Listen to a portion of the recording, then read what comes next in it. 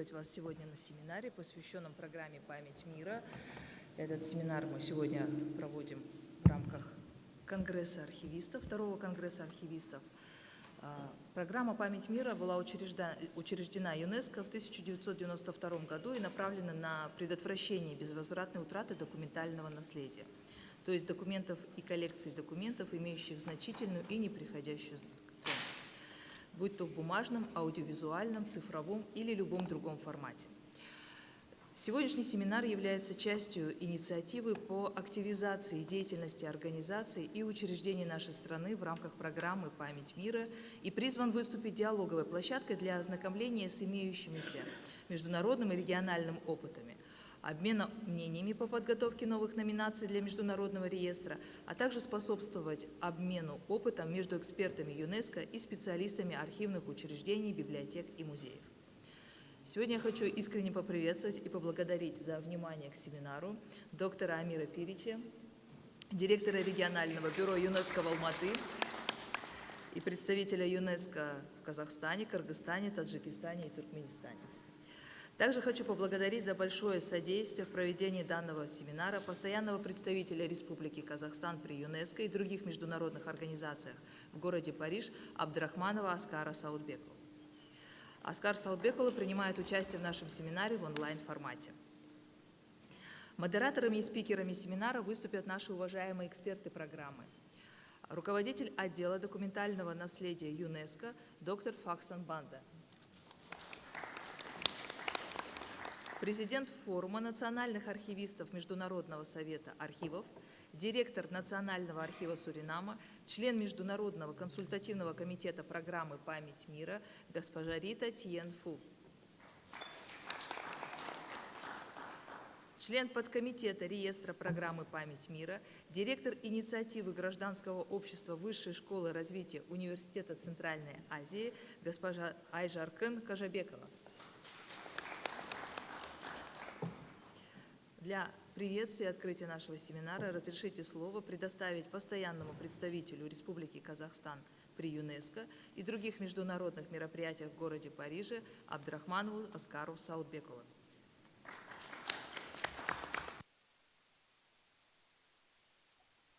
Хайырлы таң, құрметті шараға қатысушылар, ассаламуалейкум. Good morning to everyone in Almaty and online, in particular to Madam Alia Mustafina, to our dear friend Mr. Amir Piric of the Almaty Regional Office of UNESCO, and to Mr. Mr. Faxan Banda of UNESCO and other international and all other international participants, both in presence and online. If you allow me, I would continue in the Russian language due to the most significant, perhaps, part of the participants knowledgeable of this language. Уважаемые участники сегодняшнего семинара, позвольте поблагодарить архив президента и его директора Алию Мустафину за приглашение выступить на открытии данного интересного, на мой взгляд, мероприятия, которое не так часто проводится у нас в Казахстане, и поприветствовать всех его участников. Постараюсь быть краток. Мы представляем интересы Республики Казахстан в штаб-квартире ЮНЕСКО, и миссией межправительственной организации ЮНЕСКО является хранить наследие для построения созидательного будущего, строя при этом, если переводить с английского языка, защиту мира в сознании мужчин и женщин, то есть идеи мира укреплять через интеллектуальное сотрудничество. И охрана документального наследия является одной из основных функций ЮНЕСКО, и в этом специалисты архивного дела, ученые, занимающиеся документальным наследием, играют большую роль. Одной из флагманских программ ЮНЕСКО в целом и на данном направлении коммуникации и информации, в частности, является программа «Память мира», наиболее известным проявлением которой является международный регистр «Память мира». Существует также региональные объединения, континентальные объединения специалистов по в работе в рамках этой программы, и существуют региональные регистры, но, конечно, наиболее известен глобальный регистр «Память мира», куда государства-члены вносят свои заявки, в том числе есть несколько заявок и из Казахстана, которые были в свое время одобрены, получили поддержку со стороны специалистов ЮНЕСКО. Поэтому во время визита госпожи Мустафиной в штаб-квартиру ЮНЕСКО в апреле этого года мы были рады организовать ее встречу с заместителем генерального директора ЮНЕСКО по вопросам коммуникации и информации доктором Тафиком Джиласи, который сразу тепло отреагировал на подобную инициативу и сразу поддержал возможность участия этой организации, нашей организации в этом Конгрессе архивистов Казахстана открытом и дал разрешение господину Факсану Банди участвовать лично в нем. Сам он, к сожалению, ввиду обязательств по участию в мероприятии ЮНЕСКО по другой линии не смог участвовать, но направил свое видеообращение к участникам Конгресса.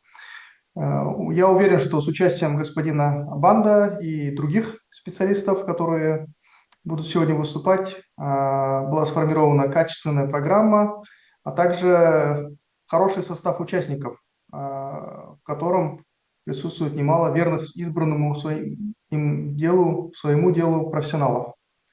Поэтому желаю всем сегодня удачи и надеюсь, что опыт, полученный в течение предстоящего дня, будет полезен всем участникам мероприятия в нашей дальнейшей работе, в том числе совместной, в местном, национальном и международном масштабах. Я благодарю всех за внимание и желаю еще раз всем удачной дискуссии сегодня.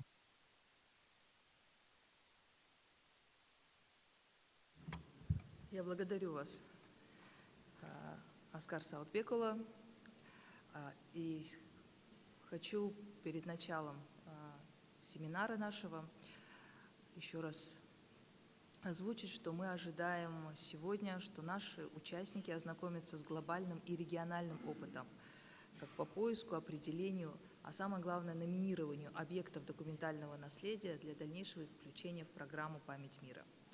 Сегодня планируется практическая сессия, на которой будут рассмотрены объекты документального наследия, которые предлагаются казахстанскими специалистами как потенциальные кандидаты для номинации. И сейчас я предлагаю перейти к основной программе. Это будет обзор программы «Память мира» и ее глобального опыта, о котором нам расскажут сегодня доктор Факсан Банда и Айжаркын Кожабекова. Я предоставляю вам слово.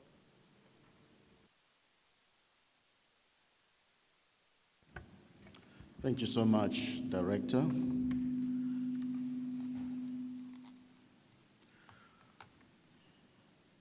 First of all, let me add my own words to those made by the Director as well as the Ambassador in welcoming you to this workshop. I also want to recognize the presence of our MATSI Office Director. Thank you so much for coming. The commitment of Kazakhstan to the Memory of the World program is ironclad, as far as I could tell in April when we met the director and her team, and there was a strong commitment from our side to support Kazakhstan as much as we could, and certainly this seminar is one such effort on our part, and we hope that we can build a strong relationship based on the documentary heritage that is reposed in various memory institutions here that are represented. So what I want to do is to give an overview of the Memory of the World program. I don't know if there is somebody handling my PowerPoint presentation.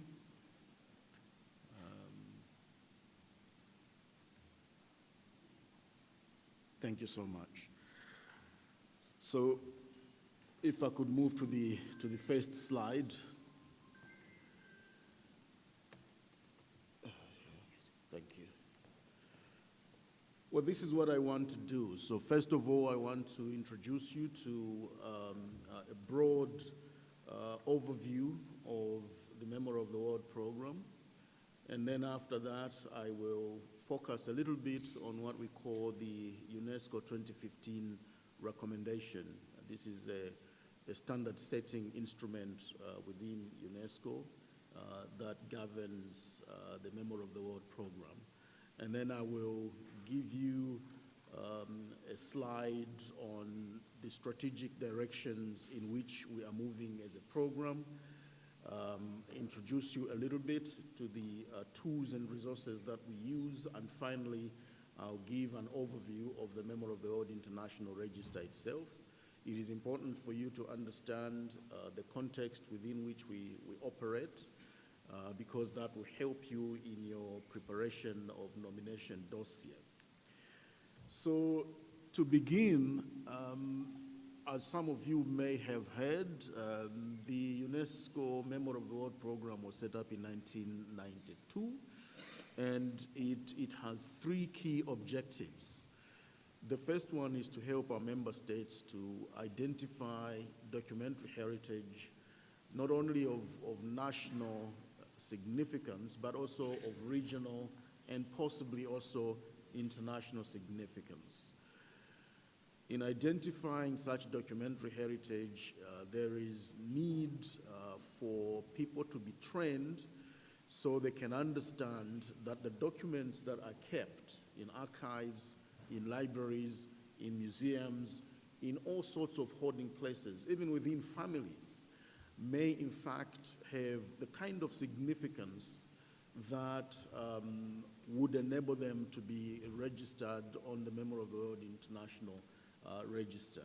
So identifying documentary heritage is an important practice in as far as we are concerned, and the experts that are here will help you with that. The second objective, of course, is to preserve such documentary heritage, and mostly through digitization and even digitalization. Digitalization is about ensuring that entire processes of storing documentary heritage are in fact happening in the digital sphere. And so it is a much more involved process than just digitization. But also the third objective is to try to enhance universal access to documentary heritage. In other words, we don't just identify documents, we don't just preserve them. The end result is to enable people to consume such documents, to use them for different purposes, for cultural enrichment, for scholarship, research, all sorts of things. Indeed, for national identity, particularly in a country such as Kazakhstan. And we've been introduced to so many documents, during the Congress, the exhibition yesterday, for example, looking at the liberation struggle, looking at the right to self-determination, looking at the women that got involved in the struggle and so on and so forth, and how they've been documented. All these documents are about enriching our experience as citizens of a country. And this is something that has been said by so many other speakers. So those are the three objectives. Now, within the framework of the program, we have got what we call the 2015 recommendation concerning the preservation of and access to documentary heritage, including in digital form. As I said, this is a standard setting instrument. It is a normative instrument. It is a framework which tries to help member states to carry out different activities based on those three objectives. And if you look at the recommendation in a nutshell, that is how it is summed up. It is about the first three objectives: identification, preservation, and access. But added to that are two other elements which are about how you can identify, preserve, and access documentary heritage. How do you do that? You do that if you have member states enabling policies, this is very important. It's about encouraging our member states to be very, very friendly to documentary heritage, not just cultural heritage in general. Now, if we look at our member states, we find that they have legislation covering cultural heritage, in its diversity, and they don't focus sometimes more specifically on documentary heritage. One of our tasks as a program is to encourage our member states to adopt policies that go beyond just cultural heritage, but also focus on documentary heritage as a unique type of cultural heritage. And beyond just policies, there is also cooperation. Cooperation is not only among the memory institutions in a country, so we are talking here not about just archives. This Congress focuses on archives, but we are talking about libraries as well. We are talking about museums as well. And I can see this is exactly what the director is trying to do here. For example, the exhibition outside is pointing us to something that is much more than just pieces of clothing. The embroidery that we see is a form of inscription, is a form of documentary heritage, if you will. And so she's going outside of archives to embrace other forms of information material, including embroidery and so on and so forth. So it is important for memory institutions to work together in identifying documents that are important to the history of Kazakhstan, or for that matter, other countries in Central Asia. It is key that you go beyond the archives themselves, and you look at the libraries, you look at the museums. The museums don't just have artifacts, they have artifacts which have got documentation on them. So they have documentary heritage. And in fact, you may step outside of archives, libraries, museums, and go even to landscapes, mountains, which may have inscriptions. We have known mountain inscriptions that have been inscribed on the Memory of the World International Register. Why? Because they are a form of documentation. They have a message that is documented. So it's not the artifact itself, but it is the documentation embedded within that artifact. So cooperation among memory institutions, but also cooperation between and among member states. We support the idea of identifying joint documentation, documents that speak beyond just Kazakhstan, documents that might bring together Uzbekistan and several other Stan nations. Are there documents such as these that could be presented together? Because that is a form of solidarity. It's a form of international cooperation that we're encouraging as much as possible. It helps to promote international understanding and cooperation. So this is key, it's important. And that's why I'm, in fact, appreciative to the archive in the presidency of the Republic of Kazakhstan, because even though the first Congress was itself international, I think this is more international than the first one, because they've brought several other memory institutions from other countries way beyond just the sub-region. And this is key. This is what this is about. It's about how documents can be unlocked to expose information, to expose knowledge that unites us across different ideologies, across different politics, and so on and so forth. And that is key to what UNESCO stands for. So this is, in a nutshell, what this 2015 recommendation is all about. And when you're preparing your nomination forms, it may help for you to refer to the 2015 recommendation in some way, because that shows that you are locating yourself within the normative sphere of the organization. So this is very important for you as well.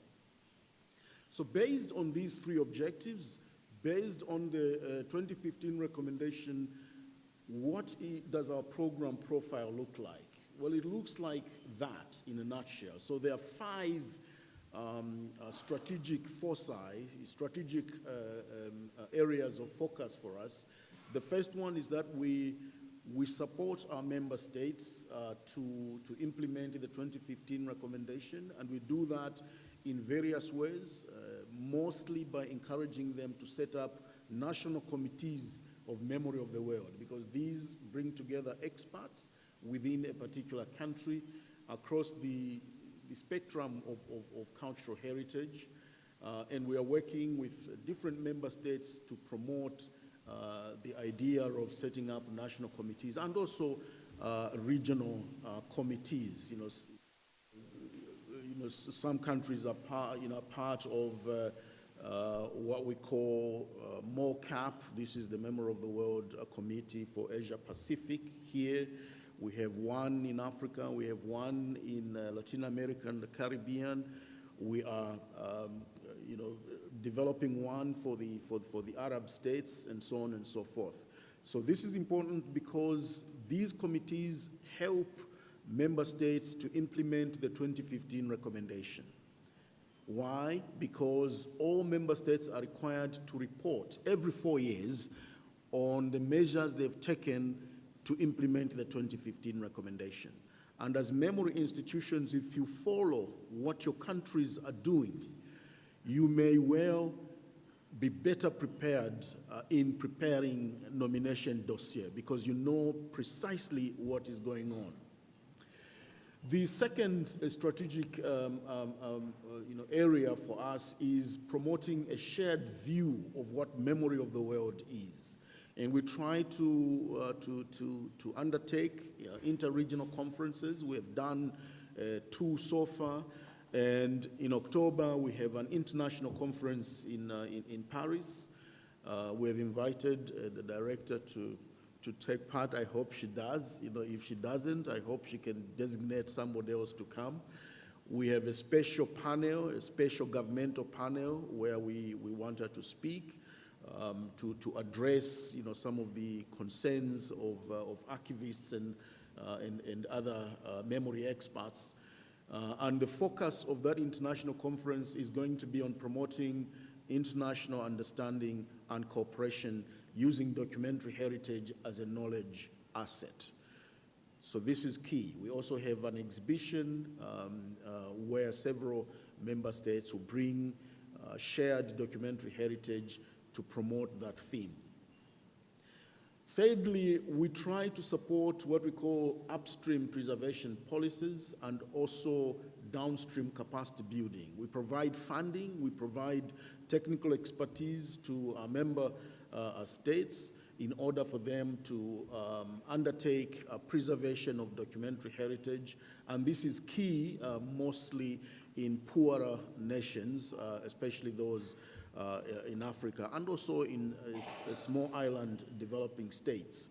And obviously, I see Kazakhstan as an emerging leader in the preservation of documentary heritage. The expertise that I have seen in preservation is something that could be exported to other countries. And so one of the reasons why I'm excited to be here is that I am, in fact, courting a potential partner that can be used to cooperate with other memory institutions in other parts of the world. And I think this is something that you as memory institutions should also take up as a serious undertaking, that you do have a responsibility beyond just Kazakhstan and the other countries represented here to work with others elsewhere. And we, as Memory of the World, can facilitate that process.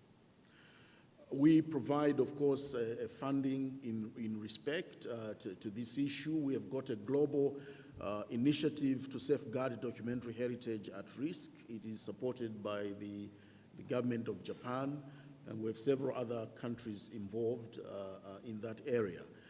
The fourth strategic focus for us is to try to build strategic partnerships with different heritage institutions. For example, Google Arts and Culture. We are using their platform to showcase the documentary heritage that is on the Memory of the World International Register. So there is an opportunity for you, if your documentary heritage ends up on the register, to be broadcast to a larger audience, if you like, and also for that documentary heritage to be turned into a story that connects with people. And for that, we'll be working with Wikimedia. Wikimedia is a grouping of volunteers who look at different documents and try to get them into stories that can connect with people. Stories about daily livelihoods of people linked to documents of the past, about the fight for deepening democracy, about women's rights, and so on and so forth. All these questions are made to come alive based on the documents. And we're building those strategic partnerships, even with respect to conflict countries. We are working, for example, with Swiss Peace with respect to Ukraine, and with much difficulty trying to get involved in Gaza as well. And finally, strategically speaking, we are trying to increase the number of inscriptions on the register from underrepresented regions of the world. You can see some of those basic statistics there. Africa is at 5%, the Arab states 2%, ASPAC, which includes EU, is at 22%, but certainly these numbers can be increased, and that is why we are having this capacity building workshop. The idea is to try to boost those numbers by getting people to trained in the basics of handling the nomination form. And of course, there are several other activities that we are involved with to raise awareness of how this is done. So these are the 5 areas in which we work. This is how all this makes sense. This is why we are having this workshop here. And then I have that slide there. You will have a copy of this PowerPoint presentation, and you can try to click on those links, play around with them, see what it is we are doing. They're very helpful in terms of giving you background information about what the program is, about the actual activities we're involved in within those 5 strategic focus areas, and so on and so forth. Now, to move on, as I conclude, to the Memory of the World International Register itself. It lists documentary heritage that is recommended by the International Advisory Committee, and Rita here is a member of the International Advisory Committee, so you're in good hands. You have somebody who has worked with nomination forms before, who has raised questions of those nomination forms, who has engaged with the documents and offered an opinion on them. And this advice that comes from the International Advisory Committee is presented to the Executive Board of UNESCO. This is one of the governing bodies of the organization. And it is the Executive Board which endorses the recommendations of the International Advisory Committee. Now, before the nominations get to the ISC, they are assessed by the Register Subcommittee. And again, you've got in her the best expert, really, because she's a member of the Register Subcommittee, but also she's part of this of this region, so she understands it better than anyone else could. And so you've got an interaction here between the ISC and the Register Subcommittee. So you will have real life assistance straight from 2 experts who will help you to prepare your dossier in such a way that it stands a good chance of being selected on the basis of the selection criteria of world significance. And I think we will spend some time, today unpacking the concept of world significance. What exactly does it mean, historically, socially, spiritually, and so on and so forth. Now, I need to inform you that in 2017, the Member of the World Register was suspended. In other words, it was put on hold. And there was a reason for that. The reason was that there were disagreements among our member states as to what the Member of the World program should focus on, as to how the international register should be governed. Documents are not innocent. Documents come with stories, and those stories may be contested by our member states. And this is the reality of UNESCO. So because of that, it was decided that it should be put aside and member states should be allowed to have a discussion. And for over 4 years, there was such a discussion. And then we came up with revised general guidelines. It's important also for you to read these general guidelines because they are very detailed as to what international significance is, as to the processes of submission and so on and so forth. Very, very important for nominators. And so we relaunched the register in 2021, and we had 64 new inscriptions as a result. We have not had problems among our member states. If there are problems, they resolved them behind the scenes as a result of following the general guidelines. So this is a good thing. We have tested the general guidelines. ISC makes recommendations presented to the executive board. The executive board simply endorses, does not open up the nominations for discussion because the experts have done their work. They simply endorse as politicians, if you like. Now, what is important with respect to the revised general guidelines are the points that I have listed there. We have a separation of responsibilities. I think if in politics you could call it the separation of powers, the executive, the judiciary, and the legislature. But in the case of the Member of the World program, we've got the Secretariat, that's us. We act simply as a clearinghouse for nomination file completeness. The Director General is also empowered to appoint members of the International Advisory Committee. The Executive Board only takes note of the names of the experts that have been appointed by the Director General. The Executive Board does not open up that for discussion. It's the role of the Director General as Chief Executive Officer of the organization to appoint experts who are recommended to her by the Secretariat, us. And then we've got the expert community, the two individuals that are here. These are distinct from the Secretariat. They are truly independent. They make up their own minds, they do their own research, they reach out to their own experts, and they arrive at a decision. So they are truly independent, and that, I think, gives the whole system integrity. It gives it impartiality, and this is the way the general guidelines were designed to be. And then, of course, you've got the Executive Board itself, which is our member states. Their role, obviously, is to endorse recommendations from the expert community, to take note of ISC members appointed by the DG, and several other actions that are not really interfering in what the Secretariat does or what the expert community does.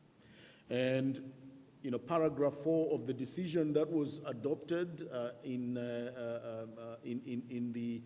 216th session of the Executive Board says, recalls the need to follow the general guidelines of the Memory of the World program. In other words, member states again are affirming that the general guidelines are key. All of us must follow them as strictly as we can. And the Secretariat tries to apply the general guidelines as honestly, as transparently, as accountably as we can. The experts follow the general guidelines as faithfully as they can. And the member states themselves, in submitting nominations, must do the same. So this is really important. So who can nominate? Any person or organization with the prior written consent of the owners or custodians. Nominations, and this is different from what used to happen, are submitted through the National Commission for UNESCO. You don't just submit nominations, they have to go through the National Commission for UNESCO, and 2 per member state. So it means if there are 8, coming from different memory institutions, the National Commission has to discuss with the submitters to determine which 2 should be picked per cycle. That is important. So it means that in preparing your nomination dossier, you are actually competing against others. And you need to do a better job in that sense so that the National Commission may be persuaded to submit those nominations to us. This, nevertheless, does not mean that the National Commission chooses. Not necessarily. It doesn't choose. It is your freedom as memory institutions to submit nominations. For international organizations that meet the criteria that are set out in the general guidelines, they may submit nominations directly to the Secretariat because these are international organizations. But of course, if their nominations touch on any of our member states, out of courtesy, we have to share that nomination with the concerned member states to express an opinion. But this does not limit what the international organizations do. Another additional feature of the revised general guidelines is what is called admissibility. Now, admissibility does not necessarily relate to the nomination form itself. It relates to the document that you select for possible inscription. Is that document admissible? Does it oppose the UN Charter? Does it go against the UNESCO Constitution? Does it deny human rights? Does it foster hate speech? Is it promoting racist or discriminatory rhetoric? If it does, the Register Subcommittee may decide that it is not admissible. And once the Register Subcommittee has made that decision, it is final. However, we are beginning to discover that, in fact, the finality of the decision is not absolute. It's relative. A member state can open it up because there is an opportunity for member states, once the nominations have been deemed uncontested by the Register Subcommittee and are placed on a central platform, the member states look at those nominations and they can question them. And member states may also go so far as to question the admissibility of some of the documents that the Register Subcommittee has deemed admissible. It's possible at that stage. So it's a difficult situation, but we haven't been faced with it yet. But we're just, as we apply the general guidelines, we are looking at loopholes and so on and so forth. Another provision which is important for you is about contested nominations. In the first place, the register was suspended because of contested nominations among member states. Now, we have crafted within the general guidelines 2 approaches when a nomination is contested. So member states may engage in bilateral dialogue.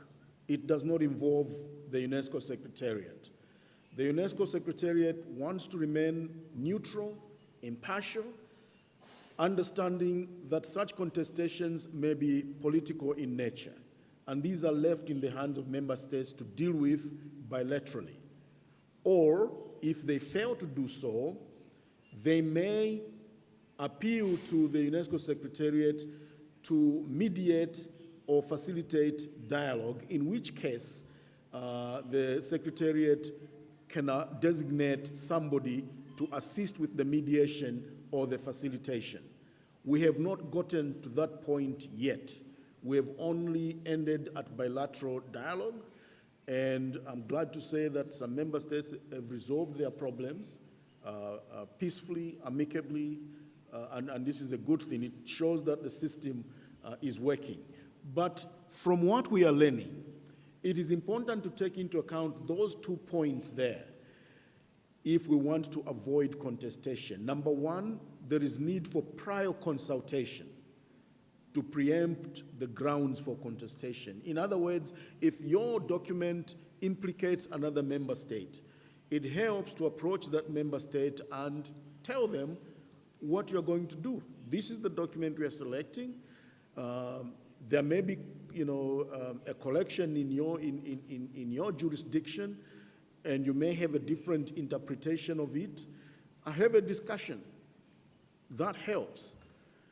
And if you do contest a nomination, we are discovering that it is important to be very clear as to why you are contesting a nomination or objecting to it. This is very, very important. And those are details about how to submit the nominations. It's submitted online. We've got a platform created for that. You can also fill out a nomination form, a Word document, which we can send to you, and you send it to our generic email address. You can also send a physical, a paper copy to us. It is acceptable. Our online platform, we must say, is not very good. It's not very versatile. It's because it's open source, and so its functionalities may be problematic. So if you want, you fill in the form and simply attach it on the online platform. That also helps. We're beginning to realize. And this is an example of how the online submission platform looks like. So you click on submit a nomination, and it takes you there. The characters are limited in number, so to guide you. And another element that has been included now is the gender equality element, which is important. Some people leave it blank. You may, of course, if you have nothing to say, but our encouragement to you is to include it no matter what. If there is nothing, at least you can do 2 things. Recognize that there is nothing explicitly to do with gender equality, or the language that you use throughout the nomination form should be such that it does not do any harm to the notion of gender equality. This is what we call the do not harm principle. The language should be neutral. It shouldn't be language that somehow disempowers women, vilifies them in any way, but it should be completely neutral. And that helps in the assessment of the nomination itself. So it is important also with respect to gender equality that you provide details of consultation with relevant stakeholders within your country, and you should ensure as much as possible that your consultation with such stakeholders is gender balanced as much as possible. This is useful because we find that women are relegated when sometimes Women are the subject of the documents. Women are the authors of the documents, or women are the researchers of the documents. And it is important to acknowledge all this because it affirms gender equality in that sense. Another important note for you is visual documentation. Increasingly, we want high definition, high resolution photos, images of the documents that you are recommending for inscription. This is very important because we are trying to raise the profile of the program. We are also trying to use your images and photos for other communication purposes. And so linked to that is an agreement that grants us non-exclusive rights to use what you share with us. This is very important. And so finally, there are all these resources that you can consult on our website, the general guidelines themselves. Also the companion. The companion tries to explain the nomination form in as simple a manner as possible. Try as much as possible to consult the companion, not just the general guidelines alone. When you are working on your nomination form and you have got the companion beside you, it will guide you, it will help you, because it poses some questions in a simple way and how to address the different sections there. It is important to use the companion that is updated at any given time, because this keeps changing. The general guidelines may not change, the companion may change because we may introduce new elements in order to be more consistent with the general guidelines and also to take account of new issues such as gender equality, for example.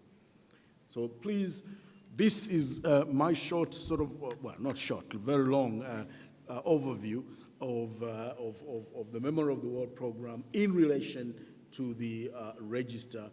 And I would like to end on that note, Director, if I may.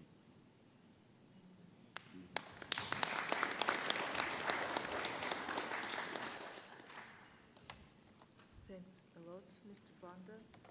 Мы продолжим. Жаркан, если разрешите, я вам предоставлю слово для дальнейшего ведения программы. Спасибо большое, госпожа председатель. Уважаемые участники и участницы сегодняшнего семинара, позвольте поприветствовать вас всех и с Конгрессом, и с сегодняшним мероприятием. Очень приятно быть частью этого большого события. И, думается, действительно вопросы документирования истории и вопросы сохранения документального наследия – это не только касается государства в целом, но и на самом деле практически каждого института памяти, исследователя и человека, неравнодушного к прошлому. Я хотела бы остановиться на некоторых... Я бы хотела остановиться непосредственно на некоторых аспектах самой программы. Господин Факсенбанда уже достаточно подробно осветил те основные руководящие принципы, того, каким образом готовятся, оцениваются номинации. Мне бы хотелось остановиться немного на специфике самой программы, на ее значимости и каким образом, собственно говоря, эта значимость определяется.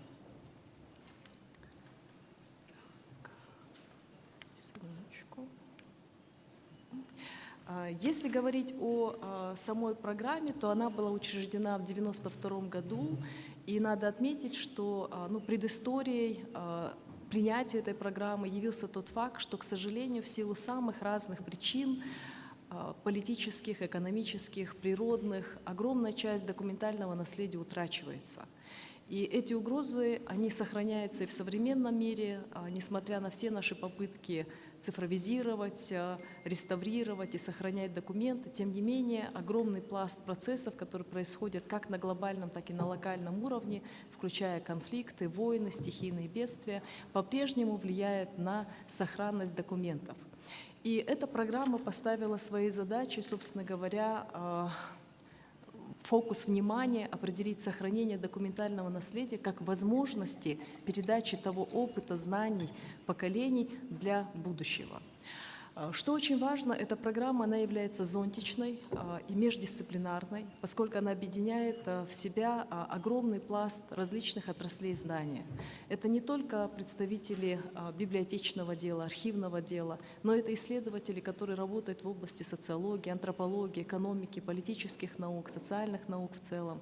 И, безусловно, в этом плане сама программа, собственно, является такой объединяющей как для специалистов широкого круга, так и для тех, кто непосредственно занят в очень специфических областях. В целом, если говорить о целях программы, то можно отметить, что ключевыми моментами является прежде всего вопрос обеспечения сохранности документального наследия, и он, как я уже отметила выше, прежде всего связан с имеющимися угрозами как на локальном, национальном, так и глобальном уровне. С другой стороны, это, безусловно, та задача, о которой уже говорил господин Факсон, это обеспечение всеобщего доступа к этим документам. Безусловно, допустим, если говорить об архивном деле, да, есть огромный пласт документов, к которому до сих пор широкая общественность доступа не имеет. Да, и пока еще в ближайшей перспективе, возможно, иметь и не будет. Да, и в этой связи, конечно, вот та работа, которой занимаются архивные сотрудники, она представляет огромную ценность и важность. Но другой стороной, да, кроме документирования и сохранения как такового, безусловно, является необходимость обеспечения широкого доступа к этим документам. Для того, чтобы действительно осведомленность о документальном наследии, она носила широкоформатный характер, а не оставалась специфическим делом отдельных специалистов и экспертов. И в этом плане одной из главных целей этой программы является и распространение информации о документальном наследии, да, о повышении осведомленности о тех документах, которые имеют место быть в рамках как отдельных институтов, так и целых учреждений или сетевых, так скажем, партнерских организаций. Что касается такой, скажем, концептуальной рамки этой программы, то здесь все эти цели, которые были обозначены, они, по сути дела, ложатся в такой, скажем так, концептуальный подход, который говорит о том, что документальное наследие – это прежде всего не элитарное знание, а это всеобщее достояние. И в этом смысле оно не может принадлежать только одному учреждению, да, или только частному коллекционеру, но оно должно становиться предметом всеобщего внимания, оно должно становиться тем достоянием, которое доступно для всех и каждого. И в этом смысле обеспечение широкого доступа – это не просто цифровизация документа, да, но это и ознакомление с этим документом в самом широком масштабе. Да, то есть понимание истории его создания, понимание условий его хранения, понимание его значимости как для прошлого, так и настоящего. И что очень важно, что то документальное наследие, которое определяется как государствами, так и на международном уровне, безусловно, должно подлежать сохранению.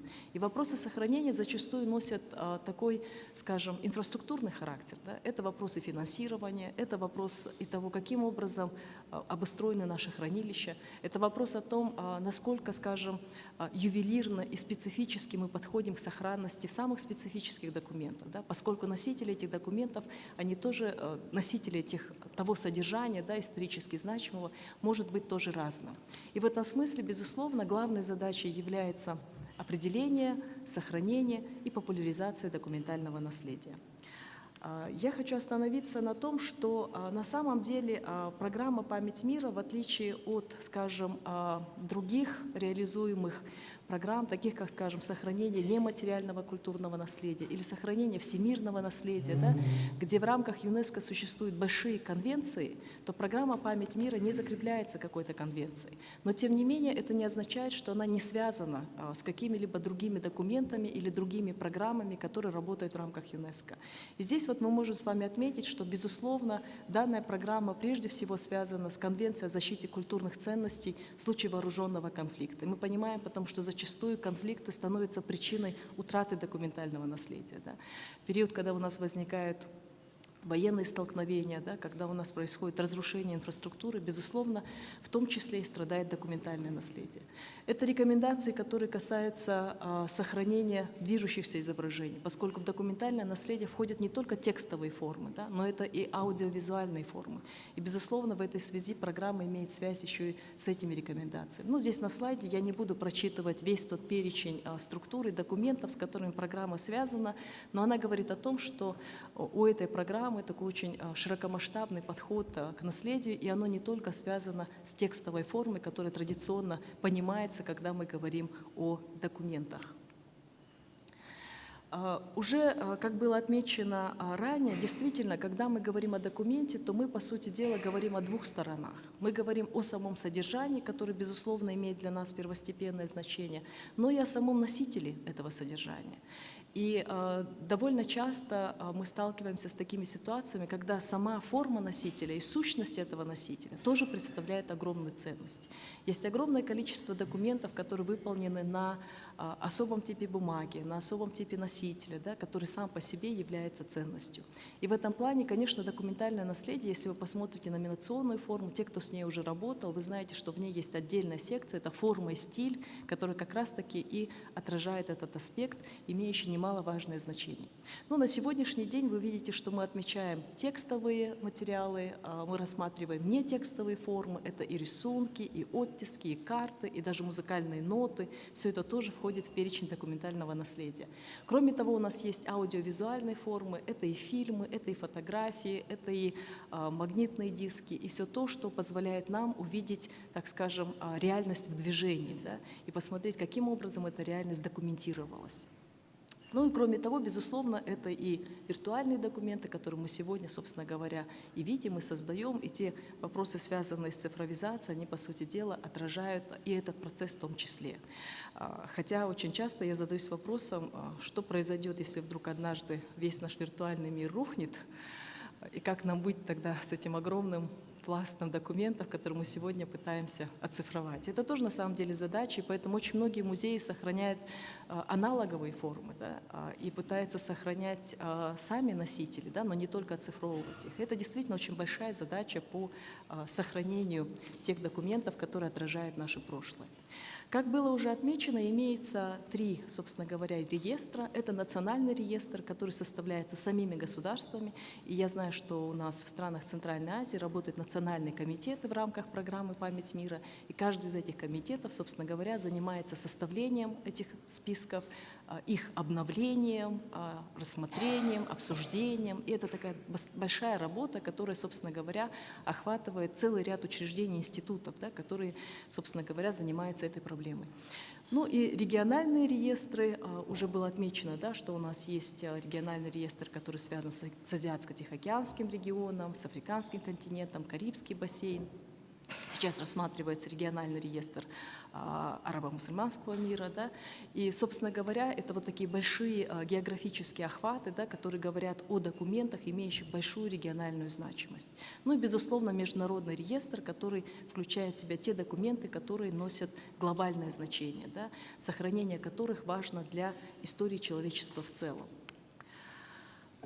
Что очень важно, когда мы с вами подаем, собственно говоря, номинационное досье и работаем над ним, да, когда мы принимаем для себя решение, в какой реестр мы бы хотели бы этот документ презентовать, в региональный или в международный, да, то, безусловно, мы должны для себя принимать во внимание тот факт, что всякая оценка документа, она является отчасти субъективной, да, поскольку она зависит от того, каким образом интерпретируется история этого периода. Да. Это зависит от того зачастую, чем продиктовано, собственно говоря, появление этого документа, да, как мы на него смотрели в прошлом, как мы на него смотрим сейчас. Да. И в этом плане нету каких-то очень четких математических, арифметических критериев, которые бы позволили сделать, ну, такой, скажем, количественный замер ценности документа. Да. И в этом плане, конечно, решение о значимости принимается не одним человеком, да, и именно в силу этого обстоятельства имеет место быть национальные комитеты, которые определяют, собственно говоря, значимость того или иного документального наследия.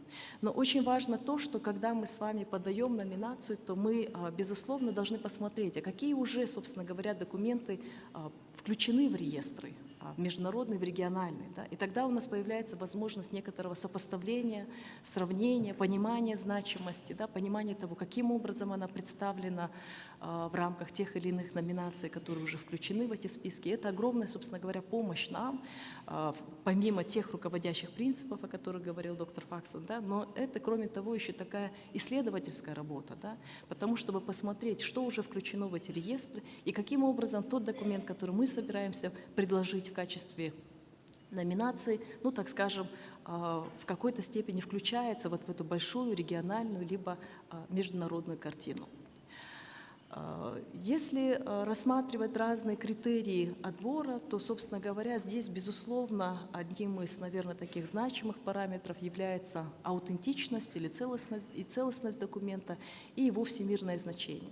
Для нас, скажем, как для стран, которые подают ту или иную номинацию, очень важно определить, насколько тот документ, с которым мы работаем, он действительно является оригинальным, действительно является аутентичным, действительно является подлинным. Да?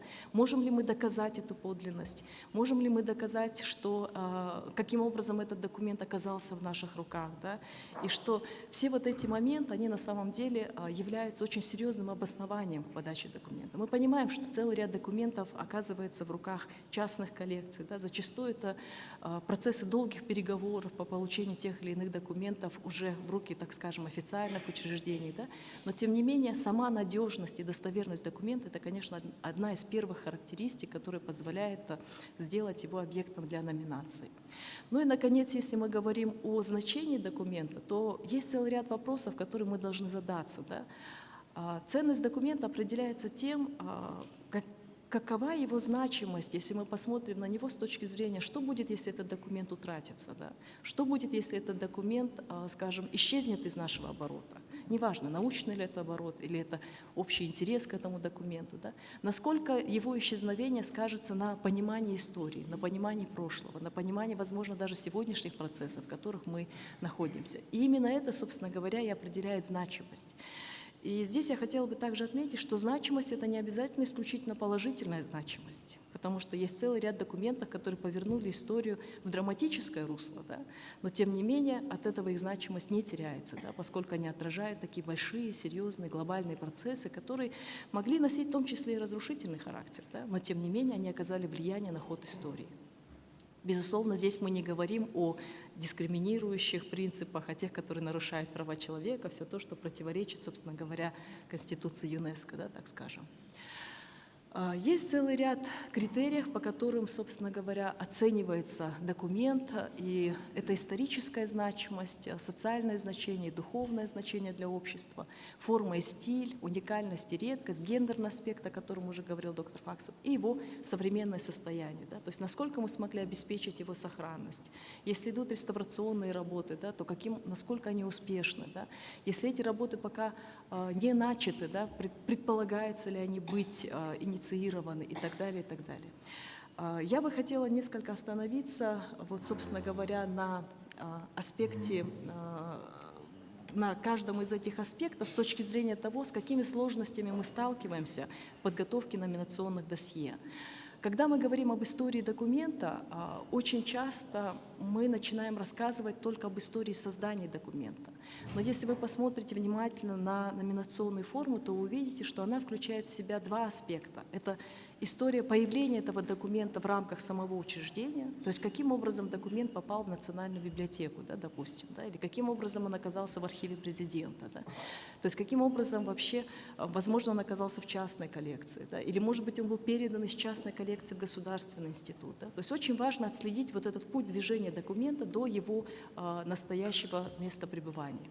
Ну и, наконец, история самого документа – это то, каким образом он создавался, да, в каких условиях, был ли это какой-то специальный приказ, да, или это была чья-то инициатива. Да, потому что все это, по сути дела, дает нам возможность приблизиться к его значимости, да, и уже раскрывать его, собственно говоря, значение. Чуть позже я отражу, в чем заключается социальная и духовная значимость.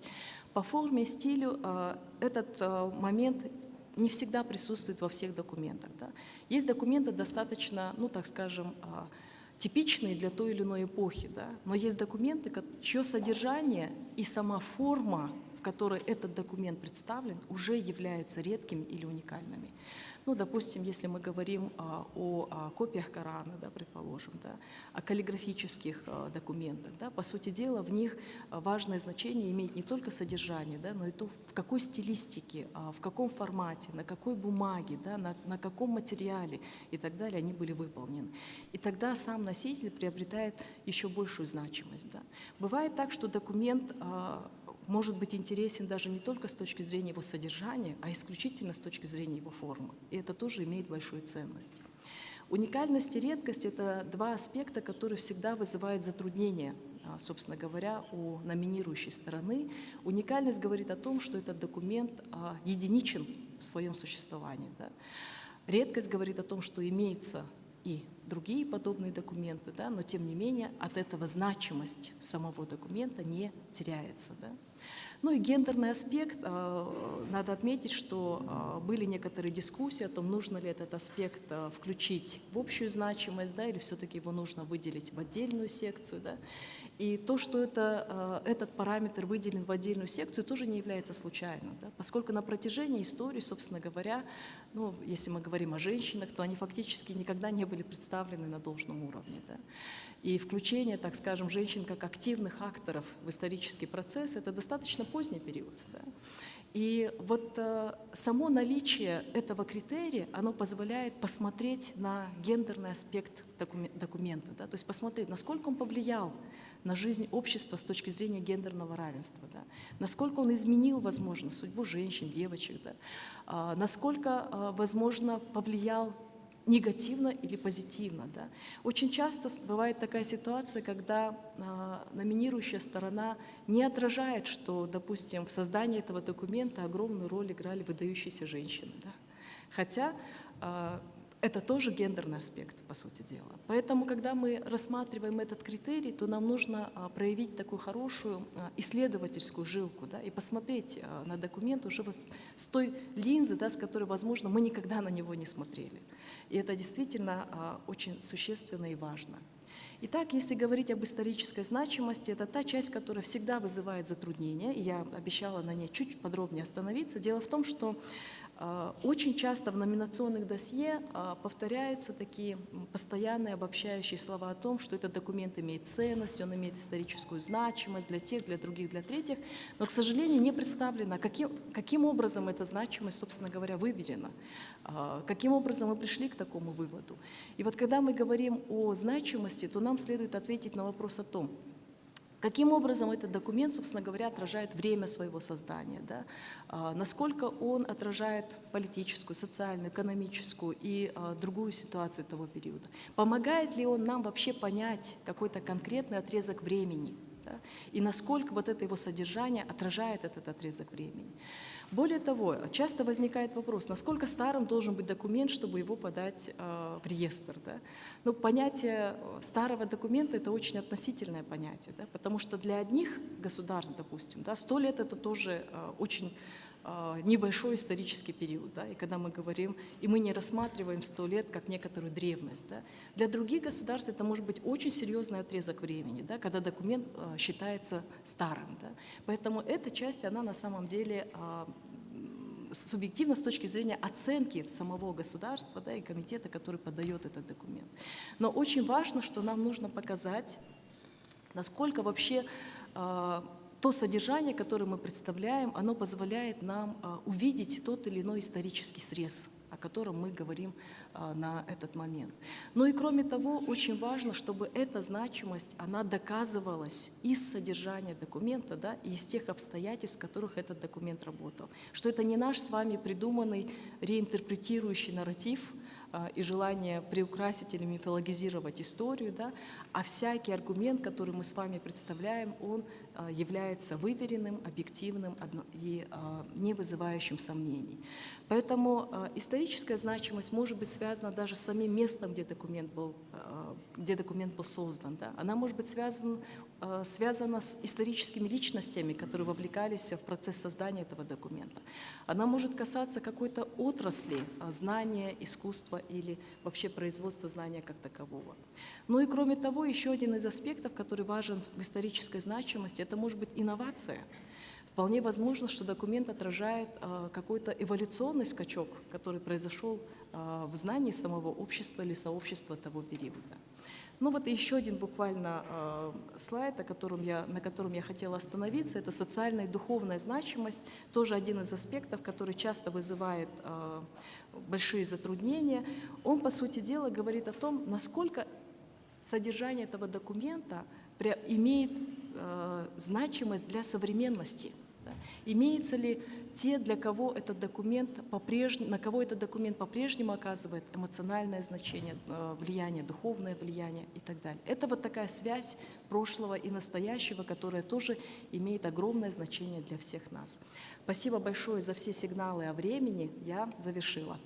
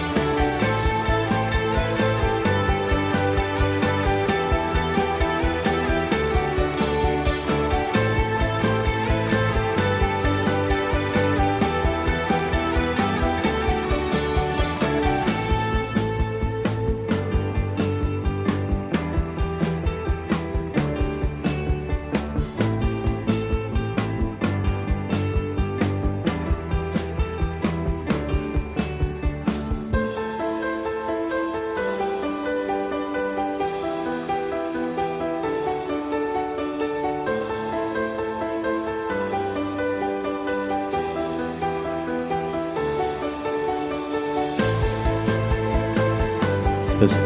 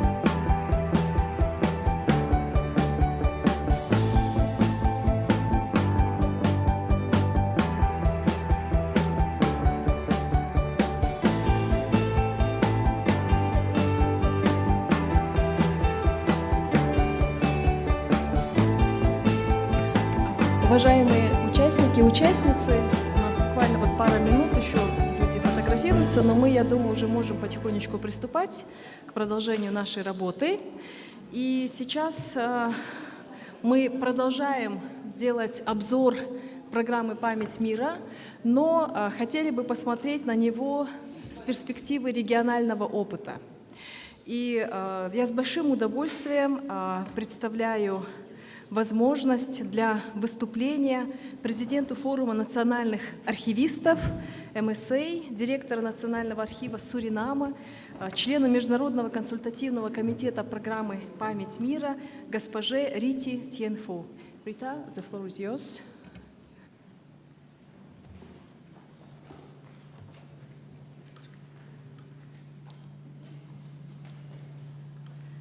Thank you, Madam Moderator, and good morning to you all. Welcome to this session. Today's session will be about the Caribbean experience, the experience of the memory of the world for the Latin American and Caribbean region. So my PowerPoint presentation is not, okay. Thank you very much. Memory of the World program, and I will address the Caribbean experience and share the experience of the Latin American and the Caribbean region with you all. Before I start, I want to acknowledge also the current president of the Memory of the World for the Latin American and Caribbean region, Mr. Peter Scholing, and he shared the current activities also with regards to MOLAC. Let me see. Excuse me. How do I vote? Oh, this one. Okay. Yeah. So the introduction to the Memory of the World program, since Dr. Banda and our colleague from Kyrgyzstan already addressed the Memory of the World program, I will not go over this slide with you, and I will directly go to the slide of the Memory of the World for the Latin American and Caribbean region. I hope this presentation will be shared with you, and you can access the website of the MOLAC through the UNESCO website. So, as I mentioned, the MOLAC is for the Latin American and the Caribbean region, and it was established in June 2000 in Pachuca, Mexico. And the first nomination added to the MOLAC register was in 2002. In total, since 2002, there are 233 additions to the register. We are a very diverse region, from large country in Latin America and South America to small island nations in the Caribbean sub-region. We have a great culture and also a language diversity. At the other hand, we are also vulnerable to a variety of risks. For instance, natural risks includes hurricanes, earthquakes, floods, landslide, fires, and so on. Also, human-induced risks, such as armed conflict, civil unrest, theft, vandalism, inadequate funding, and resources. But we shared a rich history with each other, from pre-Columbian society and cultures, from colonization to decolonization, the diaspora of people, and also the documentary heritage of material. So you see, although we are diverse, we also have common and also shared archival heritage. So what are the objectives of the Memory of the World for the Latin American and Caribbean region? First of all, we advise the UNESCO Secretariat, Memory of the World, and the International Advisory Committee of the Memory of the World. I apologize, not the Advisory Committee, but the International Committee of the Memory of the World program in the implementation of the program's guideline in the region. Second, we promote and disseminate the Memory of the World program in our region. Third, encourage the creation of national committees in each of the countries of the region and also monitor their activity. We formulate regional projects, promote national projects, and also support funds or the management of funds for their execution. We create and promote the Registry of Latin America and the Caribbean and promote and monitor the National Registry in the region. We formulate recommendations on the management and mobilization of funds and their allocation to projects in the region. Last but not least, we promote the nomination of documentary heritage to the program World Register. So MOLAC is ruled by statutes, rules of operation, and code of ethics. And all these statutes, rules, code of ethics can be reviewed on the website of the MOLAC. So you see our objectives is very diverse. It's not only advising and also promoting the nomination, but also the creation of national committee, management of funds, and so on. So looking at the composition of MOLAC, since two regions are combined in one organization, the Latin American region and the Caribbean region, we consist of 9 members, all in personal capacity for the term of 4 years. 6 colleagues, 6 members from the Latin American region, and 3 from the Caribbean region. We have 2 regional advisors, 1 advisor from the Latin America region, and 1 from the Caribbean. And we have a permanent secretariat based in Montevideo field office. So you see, the MOLAC in itself is also a collaboration of colleagues and also collaboration between 2 regions in one organization.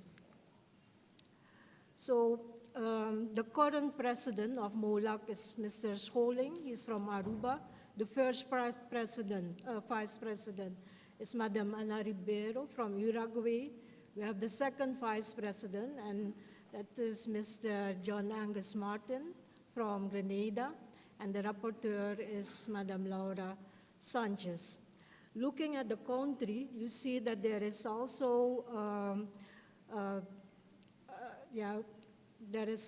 this division, 2 from the Caribbean region and also 2 members from the Latin American region who are sitting in the executive committee of MOLAC.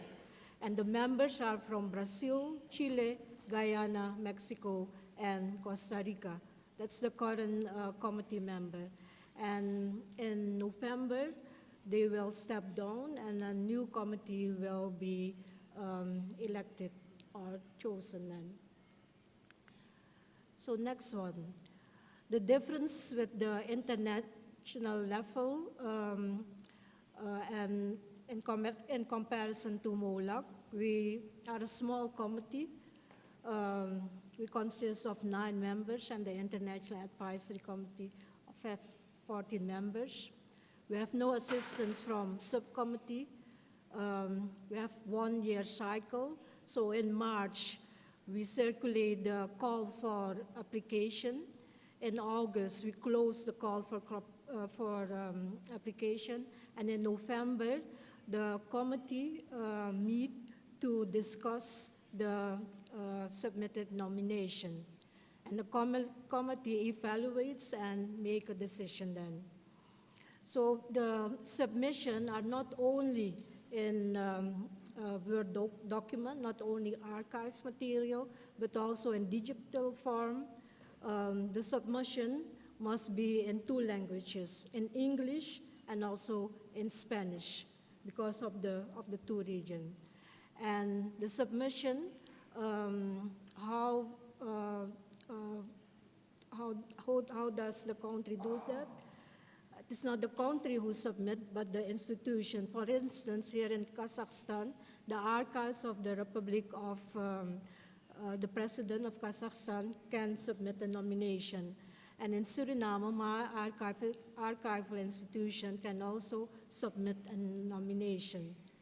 There is no maximum of nomination per country. So each country can submit 4, 5, or 6, but per institution only 1 nomination, excluding joint nomination. So for the cycle 2022, the first call that was open in March 29, the deadline was in July, and MOLAC met in Aruba in November, and the result was 17 new additions to the MOLAC registers. And during that meeting in Oranjestad in Aruba, they adopted also the new statutes, code of ethics, and rules of operation. So in my next slide, I will also address the roadmap for the Caribbean and also the MOLAC Observatory on Documentary Heritage, including digital heritage. So for the 23 cycle, the call opened on March again, deadline July 31. And last year, the committee met in Santiago, Chile, and 23 new additions was for the MOLAC register. And all the additions can also be reviewed on the website of the UNESCO Memory of the World. So for this year, we already circulated the call for nomination. It closed on August 15, and I mentioned already that we will meet in November to discuss the nomination that was submitted. So the MOLAC call for application, what's the purpose of this call? It's to incorporate all the documentary heritage, not only archival, but also bibliographic or audiovisual material existing in the region. So if I talk about the region, it's not only the Caribbean region, but also the Latin American region, with relevance for the collective memory of Latin American and also Caribbean society. And that's very important. It has to do with the region. It must have regional relevance, and it has also to do with the collective memory of both regions. So archives, libraries, museums, and sometimes also individual can submit a nomination with regards to milestone, processes, and characteristics of the region. For example, the migratory flows, culture, personal, artistic, scientific, or commercial exchanges, the struggle for land and geopolitical changes, the colonial past, the development of native population or languages, the richness of natural resources, their biodiversity and endemic species,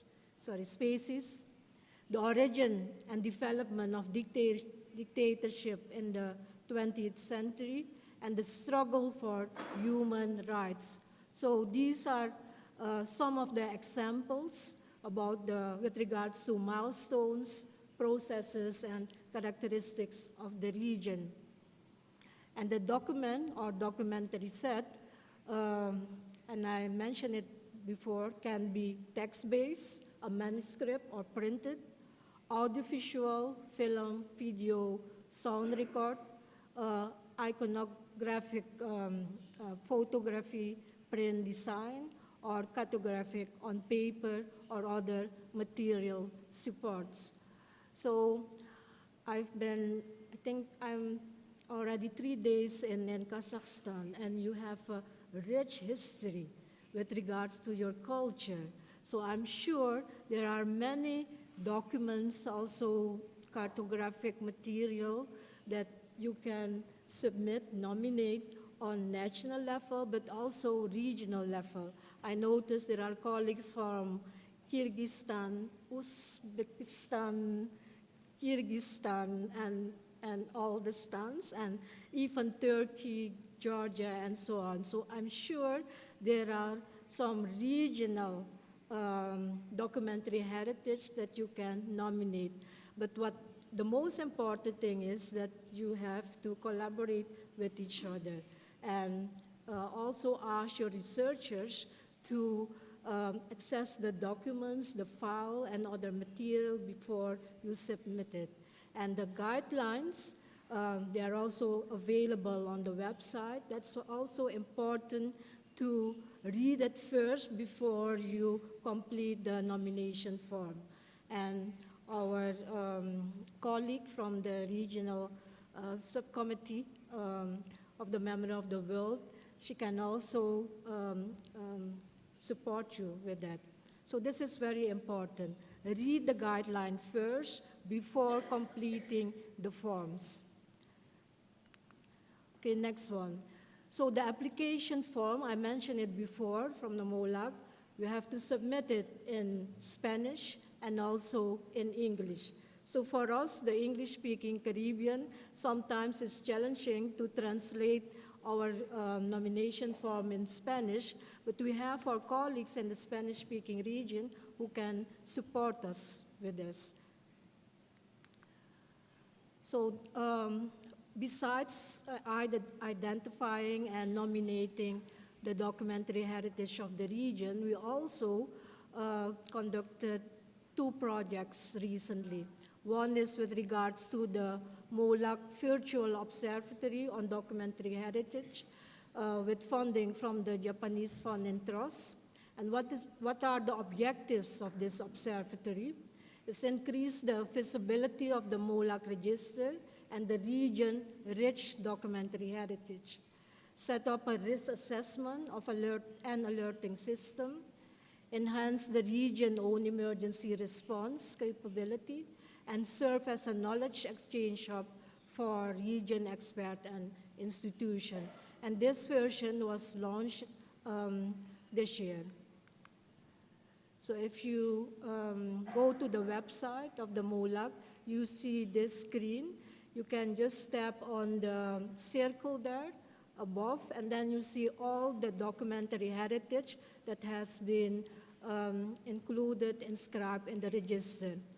There's also the risk, and also if it's already accessible through a website and so on. So this is very important to us because we can share our inscribed documents on the observatory maps. And with regards to accessibility, colleagues and even colleagues from outside the region can take a look at the status of the documentary heritage. And with regards to accessibility, I believe MOLAG has taken this role up, and other region can use this as an example. And I'm looking at Dr. Banda, because this is really an important observatory map that can be used by every region. But you have to add your documentary heritage on this map. Not on this map, but your own map. So the next project of MOLAG is the roadmap for the Caribbean. And what does that mean? The roadmap for the Caribbean is to strengthen the Caribbean sub-region's participation in the Memory of the World program. And within MOLAG, as well as focusing on the small island development state-specific issues of skill, disaster risk mitigation. The second one is also to stimulate more countries to start National Memory of the World committees and also to reactivate existing communities. In the Caribbean, especially, there is and was a need for a restart and reactivation of the program after the pandemic and after the inactivity of the program since 2018. All of the above through a series of workshops, capacity building events planned over a long term. So I mentioned it already, besides the nomination, reviewing the nomination, we also have other projects that's important for the documentary heritage, the preservation and safeguard of the documentary heritage of the region. And that's important as MOLAC for us then. So this is a project from 2022. We also have a publication, and it's also online accessible, the documentary heritage of the Latin American and Caribbean region. This is a publication containing all the 233 inscribed documentary heritage with summary and with the details, with photo and so on. So it is in Spanish and also in English. So it's very important to share our treasure, our documentary heritage with the world. So by doing that, people can understand also our cultural heritage, but also with regards to sustainability, because we have to collaborate with each other also. So with regards to this project, I'm also very proud of MOLAC that we managed to have this publication. And I believe the African region also have one publication now on their documentary heritage. So the benefits of nomination and inscription, collaboration with regional and international institutions, greater access for the public, and the projects I mentioned, that was testimony of it. We focus attention on particular collection, documents, historical and cultural events. We promote and expose also being on the radar on a regional and international global level, access to funding, expertise, and also preservation initiative, and being included in research and also in the MOLAC Observatory. As an organization, as MOLAC, we also face challenges. What are these challenges? As a small committee of experts with limited terms, because the members have a term of 4 years and the board members are for 2 years. And compared to other regional committees and the International Advisory Committee, the MOLAC doesn't have subcommittee like the Register Subcommittee. All of the activities surrounding the nomination falls under the president and vice president, and also with the support of the Secretariat in Montevideo. And with demanding day jobs, limited program budget, sometimes that's very challenging. And even so, because we have a one-year cycle. So every year we have to review the nomination we receive from the Latin American and Caribbean region. So having said that, sometimes that's also a structural and also long-term challenges for the members of MOLAC. So what about the collection? So these are the collection. This was the Dutch West India Company archives. And this is a joint nomination inscribed in the International Register of the Memory of the World. We collaborated with the Netherlands, two institutions from the Netherlands, with Suriname and also with Guyana to nominate this documentary heritage. So sometimes it's a challenge because we're in the South America region, the Caribbean region, and we have to collaborate with colleagues outside of our territory. So having said that, it's important if you want to submit joint nomination to start beforehand, to start 2 years before. You know, first identify the document or the archival material you want to submit, and then ask your colleagues around the world who you want to include in your nomination for their assistance. Also, reach out to your researchers, because these documents have to be reviewed by your researchers first.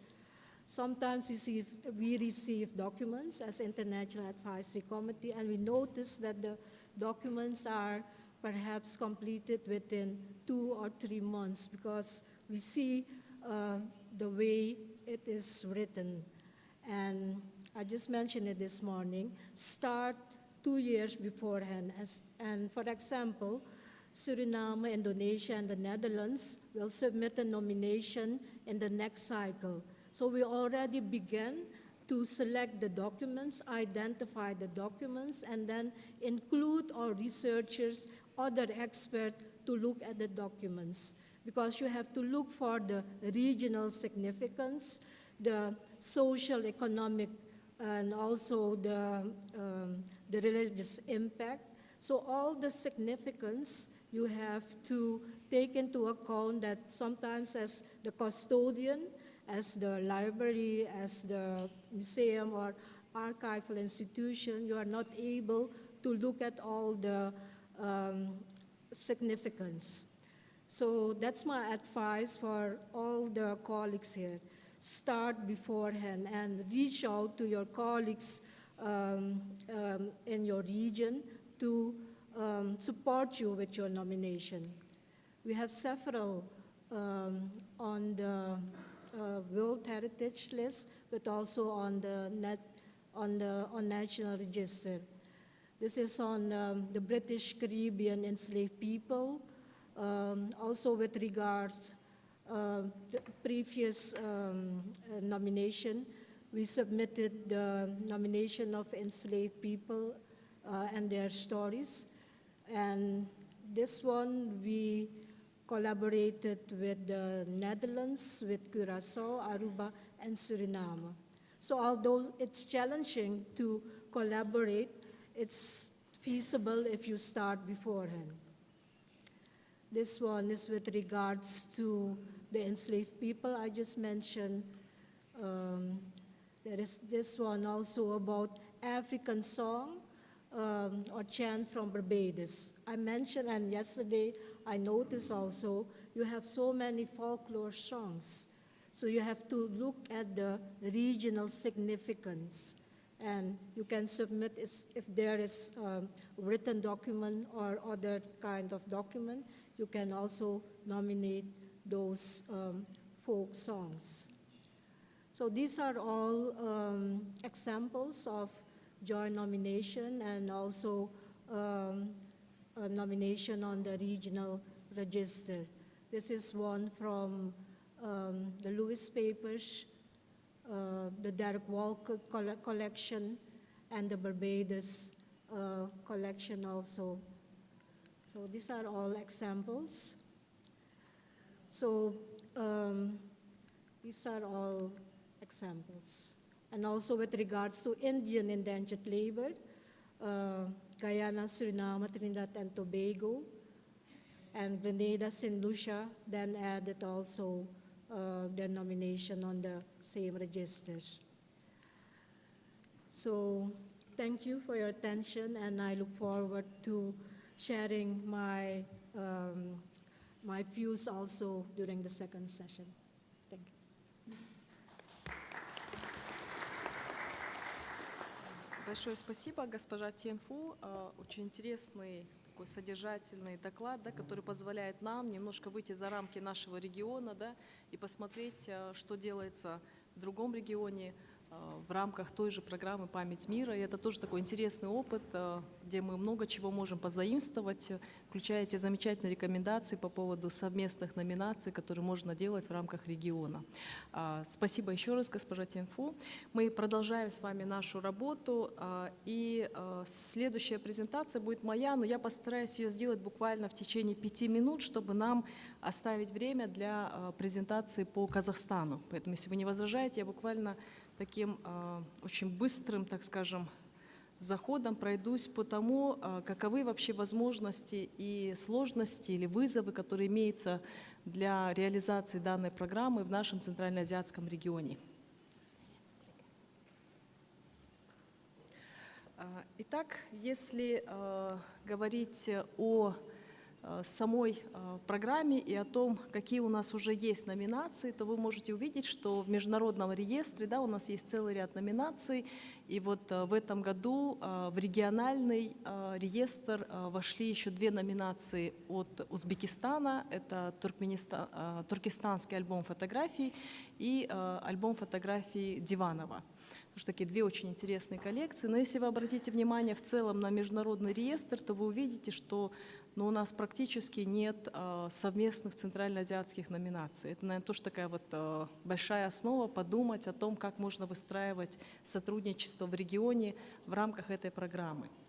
В целом мы можем сказать, что в регионе достаточно хорошо развиты институты памяти, и среди ключевых институтов, безусловно, ведущую роль играют национальные библиотеки и архивы, как национальные, так и локальные. Но вот особое внимание хотелось бы уделить исследовательским институтам, которым, к сожалению, не всегда уделяется должное внимание в рамках этой программы. И часто сами номинации, с которыми мы потом знакомимся, мы понимаем, что вот этот исследовательский компонент, он немножко проигрывает.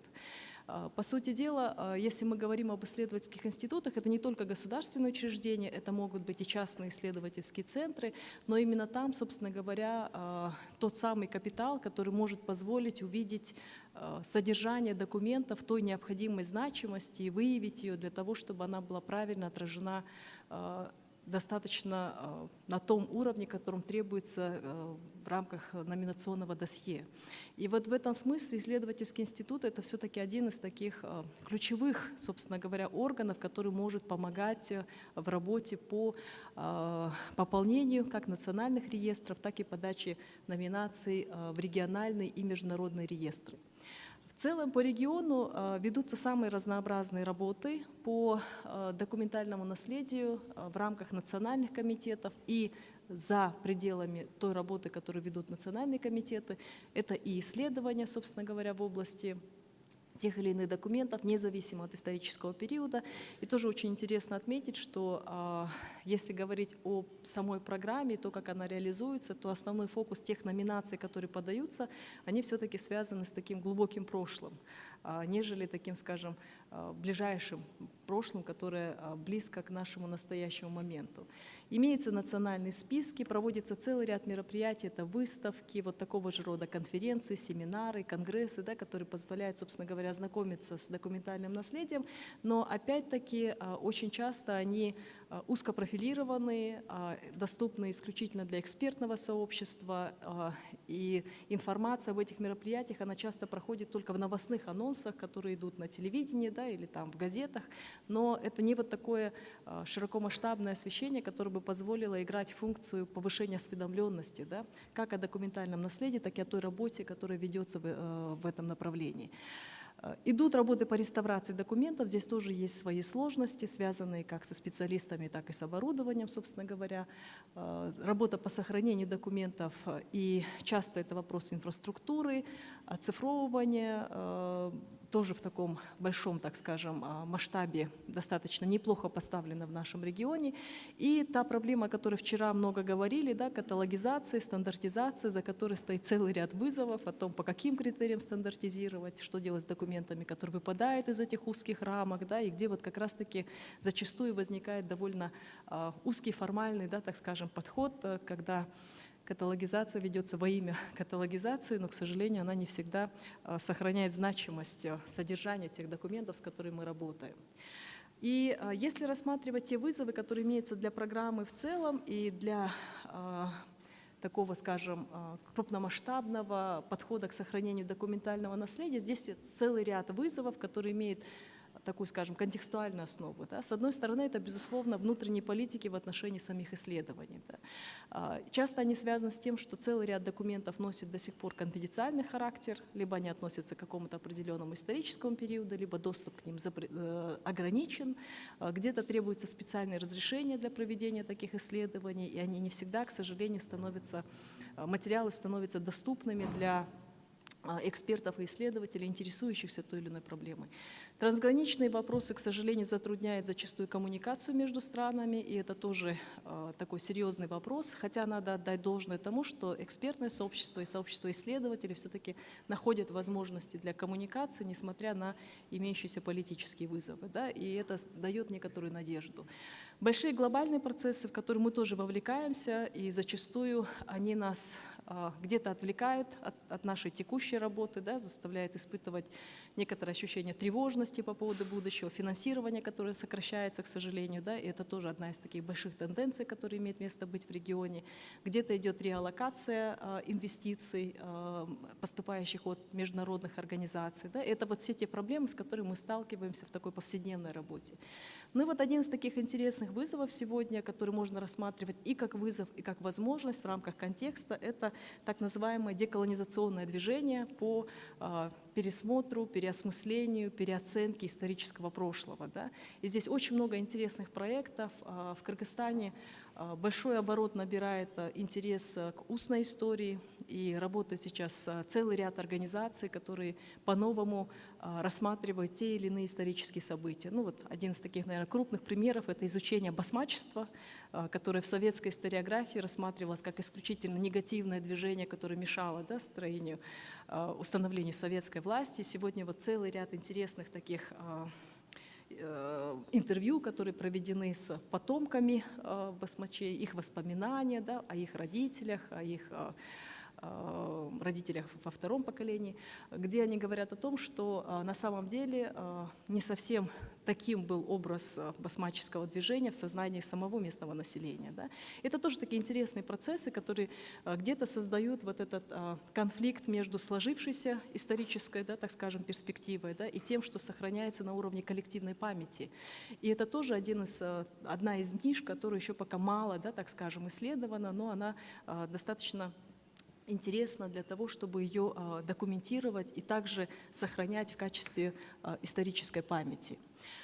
Есть вызовы, которые касаются инфраструктурных моментов. Да. Вчера очень много об этом говорили, о финансировании, о нехватке специалистов как в реставрационном процессе, да, так и в вопросах стандартизации, каталогизирования, о том, что зачастую это вопрос еще и наличия или отсутствия необходимого оборудования для того, чтобы сохранять эти документы в целостности и в том состоянии, в котором нам хотелось бы сохранить их как для сегодняшнего, так и для будущего поколения. Но вот один из таких интересных вопросов, который часто обсуждается чаще кулуарно, нежели на больших площадках, это такая слабая коммуникация между институтами памяти, а зачастую где-то конкуренция, да, которая тоже не позволяет вести какие-то совместные инициативы, совместные проекты. И, конечно, когда проводятся вот такие большие крупные мероприятия, как конгресс или семинар, или воркшоп, где работают разные институты памяти, где есть возможность для такой общей платформы, это большой шаг по преодолению вот этих коммуникационных проблем, которые имеют место быть. Ну и, наверное, самой крупной проблемой для программы остается вопрос повышения осведомленности среди широких слоев населения, да, когда, к сожалению, интерес к этой программе пока все еще носит узкоэкспертный характер. Вот, либо он работает только на уровне государственных учреждений, не так много вовлекается в эти вопросы, точнее сказать, чаще повышением осведомленности занимаются частные институты памяти, нежели большие государственные структуры. Очень много интересных инициатив проводится держателями частных коллекций. Ну вот один из интересных примеров в Кыргызстане тоже это вот фонд Данияра Санжарова, который на сегодняшний день собрал многотысячную коллекцию документов, относящихся к раннему советскому периоду и Российской империи. Вот тоже интересно, что очень много работ они ведут как раз вот по повышению осведомленности, то есть того, что еще не всегда делается на государственном уровне. И это вот тоже, наверное, одна из таких больших задач, которая, собственно говоря, стоит перед регионом, да, каким образом мы можем сохранять наследие, если огромная часть населения не осведомлена о его ценности, да, или рассматривает ее только как артефакт, хранящийся в музее или хранящийся где-то в аналах архивов. Да. Это, безусловно, тоже один из таких больших, серьезных вызовов. Но если говорить о возможностях для этой программы, то возможности тоже имеют место быть. Это прежде всего общее историческое наследие региона и оно на самом деле является большой такой основой к тому, что имеет место быть единое понимание регионального контекста. Это помогает на самом деле в сотрудничестве сетевых экспертных инициатив. И на этом уровне, надо сказать, проводится очень много интересных работ. В частности, допустим, вот по восстанию 2016 года, да, которое охватило практически весь регион и затронуло огромное количество людей, и до сих пор эхом откликается в целом ряде поколений. Да. На сегодняшний день в рамках вот такого большого регионального проекта, куда были вовлечены все страны Центральной Азии, в том числе и Россия, вот, восстановлена полностью карта этого восстания, разработана 5 больших карт этого движения и полностью хронология этого восстания по дням. То есть это огромная работа, которая заняла 2 года, это был большой региональный проект. И вот такие инициативы, они на самом деле вот служат объединению региона. И это огромное документальное наследие, которое сегодня восстановлено вот по крупицам, да, так скажем. Там и письма участников, там и приказы об арестах и о расстрелах и так далее, и так далее. Очень интересный материал. И надо сказать, что в этом плане, конечно, среди экспертного сообщества есть огромная готовность к сотрудничеству. Она не всегда присутствует на уровне институциональном, но на уровне вот таких консультативных, экспертных инициатив такая возможность есть. Еще одна из интересных возможностей – это как раз разработка методологии устной истории, поскольку устная история для нас – это вот пока еще новый такой инструмент, хотя это парадоксально, скажем, казахская, кыргызская культура – это наследники номадических цивилизаций, где, собственно говоря, устная история была основой документирования, да, так скажем, не в письменной форме, но в памяти. И сейчас, конечно, идет очень большая работа по тому, чтобы разработать правильные методы и подходы к фиксированию устной истории, в том числе, чтобы она не превращалась только вот в спектр таких разрозненных воспоминаний, да, которые очень сложно на самом деле генерализировать и концептуализировать. Ну и вот по деколонизации, в принципе, я отметила. Это очень бегло для того, чтобы нам оставить возможность для нашего третьего спикера. Это директор Национальной академической библиотеки Республики Казахстан, госпожа Нургалиева Газиза Кудайбергеновна. Я передаю ей микрофон. Только я не пойму, она у нас онлайн или офлайн? Онлайн должна онлайн, участвовать, да? Хорошо, спасибо большое. Пожалуйста, с презентацией помогите нам.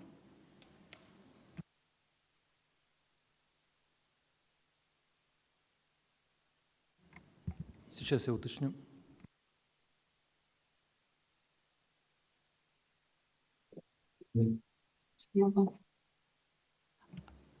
Ануар, у нас наш третий спикер на связи, да?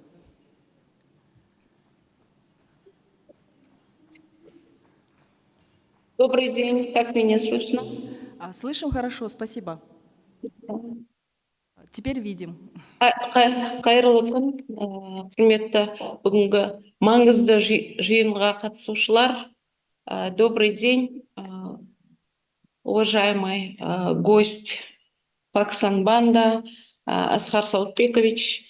И отдельно хочу поблагодарить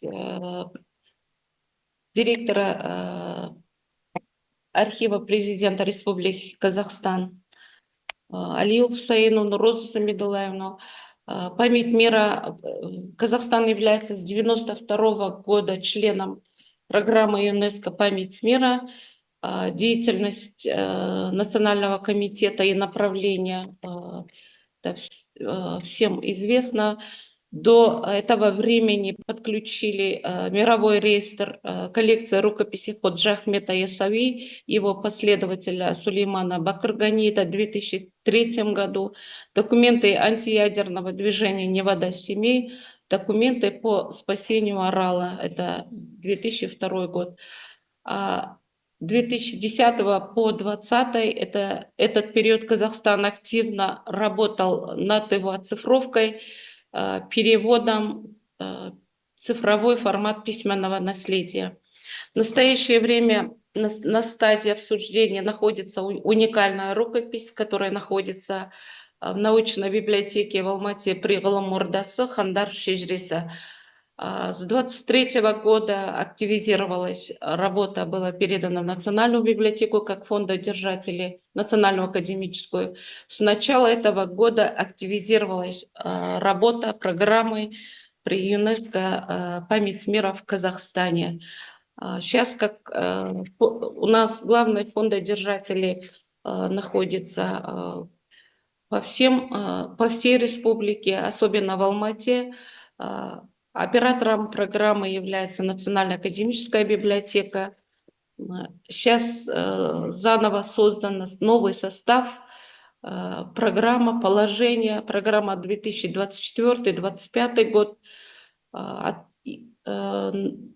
операторы, академическая библиотека создала площадку собрать по всему Казахстану редких книг и рукописей. Сейчас на портале Казнет 2010 года, да, по всему Казахстану и по всему миру.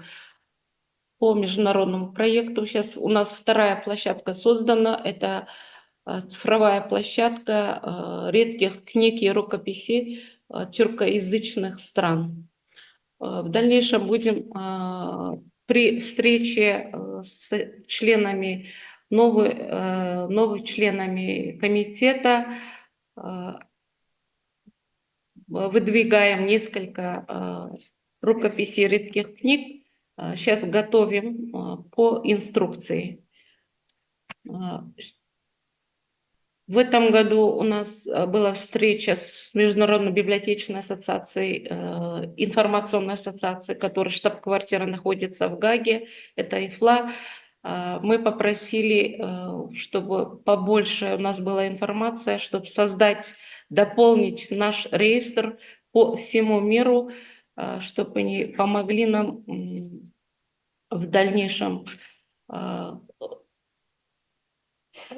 увеличить список материального культурного наследия Казахстана с библиотеками, национальными библиотеками, основными фондодержателями всех стран.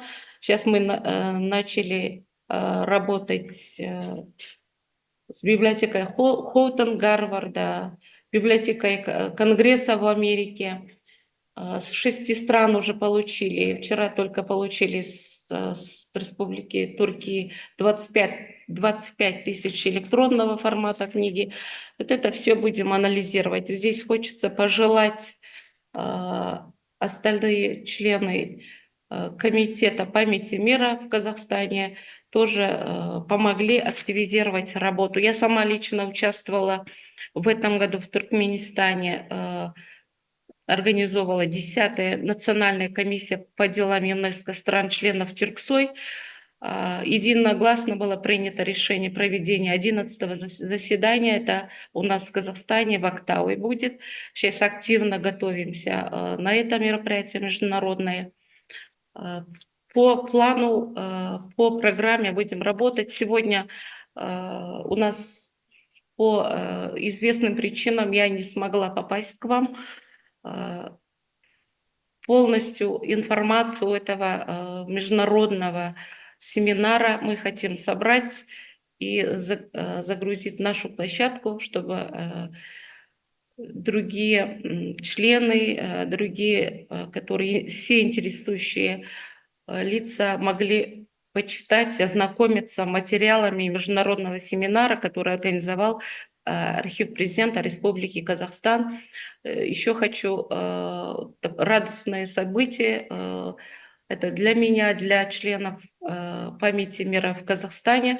26 сентября во главе министра культуры и информации Аиды Колымовны была создана рабочая группа по материальным и по нематериальным культурного наследия, по исполнению конвенции ЮНЕСКО именно. Сейчас создается подгруппы.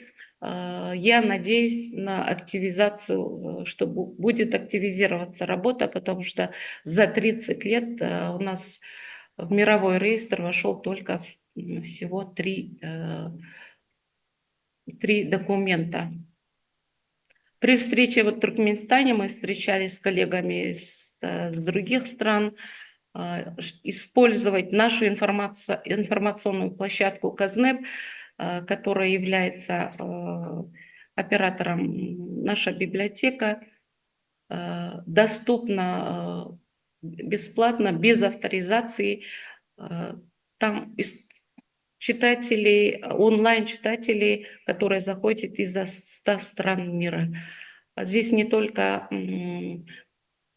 у нас работа ведется, но активизировать и информировать общество, весь мир заслужит тоже наша площадка, надеюсь.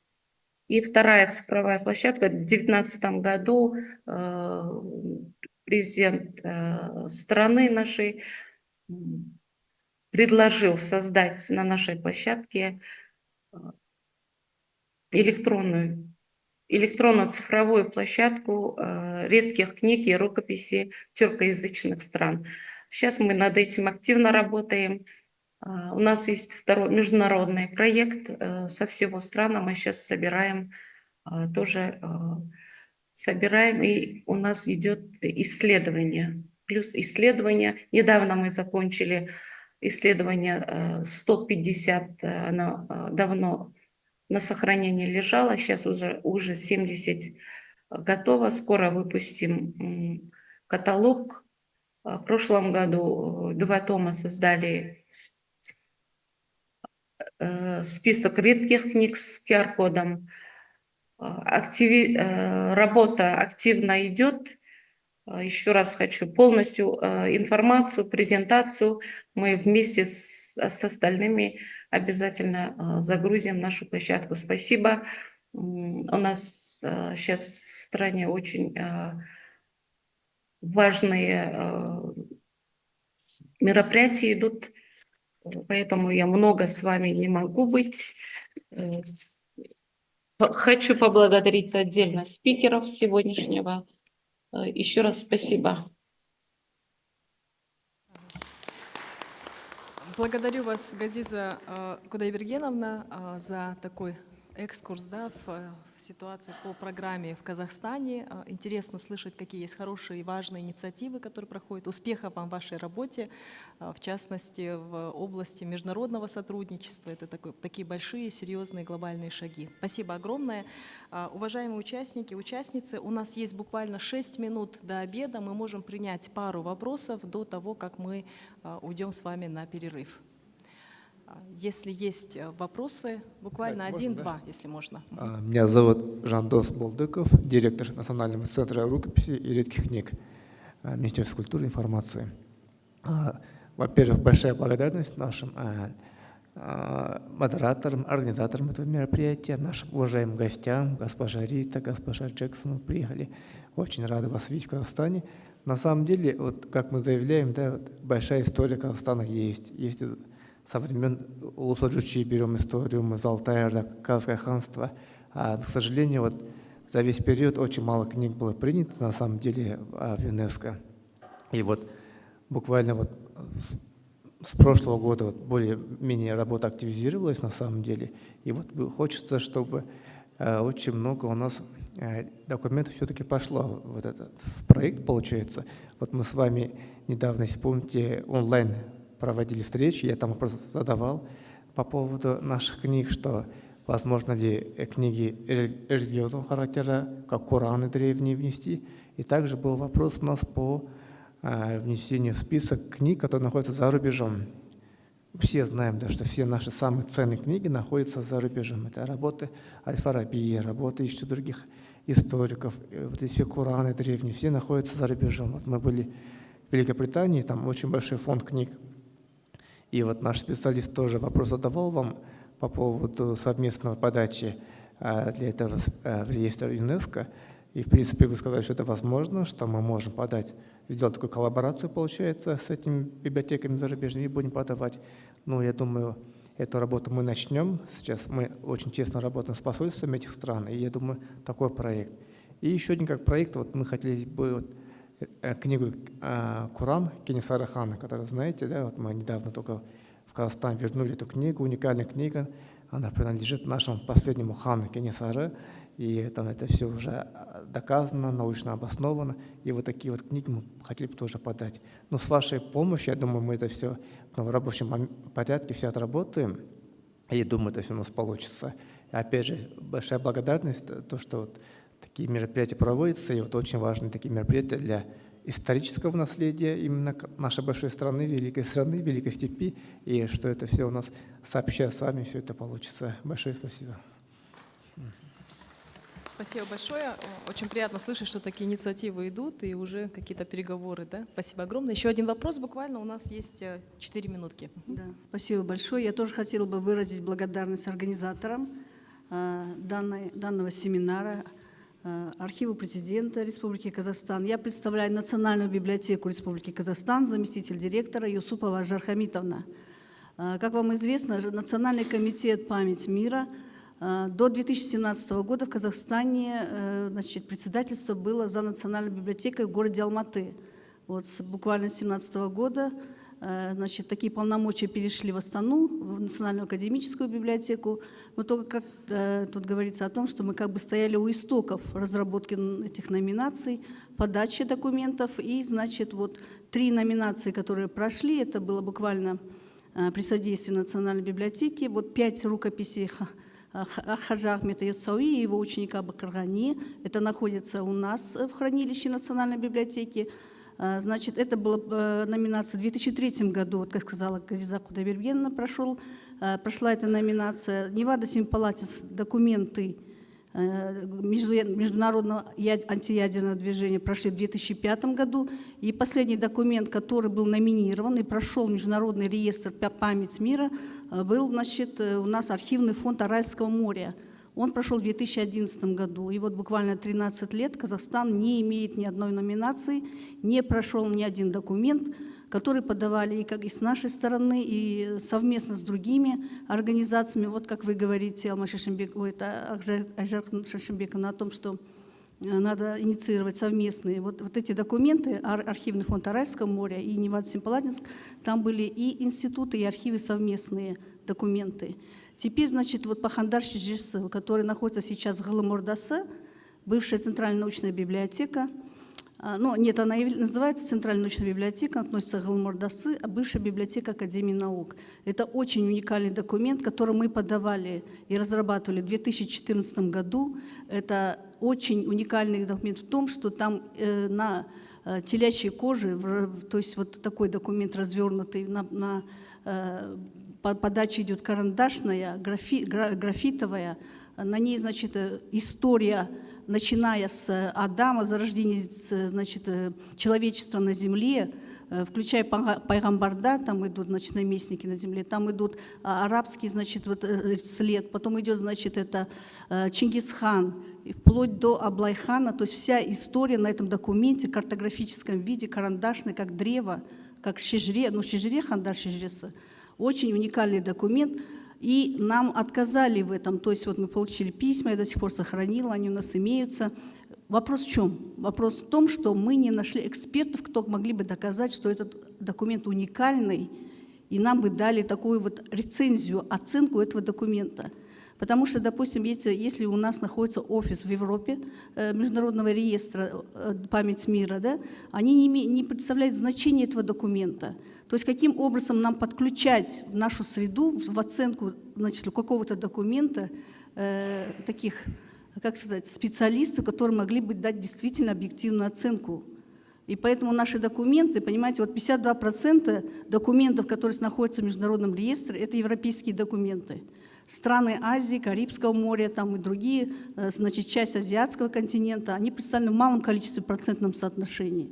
Это, понимаете, какой-то этот баланс нужно как-то восстановить. Мое предложение и обращение к руководителям этого комитета «Память мира» все-таки обращать внимание не столь,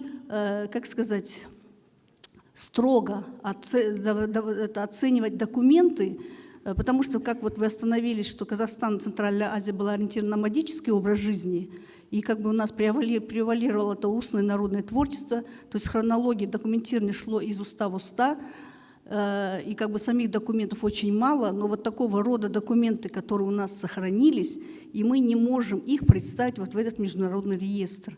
Помимо того, что Хандар Шижресы, находящийся в Галымордасы, в Орталық ғылыми кітапхана, имеется в нашей национальной библиотеке как некое продолжение этого Хандар Шижресы, там уже идут ветви всех казахских ханов. Вы понимаете, там история в этом документе говорит о зарождении человечества в целом. Это подача Центральной Азии, тюркоязычной среды, то есть вот люди, которые, ну, конечно, сейчас не определишь там автора, да, этого шежре, но факт то, что он действительно имеет уникальное историческое значение.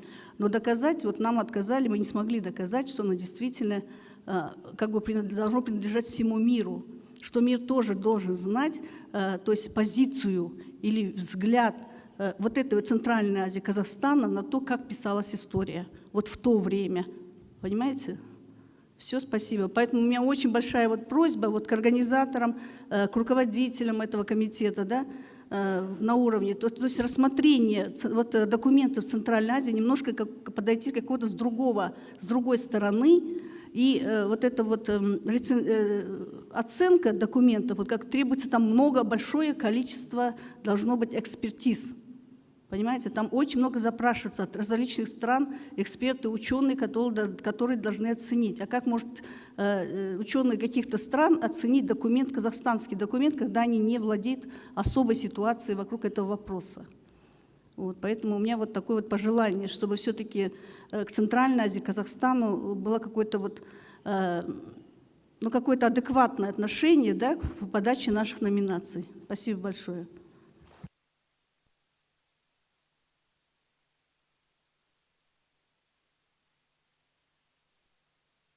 Спасибо большое. Сейчас вот буквально вот пару минут, да, вот реакции на вопрос, и мы пойдем на обед. Yes, I think those are valid arguments, that you have made. Structurally, we are trying to make sure that the international advisory committee is as representative as possible of all the regions of UNESCO. So we get experts from everywhere who are well acquainted with the particular context of document, in these regions. But also, we encourage our experts as much as possible to understand the different particularities of our regions. And in their discussions, it is obvious that they are sensitive to some of the issues that you raise. But at the same time, there is a bar of international significance which everyone, must try to aspire to. And that's important.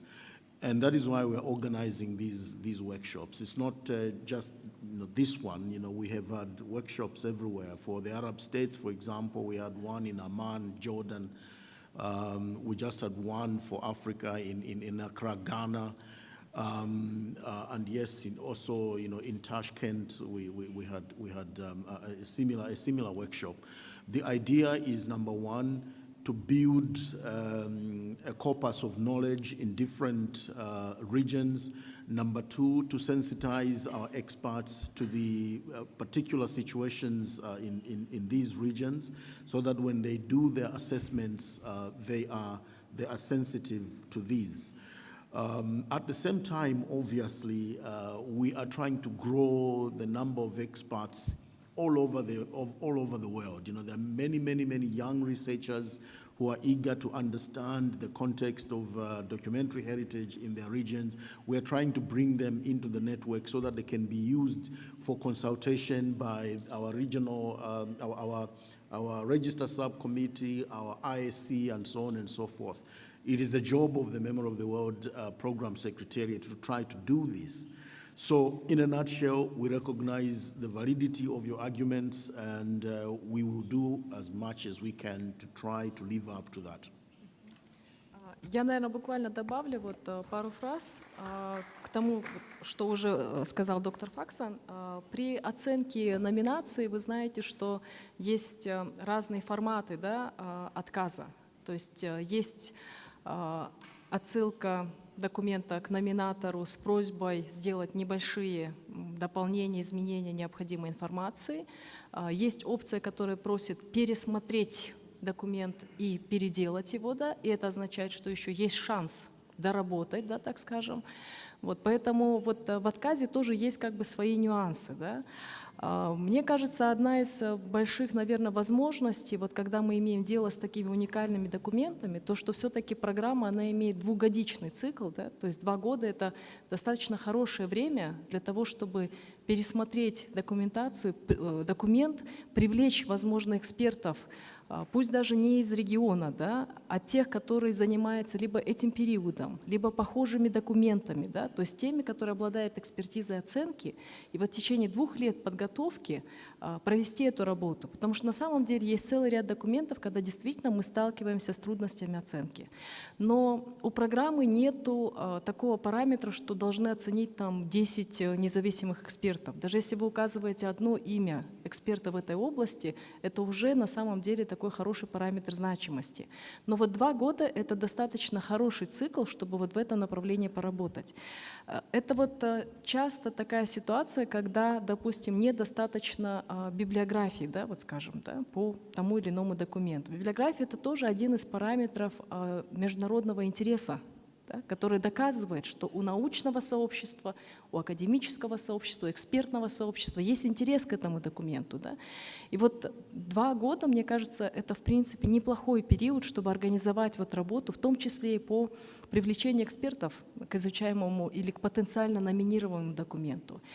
Что касается вот таких серьезных послаблений для конкретного региона, ну вот доктор Факсон уже отметил, что на самом деле комитет очень сбалансированно работает в этом направлении, да, и по сути дела, ну если уж совсем вот так прямо раскрывать все секреты, то часто комитеты смотрят даже не сколько на то, как хорошо номинация написана, сколько тоже пытаются понять, насколько хорош сам документ.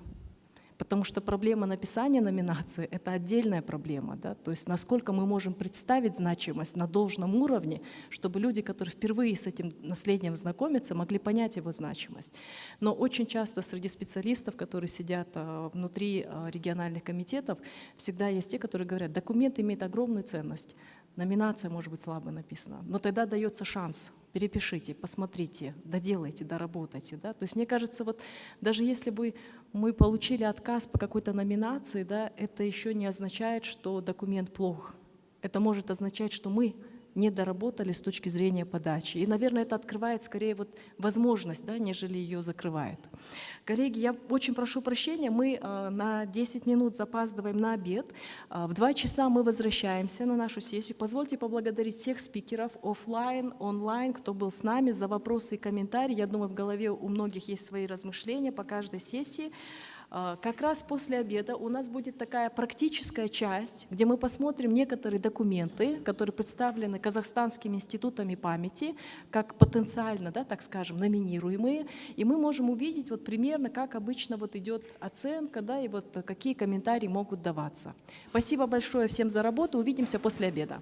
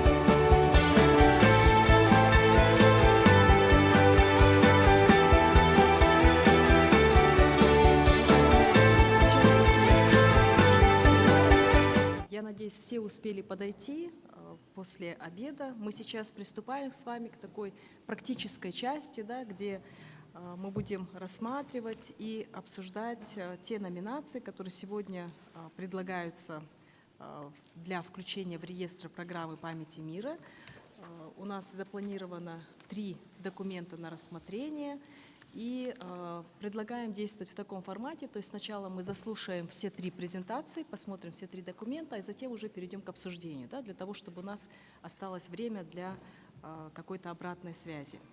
И сейчас я хочу предоставить слово заведующему Центральной научной библиотекой Калым Ордасы господину Жолдасову Аяну Темирбекулы, который представит нам доклад по такому документу, как письмо Абылай хана генерал-губернатору Сибирского военного корпуса Шпрингеру от 1765-1767 года.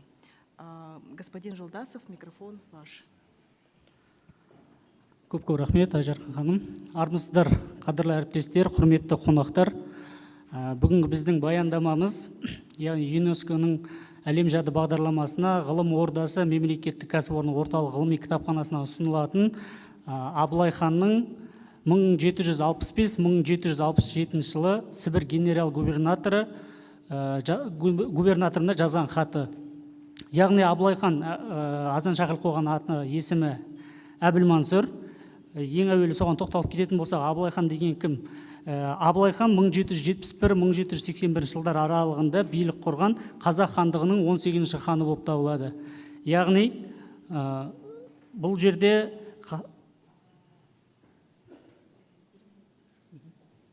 Я прошу прощения, у нас перевод идет, потому что у наших экспертов нет перевода.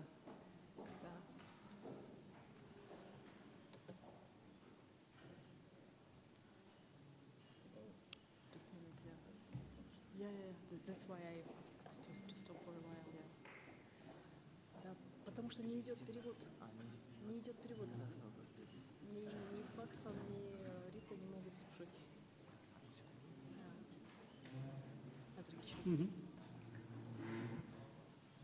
I guess they didn't arrange it. Because now it's going in Kazakh language and no interpretation is provided. It's even difficult for me because it's not that similar. Yeah.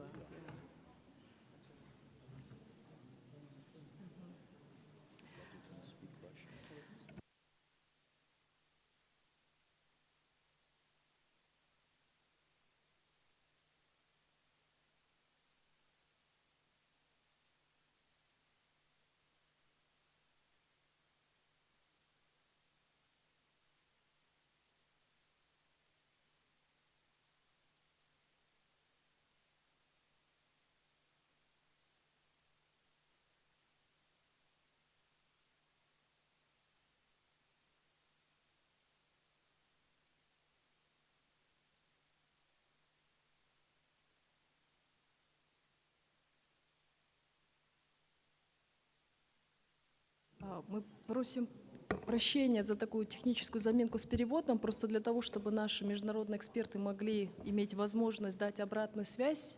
Очень важно, чтобы у нас был перевод.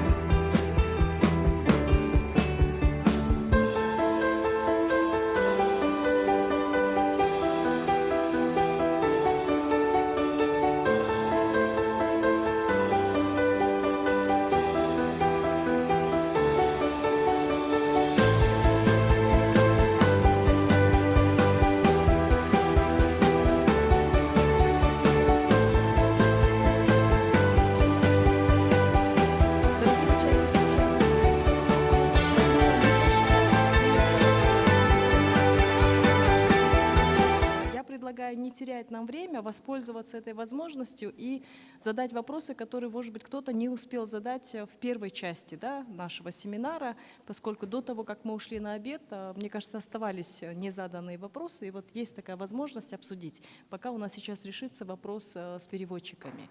Если есть желающие, можно, в принципе, открыть микрофон и задать вопрос или дать какие-то комментарии. Если вы еще не забыли те вопросы, которые хотели задать, но не успели.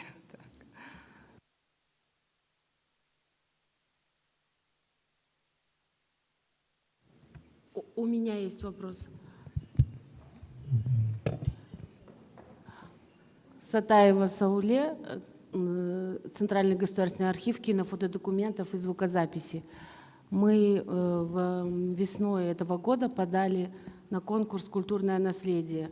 И как раз у вас там было до обеда эта тема Семипалатинского полигона и Орала. И мы предоставили наши уникальные документы. Это кинохроника Орала 27-го года, каким он был, полноводным, и как там добывали рыбу. Это было достаточно механизировано. И такие же документы уже 50-х, 60-х годов, что сейчас стало в середине 50-х там, и дальше, в динамике. И такие же фотодокументы. По Семипалатинскому полигону мы подали, значит, документальный фильм. И еще в архиве есть такая возможность, мы делаем инициативное архивное документирование. И студенты, наши будущие архивисты, в качестве задания съездили в Семипалатинск и записали воспоминания жителей, которые жили и продолжают жить в регионе, где были атомные взрывы, и записали их. Родителей уже нет живых, но они записали детей, детские воспоминания, как это все происходило. И я вот хотела бы узнать, вот вы говорили, что 2 года, да, дается на... Да, 2 года. Поэтому, наверное, нам еще рано спрашивать о результатах. Ну, вот я просто хотела сказать, что мы вот подали на конкурс «Память мира». Подали вот на этот цикл, да? Я правильно понимаю? Да, да, да. И просто хотелось бы сказать, что, как вы и говорили в своем докладе, что проблема Орала — это проблема не только Казахстана.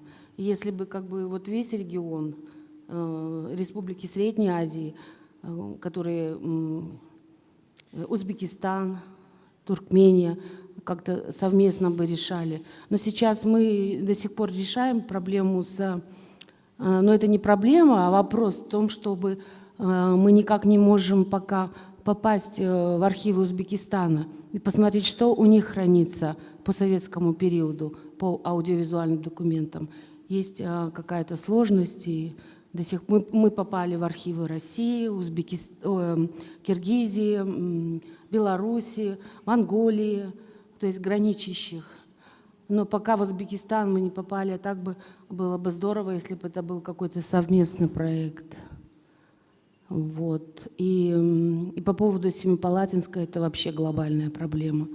Там задействована и Корея, и дальше тот регион, потому что эффект был на многие страны.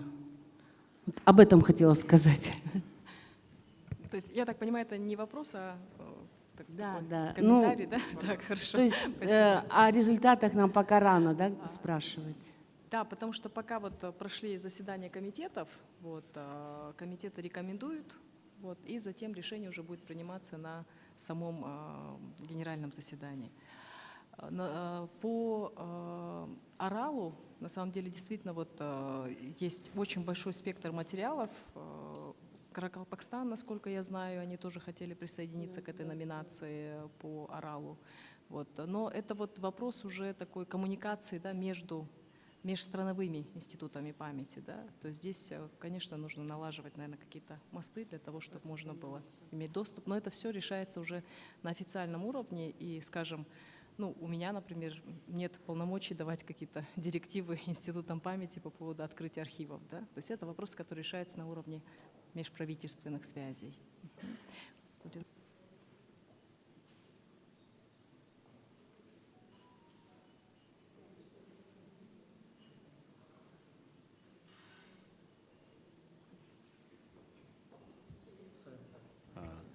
So just to clarify about nominations that have been submitted for this cycle, the process is that the register subcommittee does its assessment, and they have done that. The next step is that the Secretariat will write to the nominators, informing them about the provisional decision of the register subcommittee, not final, provisional decision.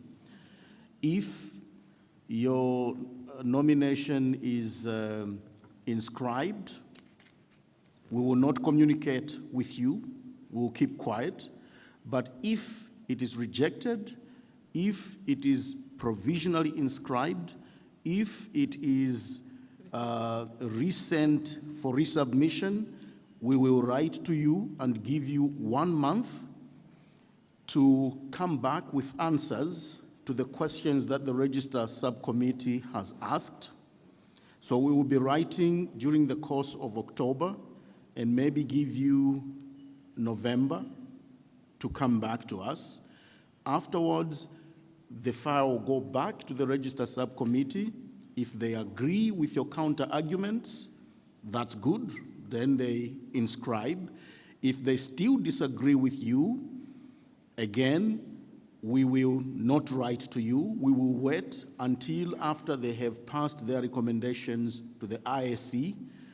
After the ISC, the dossier will be presented to the executive board, and afterwards we will inform you whether you have been successful or not. So this is the process, and it will happen next year.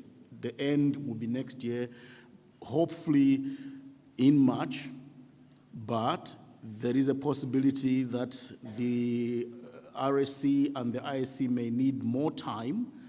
So what that means is we'll push it to October next year. But we are aiming for March.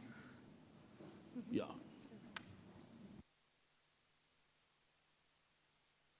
Спасибо большое. Если еще есть у нас какие-то вопросы, комментарии, пока еще возможность есть обсудить, ответить, отреагировать.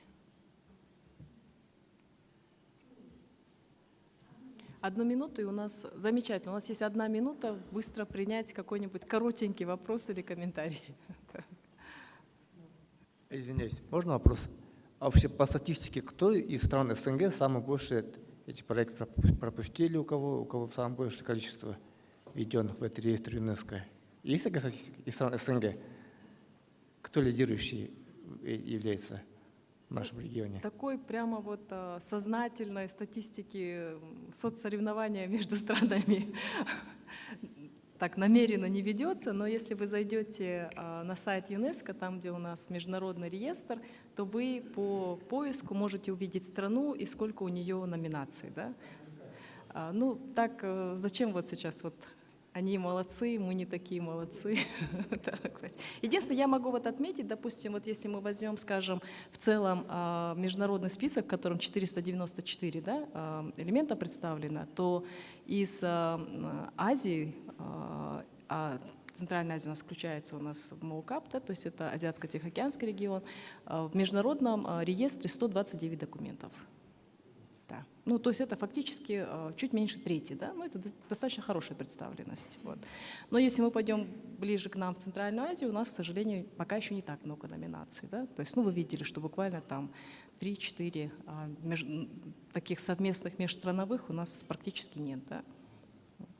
Есть только одна у нас мультинациональная номинация, в которой Таджикистан, Узбекистан присутствует. Да? Но вот, скажем, других пока нет.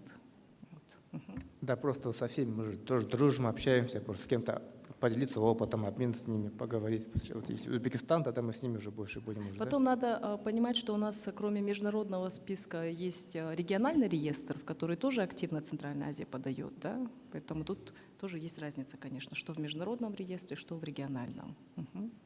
Спасибо большое. Подскажите, пожалуйста, наши переводчики готовы?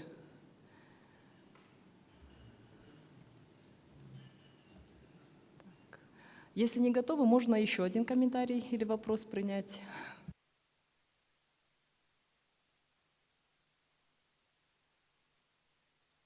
Да, мы можем продолжить, в принципе, наш такой непринужденно вынужденный разговор. Так. Но если есть, может быть, мнение или уточнение, то, пожалуйста. Мне кажется, это хорошая возможность, пока госпожа Тьенфу и господин Банда здесь, вот задать вопросы с такой глобальной перспективой. Да?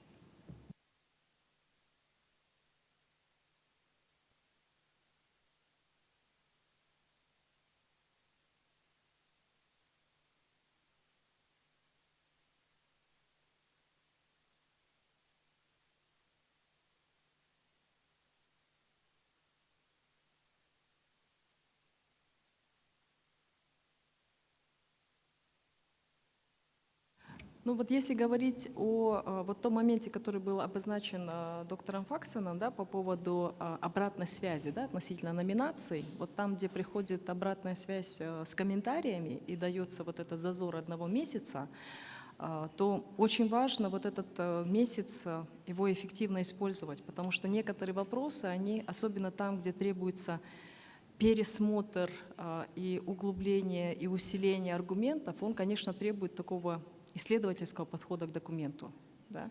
И очень важно не подходить к вот этому пересмотру формально, потому что зачастую за этими комментариями, по сути дела, стоит такой хороший призыв переписать номинацию должным образом. Да? Поэтому тоже не стоит относиться к этому как вот просто к формально данным комментариям, на которые можно дать такой же формальный ответ. Да? То есть зачастую это действительно такой серьезный пересмотр. Там, где у нас есть предварительное включение, да, вот как мы говорим, provisional inscription, то здесь обычно это такие вот небольшие какие-то могут быть, скажем так, недочеты, да, которые можно очень легко устранить. Иногда они могут носить технический характер, уточнить какое-то количество, статистику, переделать, там, сократить название документа и так далее. Здесь гораздо проще, но там, где требуется пересмотр, очень важно все-таки эту работу произвести на качественном уровне, поскольку как раз недоработка вот такого серьезного, качественного состояния документа может стать причиной уже отказа. Вот. И, ну, к сожалению, такие случаи тоже имели место быть, да, вот в такой большой глобальной практике, да, так скажем. А скажите, пожалуйста, вот знание английского, вот, ну, всегда же отличается, если это не native speaking English person пишет вот, проект, или те страны, где английский является основным языком. Здесь как вы приходите к консенсусу? Да, позволю себе ответить на этот вопрос.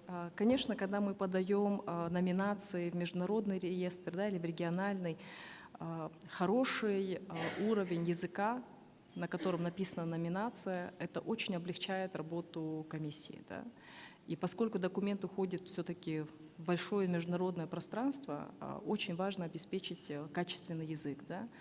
Мы все понимаем, что это не наш родной язык, да, но тем не менее, готовя документы на такой уровень, очень важно все-таки сделать сверку, наверное, с носителями или с профессиональными переводчиками, да, но так, чтобы перевод не носил такой формальный технический характер, да, потому что очень часто нам приходится контекстуализировать, давать хорошую распаковку, да, и так далее. Поэтому важно все-таки, чтобы качество языка было достойным, поскольку это тоже показывает серьезность подготовки номинации. Да. Все-таки у комитета нет задачи исправлять орфографические, стилистические и прочие ошибки, но они могут затруднять восприятие, если язык не на должном уровне. Да. Поэтому всегда есть такой хороший призыв все-таки сверить с людьми, которые хорошо говорят, владеют языком. Да. То есть это большое значение имеет. Но это просто восприятие любого документа. Мне кажется, это такое стандартное требование, в принципе, к любой заявке, которая делается на иностранном языке. Да? Потому что нету какой-то определенной скидки только потому, что там для региона, скажем, английский или испанский или французский не являются родными. Да? Но это языки, на которых оперирует ООН, и, естественно, требуется соответствующий уровень подачи номинаций. Yeah, that's a political question and a good one in my view, because we have inherited a multilateral system that says we should use 2 languages for submitting nominations, English or French. It's a pity, obviously, for those to whom English or French is a second language, but there isn't much we can do about it. So her advice is useful, I think, to try to engage somebody who can help you to frame everything in proper English. In fact, the experts don't usually take grammar into account that much. You know, they're more interested in the arguments that you make because they understand that English or French, well, it's not that important. So don't worry too much about that. Everybody understands that's important. And I also appreciate the fact that your nominations are in Kazakh, but of course you must remember that you're not speaking to your local audience. You are speaking to an international audience. That's where the arguments need to be pitched. And so it's important to know how to do this in these foreign languages, you know, English or French. But I understand that there's a national ethos involved, which is that we need to promote our own languages, you know, as much. I feel the same, you can be sure of that, you know, so, but we have no choice.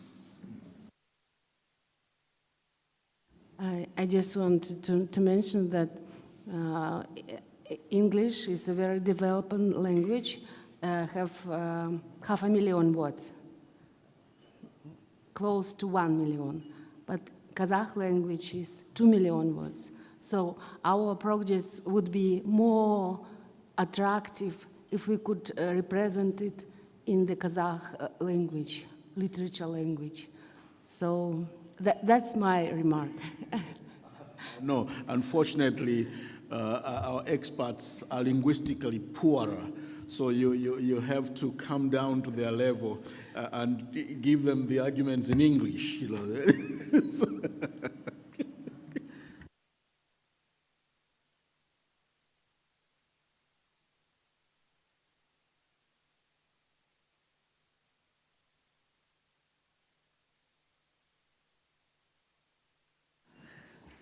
Хорошо, может быть, еще есть у нас вопросы, комментарии?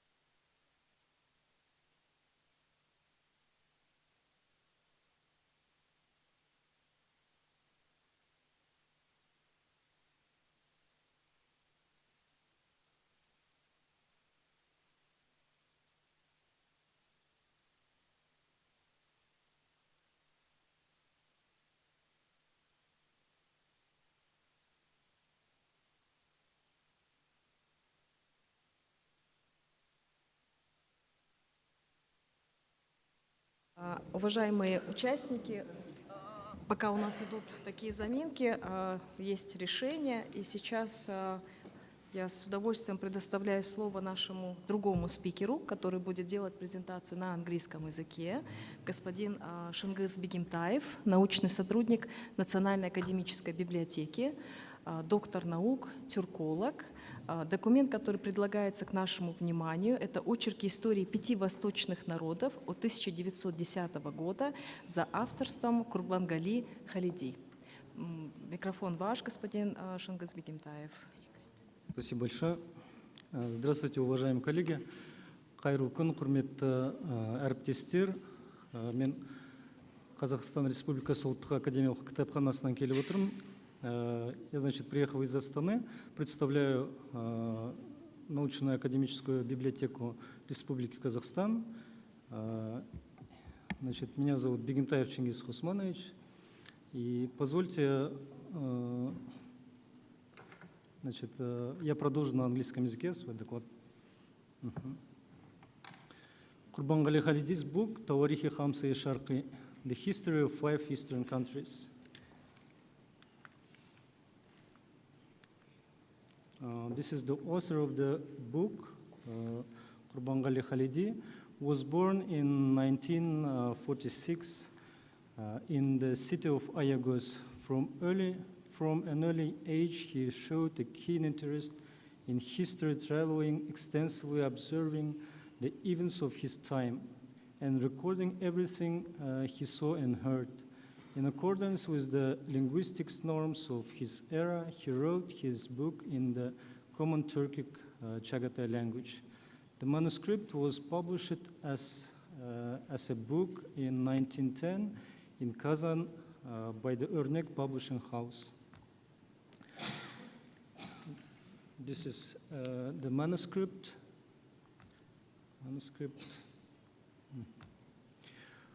What is this book about? One of the most valuable works related to the history of the Kazakhs in Kурбангали Халиди's Tawarikhi Khamsa-i Sharqi. This book was published in Kazan by the Örnek Publishing House. The author wrote his work in the Middle Turkic language, which conformed to the standards of the time and was based on the written heritage of Chagatai literature created by the intellectuals and scholars of the Turkic world. In doing so, he employed literary forms from language such as Turkic, Tatar, Uzbek, Uyghur, Kazakh, Kyrgyz, Turkmen, Bashkir, and Crimean Tatar, and freely used scientific terms from Arabic and Persian. In his work, Tawarikhi Khamsa-i Sharqi, Kурбангали presents narratives and reflections within the context of the historical thought of the entire Muslim world, the Turkic community, and the Kazakh aristocracy. He freely utilizes and deeply analyzes the historical and genealogical data as well as legendary accounts and opinions. This is the transliteration of the book. So, description of the book. Author of the book is Kурбангали Халиди. Date of writing the book. Date of writing the book, late 19th century. Length of the book, 866 pages. Language of the book is Chagatai language. Study of the book. In the 1960s, the Orientalist Jamal Karmasheva wrote an extensive article titled Kazakh Historian, Local Historian, and Ethnographer Kурбангали Халиди. The literary scholar Burkut Iskakov transferred the publication of Tawarikhi Khamsa-i Sharqi to the Central Scientific Library. Thanks to the efforts of these individuals and the interest of their descendants, the historians' manuscripts were also collected and archived in the library. The scholars Bazarbek Tutinayev and Amanjol Joldasov partially translated the Kazan edition and published it in 1992 under the title Tawarikh Khamsa 5 Histories with the Kazakhstan Publishing House. A copy of the same edition was grammatically and orthographically revised and republished in the 20th volume of the Adibi Jadigerler series prepared by the Mukhtar Avezov Institute of Literature and Art under the guidance of scholar Sir Kirabayev. Additionally, Hafiz Sattar Salih and Qizirgeldi Abdurrahmanova published a book titled Tawarikh Khamsa 5 Histories in 2014 in Beijing with the Uttar Publishing House. In addition, experts and abridged versions of the book have been included in various collections both abroad and in our country, such as the journal Mura, published in Urumqi and anthologies published in Istanbul, Tashkent, and Kazan, as well as in the Kazakh Encyclopedia and other publications. Studies and articles on the life and scholarly activities of Qurbangali Khalidi have been published from time to time in various languages. Arna Mukhanova defended her candidate dissertation on the topic Qurbangali Khalidi's Tawarikh Khamsa as a source for Kazakh history. Under the guidance of his granddaughter, Doctor of Pedagogical Sciences, Professor Islamia Ramazan-Kızı Khalitova, materials from a scientific conference dedicated to the 100th anniversary of the publication of Tawarikh Khamsa Sharqi were published in Almaty. Бегентаев Шыңғыс Хосманова, it's me, defended his doctoral dissertation on the topic Qurbangali Khalidinin Tawarikh Khamsa Sharqi adlı eserindeki eskimiş kelimeler. Outdated words in Qurbangali Khalidi's book Tawarikh Khamsa Sharqi. Under the supervision of Professor Tursun Jurtbay, Baujan Mustafaev and Shыңғыс Бегентаев translated 2 volumes of the aforementioned book.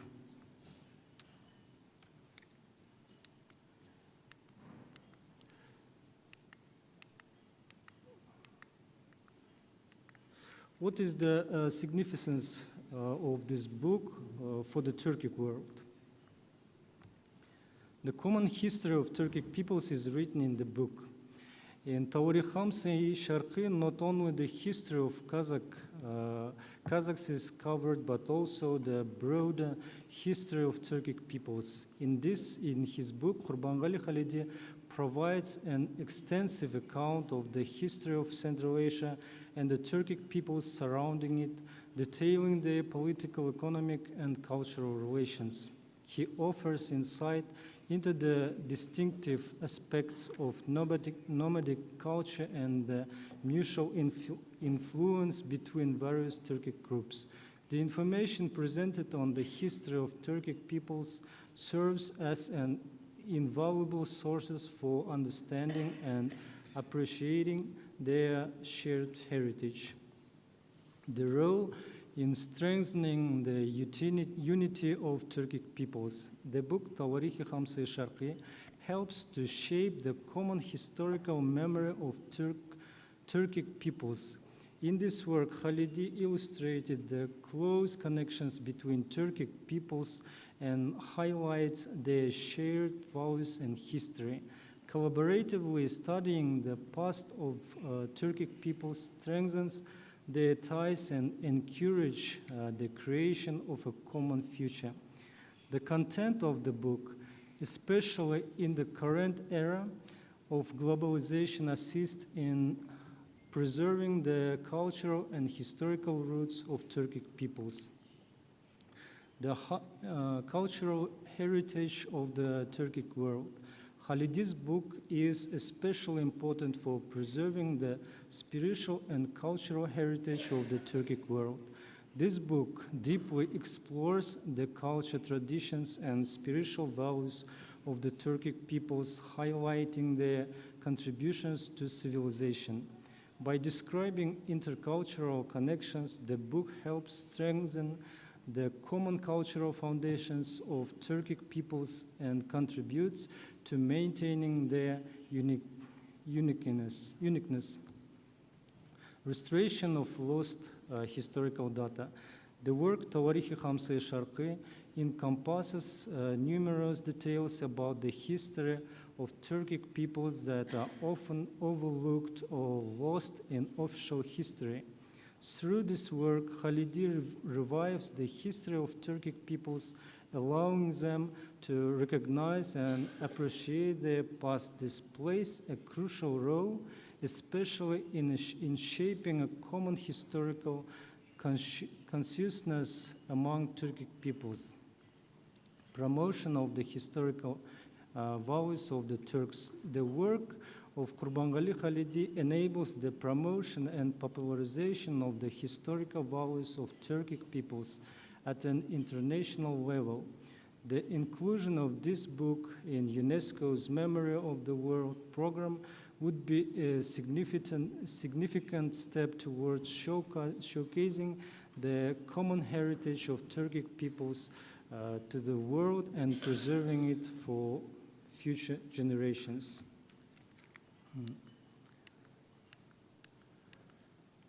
На последней фотографии вы можете увидеть, значит, две книги. Первая, значит, с правой стороны, это та книга, которая была опубликована в 1910 году в Казани. И вторая, это первая часть, первый том перевода, который мы выполнили на казахский язык с общетюркского, то есть чагатайского языка на казахский язык. Переводчики Турсун Журтпай, Мустафаев Бауыржан и я, Бегимтаев Чингис Хусманович. Thank you for your attention. Большое спасибо за ваше внимание.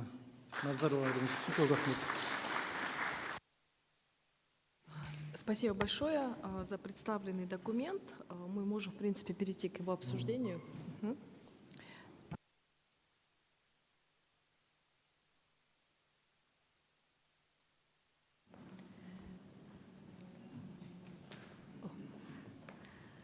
Thank you for your presentation, also in English.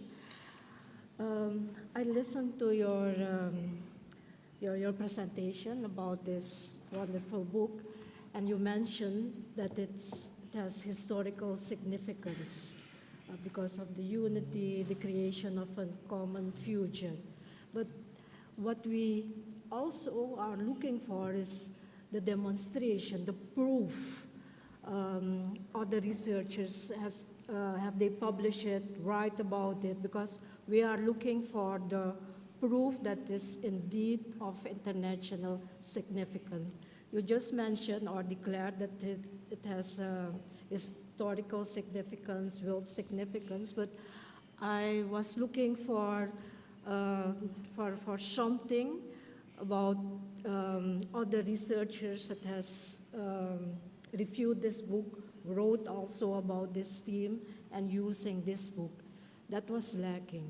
So you have to look for other researchers who already published about this book. So to me, perhaps it has the regional significance, but the international aspect is still lacking. You have to dig further and also look for other publication about this book. Otherwise, to me, it's... I was trying to listen very, very carefully to what you were saying. Obviously, I think the book certainly underpins the culture of the Turkic peoples. That seems to be demonstrable. I was also listening with respect to the translations. The fact that it has been translated itself means something. It means that you've got an important product that speaks to different people. So that's important. I also heard you talking about scholarship. I'm not sure if how elaborate you were, but that in fact there's been some scholarly work on it. The question, of course, is what she has raised. At what level is this scholarship? Is it at the national level? Is it at the regional level? Is there evidence of it in broader, more international literature? Are there references to that? Are there citations in doctoral dissertations, for example? I think you made reference to something of that sort. And what does that say about international significance? So the issue is more about proving, demonstrating that the publication is indeed of international significance. So you need to go beyond your national experts. You need to go beyond your regional experts and do a bit more digging, a bit more research in order to find out if this work is referenced elsewhere. So you have to look at what universities all over the world may be saying about this publication, if they are associated with cultural studies, for example, you know, I don't know, even linguistics perhaps, concerning the Turkic peoples, you have to look at all these different branches of knowledge and see if the publication is indeed referenced there. That, I think, is what indicates international significance. So there is a little bit of a gap which you need to close, and that usually happens when you do a lot more research yourself. You know, I listen a lot to our experts, and one of the things they say is you must become very familiar with the item that you have chosen for possible inscription. You must study it in detail, all the different aspects, all the other disciplinary areas that your documentary heritage touches on, whether it is philosophy, science, whatever. You know, look at that.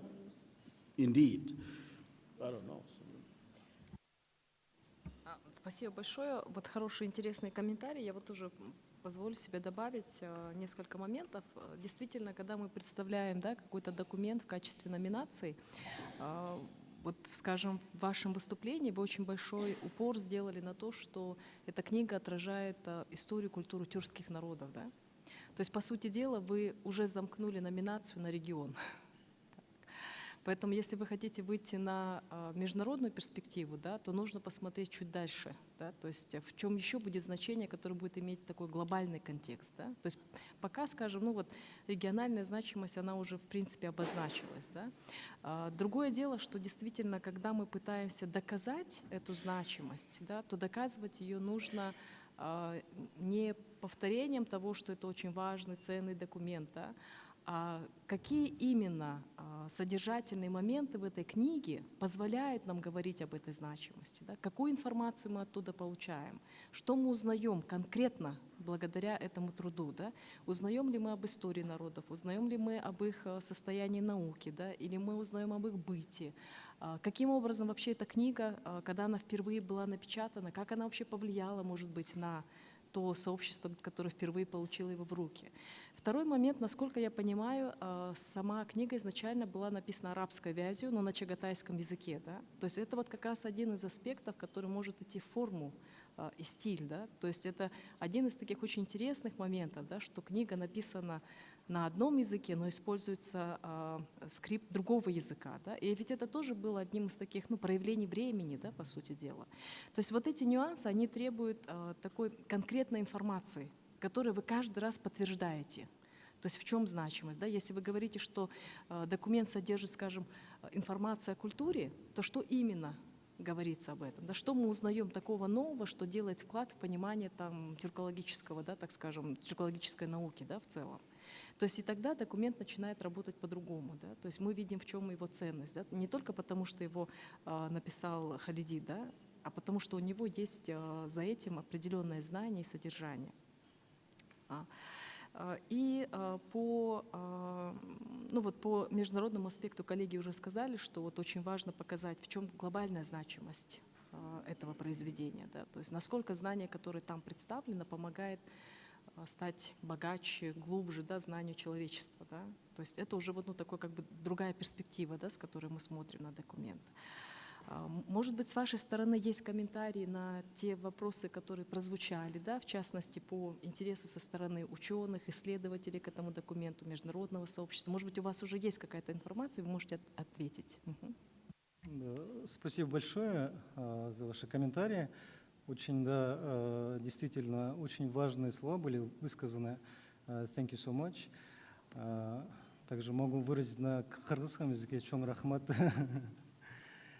Значит, здесь на самом деле, да, я дал немного узкую, значит, мало информации. На самом деле были написаны, да, 2 диссертации уже и намного больше статей, научных статей. Значит, одна из статей находится в библиотеке Бостона, в Америке тоже можно учесть этот факт, да. Остальные написаны на турецком языке. Да. Я сам тоже пишу и на турецком, на русском, на казахском языках. Вот, за рубежом также публикуюсь. Значит, вот на этих языках также были написаны, значит, сама книга хранится в Казани. И также, что я хотел сказать, да, книга касается, значит, тюркских стран, и важность, очень большая важность состоит в том, что здесь автор рассматривает тюркские страны как одно целое, а не по отдельности. Это очень важный аспект, я так думаю. И думаю, то, что историки согласятся со мной. И, значит, книга была написана, именно история тюркских стран была написана именно представителем тюркского мира. То есть не арабами, не персами и тому подобное, не китайцами, да, вот, а именно глазами тюрка. Затем, что еще хотел сказать?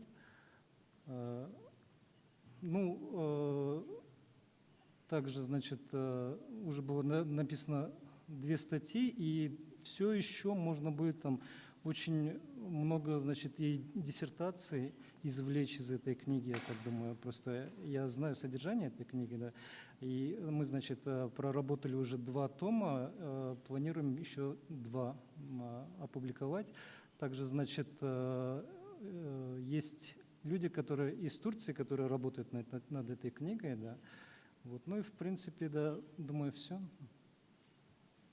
Позвольте вот маленькое уточнение. Вы сказали, сама книга хранится в Казани? Или я неправильно услышала? Извиняюсь, да. Значит, рукопись книги находится здесь, в Алмате, в Галымурдасы. Книга, напечатанная в Казани, она как бы изначально находится, да, в Казанской библиотеке. И копии, да, конечно, у нас тоже в Алмате есть. Еще раз для уточнения. Кто является держателем рукописи? Держателем рукописи является Галымурдасы. Хорошо, понятно. Так. В Центральной научной библиотеке, да? Я правильно понимаю, да? В Центральной научной библиотеке, да? Ага, все хорошо. То есть, ну, документ у вас здесь в стране, и держателем является казахское учреждение. Да. И второй момент. Вот доступ к этой рукописи, да, она оцифрована у вас? Открыта ли она для изучения? Так, значит, насчет доступа при переводе мы, значит, один из переводчиков, Турсун Журтбай, он выкупил, получается, эту рукопись в цифровом варианте. И мы получали у него доступ при работе именно с теми страницами, которые были для нас нужны. Вот, ну, в таком вот варианте. И, значит, мы, вот, как я показывал вот в этой книге, значит, мы сделали факсимильный вариант книги, значит, страниц казанского варианта и рукописей. И здесь, получается, значит, имеется факсимильный вариант. Вот в этом самом, ну, доступен, то есть в открытом доступе, хотел сказать, да. Это самое, остальные части, я не знаю, не могу точно сказать, это надо в Галымурдасы уточнять. То есть рукопись, доступ к рукописям имеется в виду.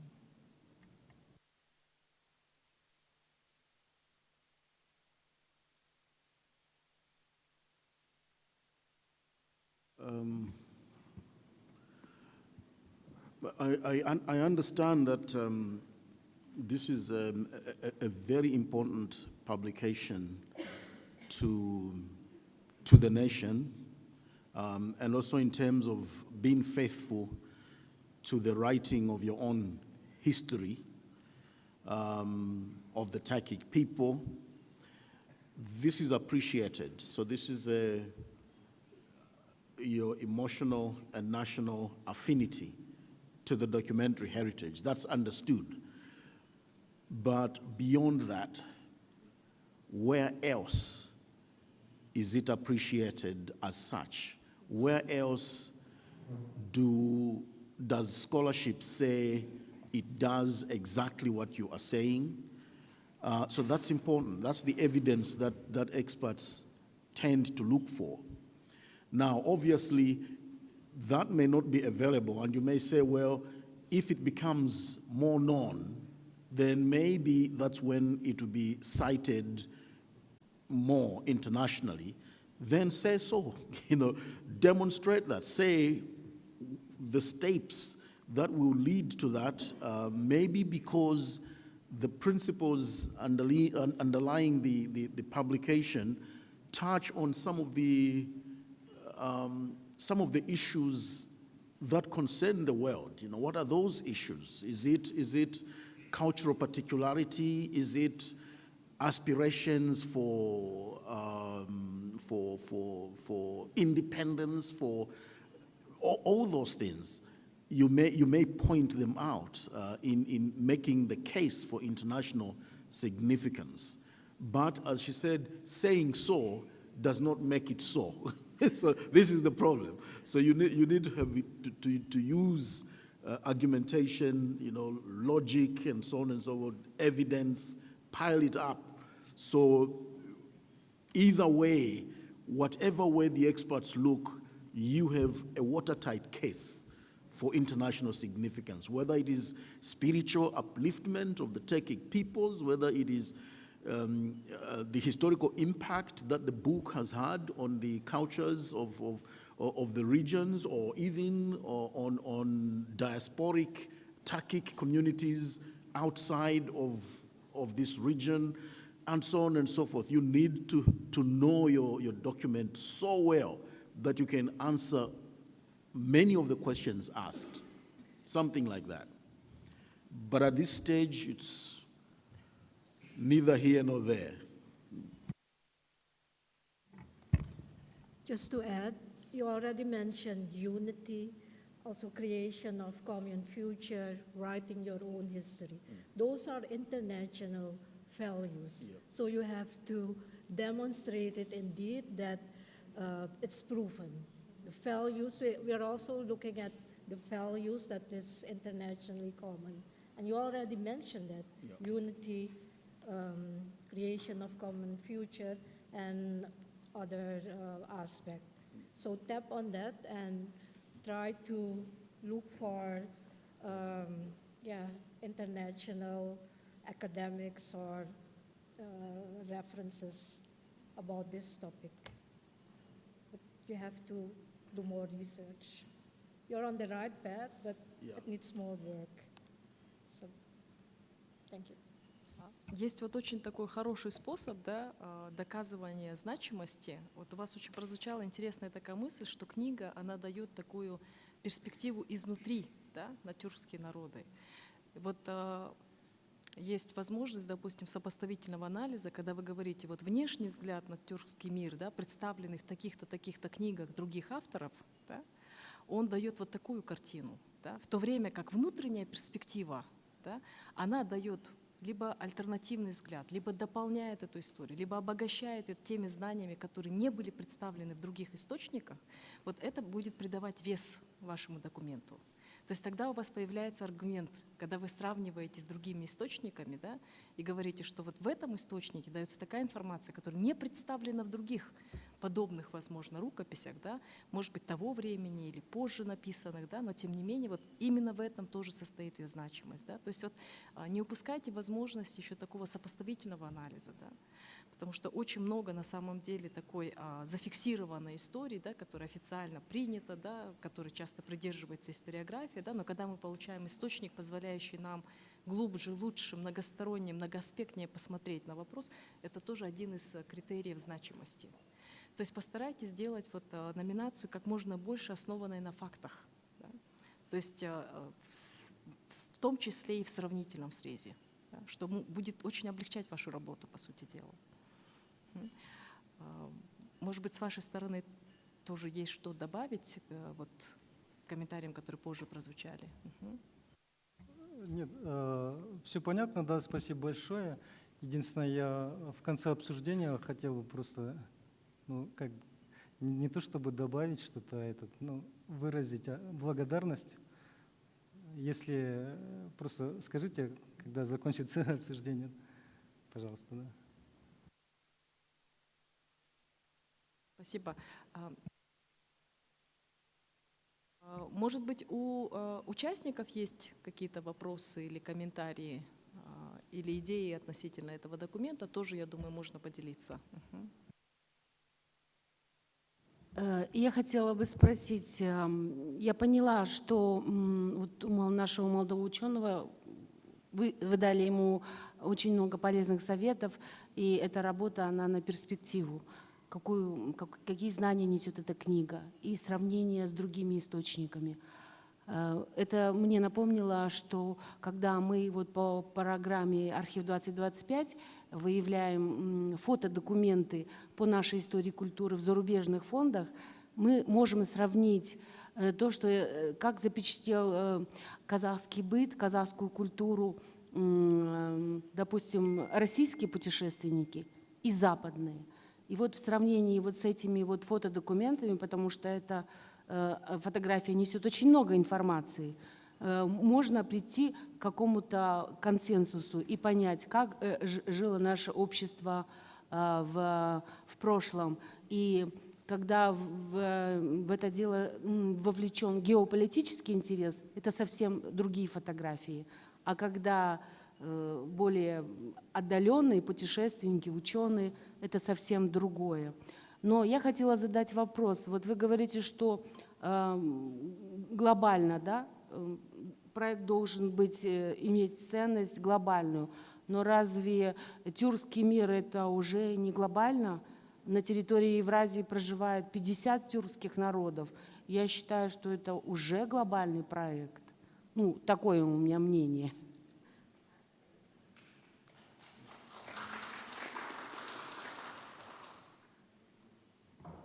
And I think that's the point. That's the point that we are making. You know Turkic culture is not just here; it's everywhere else. Demonstrate that the ongoing global influence of Turkic culture. Show it in the food that people eat, in the way Turkic diasporic communities live, in the way they're influencing politics within and without. All that, show it by giving examples. That shows global influence. So the point you're making is exactly what we are saying. What happened in the past is reproduced in what is going on now, not only in the region, but also outside by the people that have gone out, and they've also influenced other communities where they are. So that's the ongoing global influence. Кстати говоря, о такой социальной духовной значимости, да, вашего документа, когда вот вы показываете, что есть перевод на казахский язык, да, уже современный язык, да, то есть по сути дела вы говорите о том, что документ имеет ценности в настоящем, да, то есть вы делаете вот эту смычку к настоящему и к тому, что сообщество до сих пор проявляет интерес к этому документу, что оно переводится уже на современный казахский, да, то есть и это уже другой алфавит, это другая реальность, да, но интерес по-прежнему сохраняется. То есть вот это тоже аргумент, по сути дела, да, то есть его нужно включать, его нужно показывать. То есть не просто говорить, мы переиздали, да, но и объяснять, каким образом вы его переиздали, да, и в чем ценность этого переиздания, да, потому что это все добавляет вес к номинации. Спасибо большое. Готовы, да? Абай, да? Отлично. Спасибо большое. Первая, да, которая? Хорошо. I think it will be your... А подождите, у нас два... И ушел, да?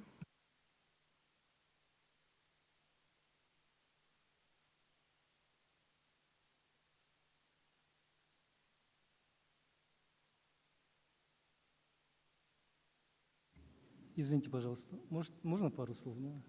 Ага. Если дискуссия закончена, надеюсь, да?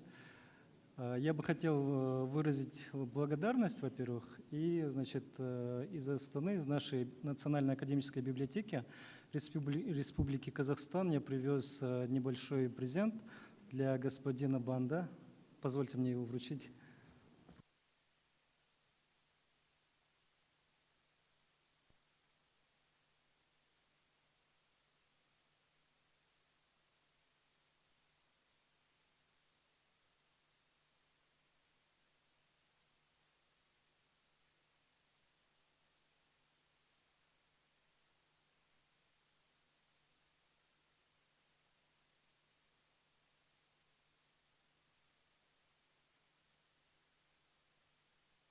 Надеюсь, не воспримете это как взятку.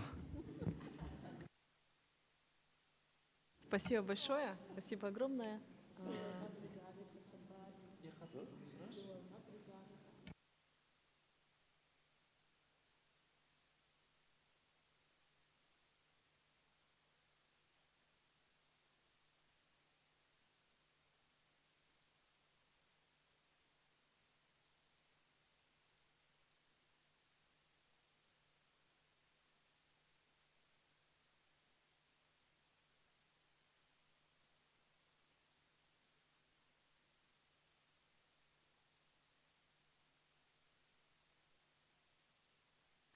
Спасибо большое еще раз за презентацию, за комментарии нашим экспертам.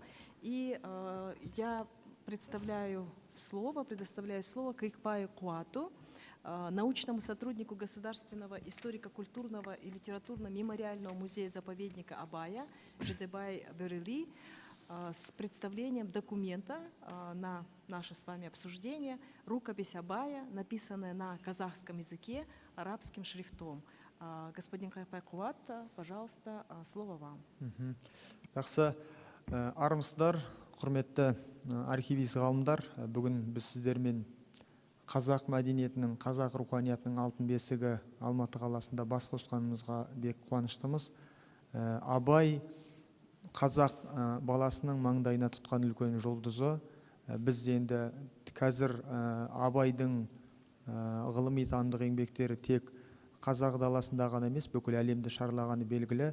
Абай туралы алғашқы деректердің өзі 1885 жылы хатқа түскен. Оны америкалық жиһангез жазушы Джордж Кеннонның еңбектерінде де айтылады.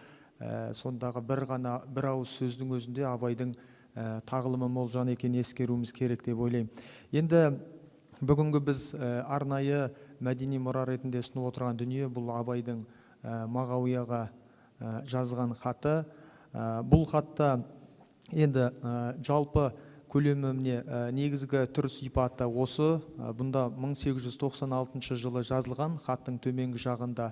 Сонымен бірге бұнда енді барлық жолды есептейтін болсақ 17 жол, оның ішінде 8 жол, яғни 2 шумақ Абайдың баласына жазған өлеңі. Енді жалпы мазмұнына келетін болсақ, бұл жерде Абай шын мәнінде өзінің ауылдағы баласына жазып отырған хаты ғой. Бір тұрмыстық қажеттіліктерге байланысты жазылған хат, бірақ десе де бұнда назар аударсаңыздар, осындағы 2 жолдың өзінде Абай тағы да өзі үміт еткен баласына үлкен тапсырма беріп, сонымен бірге үлкен ойлы дүниелерді осында ескерген айтуымыз керек. Енді біз осы хатқа неге басымдық береміз? Өйткені осы хат арқылы, осы Абайдың осы шығармасы, осы еңбектері арқылы Абайдың қолтаңбасы, сонымен қолтаңбасы танылады. Басқа да осы музей қызметкерлері, Абай танушы ғалымдар осы хаттағы арнайы үлкен тарихи тұлғаларға тоқталған. Мысалға Мұхтар Омарханұлы Әуезовтің өзі айтады, осы Мағауия Абайдың ақындық өнер мектебінің көрнекті өкілі екендігі.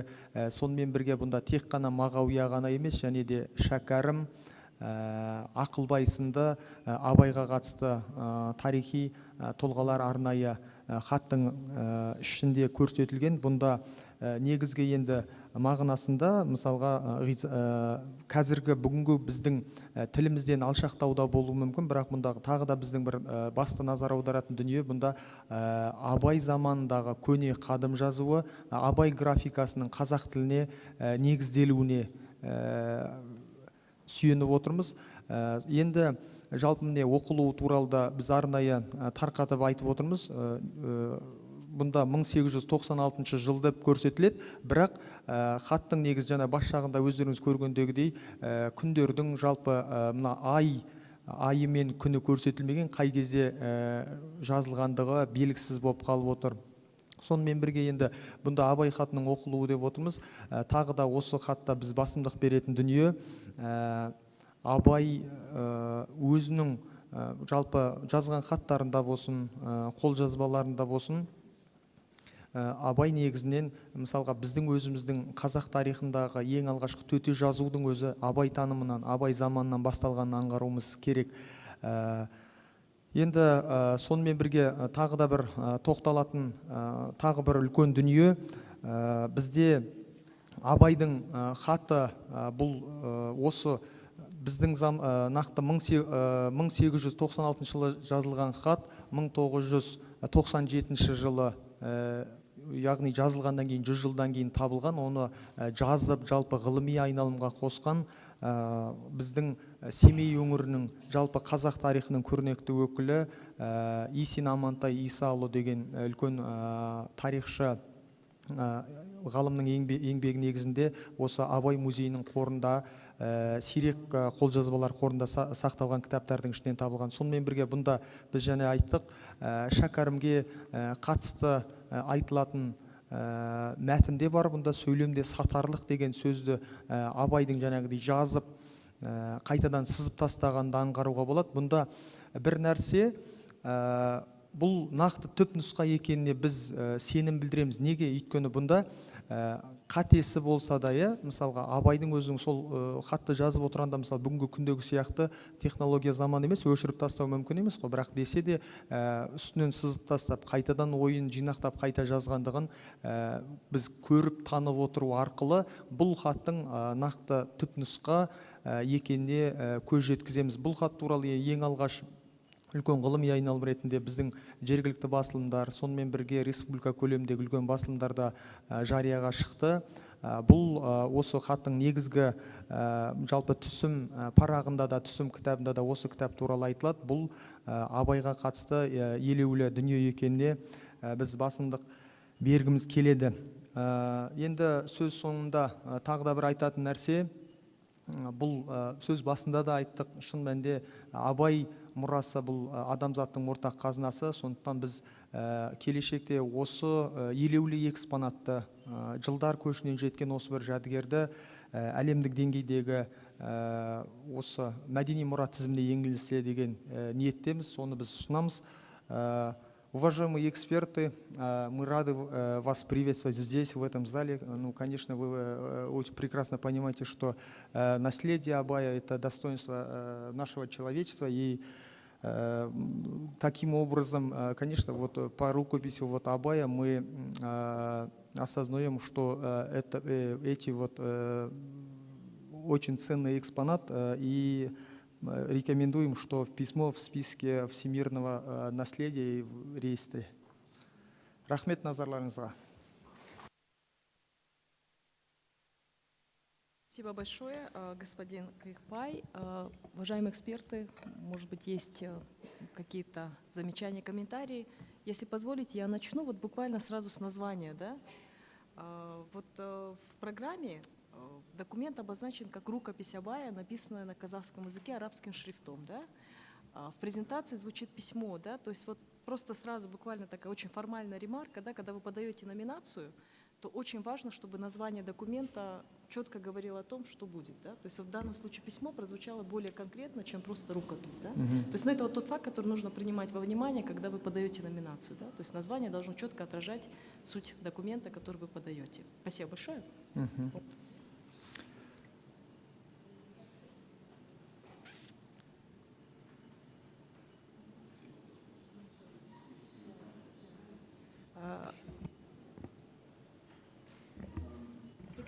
So can you repeat what you said about the international significance of this letter? And I think you did make this point when you're commenting on the other one. Is it an issue of form and style, the form and style of the letter? Is it unique? If it is unique, in what way? You also said something about the letter being used for scientific research. What scientific research? Where? By whom? And what does that say exactly about the letter? So I'm not so sure that you touched on the international significance. Is this about a family? You also mentioned humanity. What exactly does that mean? You know, you need to, these are very big concepts which you need to break down into something that we can understand. You know, what about it touches on humanity? Obviously, it's a family affair, somebody who cared deeply about his family and is sending a letter to his son. But what does that really say, you know, about the world? What impact has it had on families here and elsewhere? So if you could focus on those. Жақсы, рахмет. Әрине енді шын мәнінде бұл жерде тағы да бірінші бір ескерілетін нәрсе, бұл жерде Абайдың қолтаңбасы. Өйткені біз айтып отырмыз, Абай заманында біздің Абай жазып қалдырған, шын мәнінде өз қолмен жазып қалдырған дүниелер бізде аз, өте аз. Сондықтан бұл бірінші кезекте біз Абайдың қолтаңбасын тануда, осы дүниені елеулі экспонат ретінде ұсынып отырмыз. Екінші тағы да бір тоқталатын дүние, бұл жерде тек қана тұрмыстық бір әкенің балаға деген бір жай ғана тапсырмасы емес, бір тұрмыс орайында. Бұл жерде үлкен дүние, біз екі шумақ өлеңге 8 жол өлеңнің өзіне де басымдық беріп отырмыз. Осы жерде Абайдың тағы да Абай балаларын өлең жазумен қатар тағы да айтамыз, Абай біз үлкен халықтан бұрын өзінің балаларының арасында да, өзінің отбасының өзінде де үлкен философиялық ойларды алға тартып отырғанын айтуға болады. Мысалға, осы мәтінде айтылатын ой жүгіртіп қарашы мағаш бала, сан дегенің 9-ақ бірден сана деп, тағы да Абай біздің осы қазақ даласындағы қара есеп дейді, есеп жүйесіне негізделген өлеңге тағы да басымдық беріп отырады осы жерде. Сосын бұл жаңағы сарапшылар тарапынан айтылып жатқан дүниеде біз айтамыз, бұл қандай еңбектерде қаралды дегенде, бұл жерде музей қызметкерлері, сонымен бірге абайтану ғылымының өкілдерімен үлкен зерттеулер жүргізілді. Енді бұндағы мәселе, бұл тағы да біз айтамыз, Абайдың бізге жұмбақ өмірінің айшықты кезеңдерін ашуымызға болады. Өйткені неге жұмбақ деп айтамыз? Бұнда тағы да айтамыз, біз сөз басында мысалға осы Абайдың шын мәнінде өмірде болғандығы туралы негізгі дерек, мысалы 885 жылы кітапқа түссе, одан кейінгі қолтаңбалары есебінде осы 19 ғасырдың аяғындағы Абайдың жазған хат арқылы, ол неге ол жаңағыдай хатты жазып отыр, неге балаларына жаңағы бізге ақша керек деп айтып отыр. Бұл жерде де сол Абайға қатысты үлкен Абайдың жұмбақ өмірінің сыры ашылады деген біз сенімдеміз.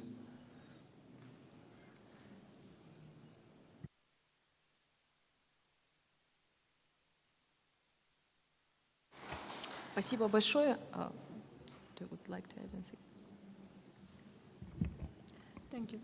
I have one question. You mentioned the signature of Abay. Why is the signature so unique? Why do you consider this signature unique for the international world? Can you answer that?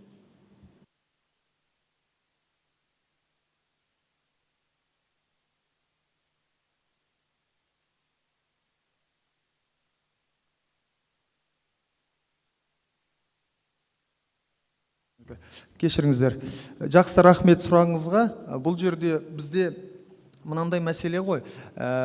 Қазақтың өзі, мысалы, осы қазақ даласында өзінің жазуы болмады деген де ойды айтылады. Мысалы, бізде бұл жерде біз тағы да айтып отырмыз, мәтін жаңа хаттың өзі араб тілінде емес, араб графикасында жазылған. Кәдімгі араб графикасы. Енді бұл жерде тағы да айтамыз, мұнда біздің негізгі осы баяндама барысында айтылып отырған жалпы араб тіліндегі әріптердің қолданылуы біздің өзіміздің мысалға қазақ әріптері қалай айтылады, оны соған негіздеп отыр. Яғни бұл жерде тағы да біздің тағы бір ұсынатын нәрсеміз бұл Абайдың қазақ жазба әдебиетінің негізін қалаушы екендігінің тағы бір қыры ашылады. Біз мысалға біз айтып жүрміз, Абай қазақ жазба әдебиетінің негізін қалаушы деп айтамыз. Сонда бұл жерде тек қана біз сол араб тілінен енген сөздерді пайдаланудан бөлек, біз өзіміздің тілге негіздеп отырып, мысалға бізде кездеспейтін, мысалға мына біздің негізгі баяндамада, зерттеу еңбектерінде нақты тоқталып отыратын мысалға кезеңдер бар. Қазір 1 минутқа ғафу өтінем. Бұл жерде мысалға міне осы сөздердің негізінде пайдаланып отырған кезде ғизатлу уа хурматлу деп айтылатын сөздерде бұның барлығы да бір арабтан енген сөздер болғанмен де, мысалға ғизат деген біріңді бір жаңағы ғизат деген құрметті, аса жаңағы мейірімді деген сияқты негізгі мағынасы дейді. Бұл жерде біз тағы да айтамыз, өйткені енді біздің негізгі саламыз болған, әрине біз алдағы уақытта да осындағы аудармашылар аударып берсе, біз алдағы уақытта да бұл хат туралы бір тек қана орыс тілінде ғана емес, сонымен бірге ағылшын тілдерінде болсын, басқа да әлем тілдерінде бұны біз үлкен өзіміздің абайтанушы мамандармен бірге, үлкен архивист ғалымдармен бірге кең көлемде қорғауға біз қай кезде де әзірміз. Қай қалада болсын, қай елде болсын, өйткені осы арқылы біз айтып отырмыз ғой, бұл жерде тек қана бір әкенің балаға жазып отырған хат емес, бұл жерде үлкен ойлы дүние де бар. Мысалға біз алдағы уақытта әрине енді бізде Абайдың тілін аудару шын мәнінде қазір өте ауыр. Алдағы уақытта біз өзіміздің үлкен жаңағы кәсіби, мысалға профессионалды аудармашылармен бірге осы жаққа біз басымдық береміз. Негізгі осы түп нұсқадағы хаттың ішінде жазылған хаттың негізгі мағынасы сіздерге өздері, мысалға осы сарапшылардың тілінде, француз, ағылшын тілдерінде ұсынуға біз алдағы уақытта сол нәрсені мысалға міндеттеп өзімізге жүктеме ретінде алуға болады. Жалпы бұл хатқа қатысты айтылып отырған, енді бұл жерде біздің негізгі жалпы сарапшыларға біз хатты ғана таныстырып отырған негіздеп отырмыз ғой қазір. Ал бірақ болашақта бұл тек қана бір тұрмыстық ахуалға қатысты нәрсе емес, жаңағы әкенің балаға беріп отырған тапсырмасы емес, біз алдағы уақытта өлеңнің негізгі мағынасын, әрине ол мысалы еркін аударма бола ма, мысалға жолма-жол бар ғой бізде, сондай аударма ретінде ұсынып көреміз бе, сарапшыларға ол жағына біз өзіміз міндетімізге аламыз ол нәрсені. Спасибо большое. Если позволите. I just want to say some advice that to look at the format and style of the letter. Look for comparison and just do more research about the format and the style of the letter. You mentioned the Arabic word and other aspects, but I think you have to focus on the format and the style, and then also relate it to the international aspect. Instead of it's a poem, the signature is unique, but just focus more on why the style is unique for the international world. I'm not sure if you want to say something. I would like to agree with her. One of the experts I know usually says the best way to make a case for a particular document is to tell a story about that document. How can you convince people who don't know anything about Abai? How can you convince them that the letter, along with the poems that he sent to his son, are so important that we should care? That's the issue.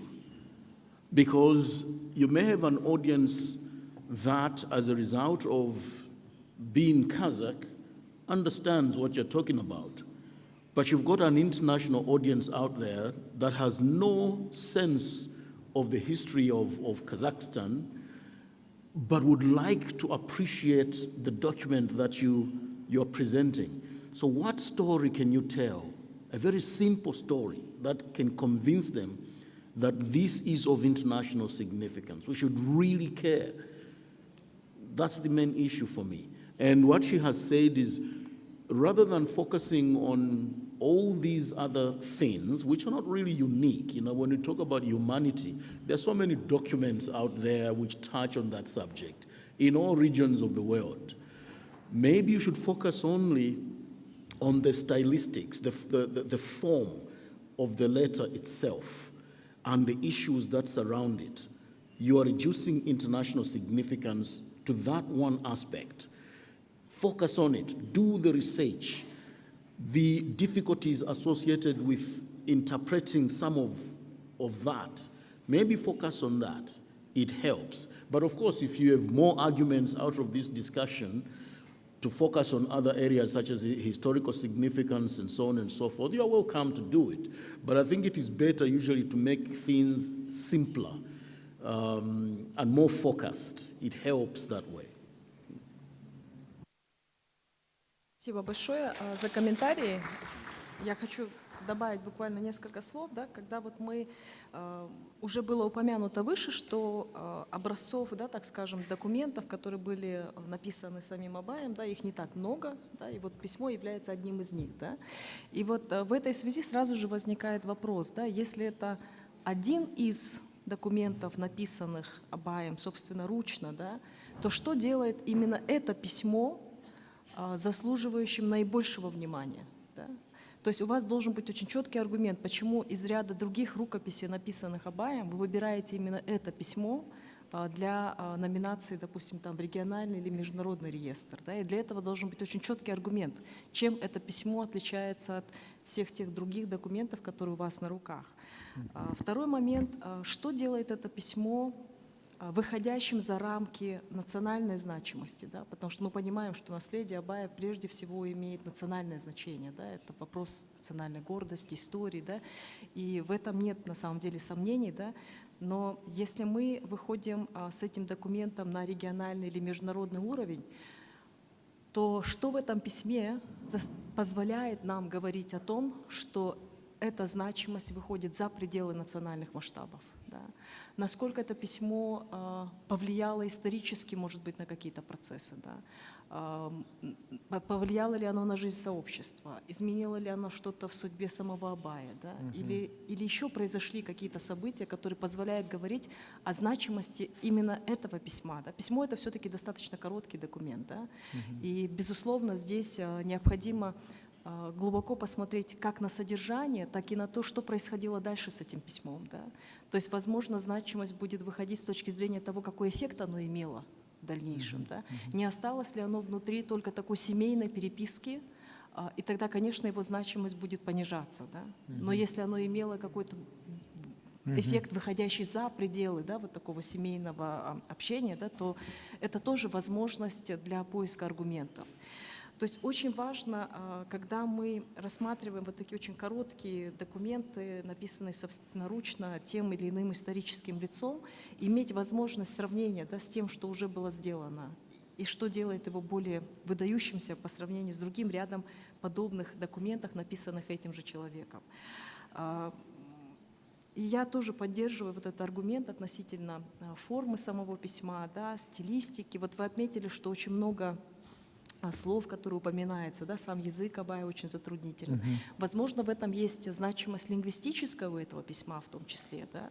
То есть, может быть, через это письмо мы знакомимся с какими-то реалиями того времени, которые не были отражены в других документах, но вот в этом маленьком, коротеньком письме они отразились. Да? И благодаря вот тем концептам, которые там использованы, мы что-то узнаем. Лингвистически или исторически, или, да, или в каком-то другом контексте. То есть, в принципе, как вы понимаете, все комментарии, которые были даны и к первому, и ко второму документу, они, по сути дела, связаны с необходимостью исследования, то есть хорошего исследования содержания.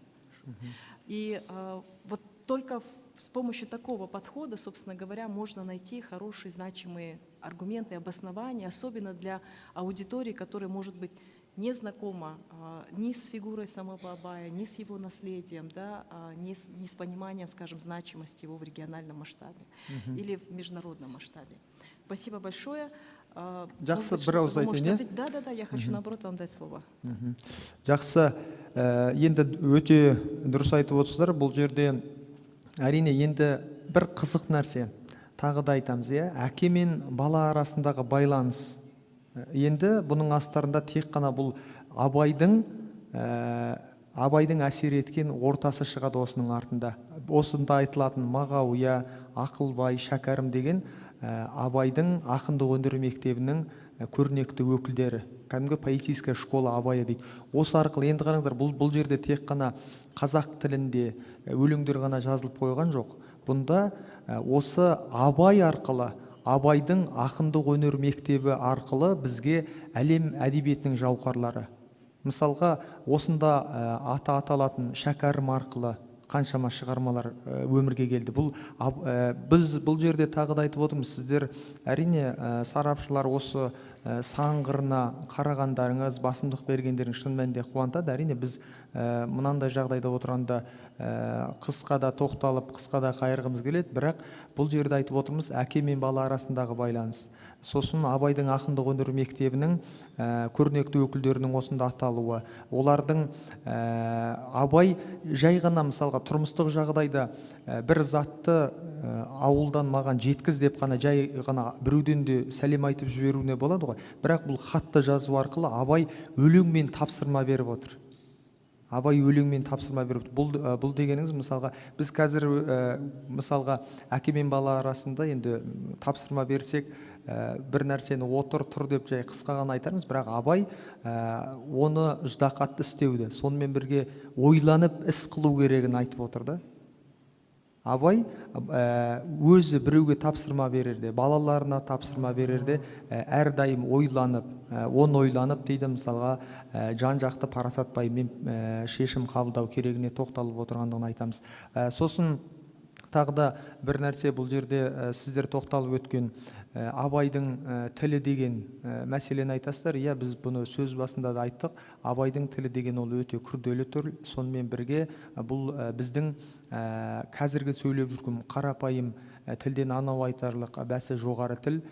Бұл жерде біз енді барлығын үлкен анау айтарлық бір пафоспен ұсынып отырған жоқпыз. Бұл жерде осы Абайдың бір ғана хаты арқылы бүкіл бір елдің қазақ даласындағы жазба мәдениетінің, қолжазба мәдениетінің осы кезеңдерден қалыптасқанын да біз әйгілеп соны дәлелдегіміз келеді. Спасибо большое. Давайте поаплодируем. Я думаю, что мы, в принципе, охватили, да, основные аспекты, которые связаны с этим документом, с которым, наверное, вы будете продолжать, да, работу. И сейчас, чтобы не терять времени, я хочу передать слово нашему следующему выступающему, господину Жолдасову Аяну Темирбекулы, который является заведующим Центральной научной библиотекой Колым-Ордасы. Документ, который представлен сегодня к нашему вниманию, письмо Абылайхана генерал-губернатору Сибирского военного корпуса Шпрингеру, написано между 1765 и 1767 годами. Пожалуйста, господин Жолдасов, микрофон ваш. Көп рахмет, құрметті әріптестер. Әлгінде айттық, біз жалпы ЮНЕСКО-ның, яғни әлем жады бағдарламасына осы ғылым ордасының республикалық мемлекеттік кәсіпорны орталық ғылыми кітапханасына ұсынылатын біздегі Абылай ханның 1765-1767 жылы Сібір генерал-губернаторына жазған хатын ұсынып отырмыз. Яғни Абылай хан туралы баршаңыз білесіздер, дегенмен біздің шетелдік қонақтарымыз толығырақ білмейді ғой. Қысқа нұсқа сол туралы Абылай хан кім, азан шақырып қойған Әбілмансұр екенін білесіздер. Соған тоқталып кетсем, Абылай хан, яғни 1771-1781 жылдар аралығында билік құрған қазақ хандығының 18-ші ханы болып табылады.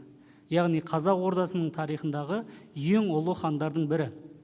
Оның арғы тегі Ақ Орданың негізін қалаған Орда Ежен ханнан бастау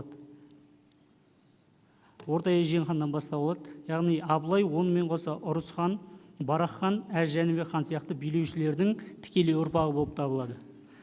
осы жерде Абылай көреген саяси қайраткер, ел басқаруда дипломатиялық жолдарды тиімді пайдаланған. Яғни қазақ халқының тұтастығын сақтау мақсатында ол Шың империясымен де қарым-қатынасын суытпай, Ресей мен Қытай империяларымен өзара қайшылықтарды қазақ хандығы мүддесіне пайдаланып отырған. Шығыс Түркістандағы қазақ жерлерін сақтауға, елдің дербестігін толық қалпына келтіруге барынша күш салған.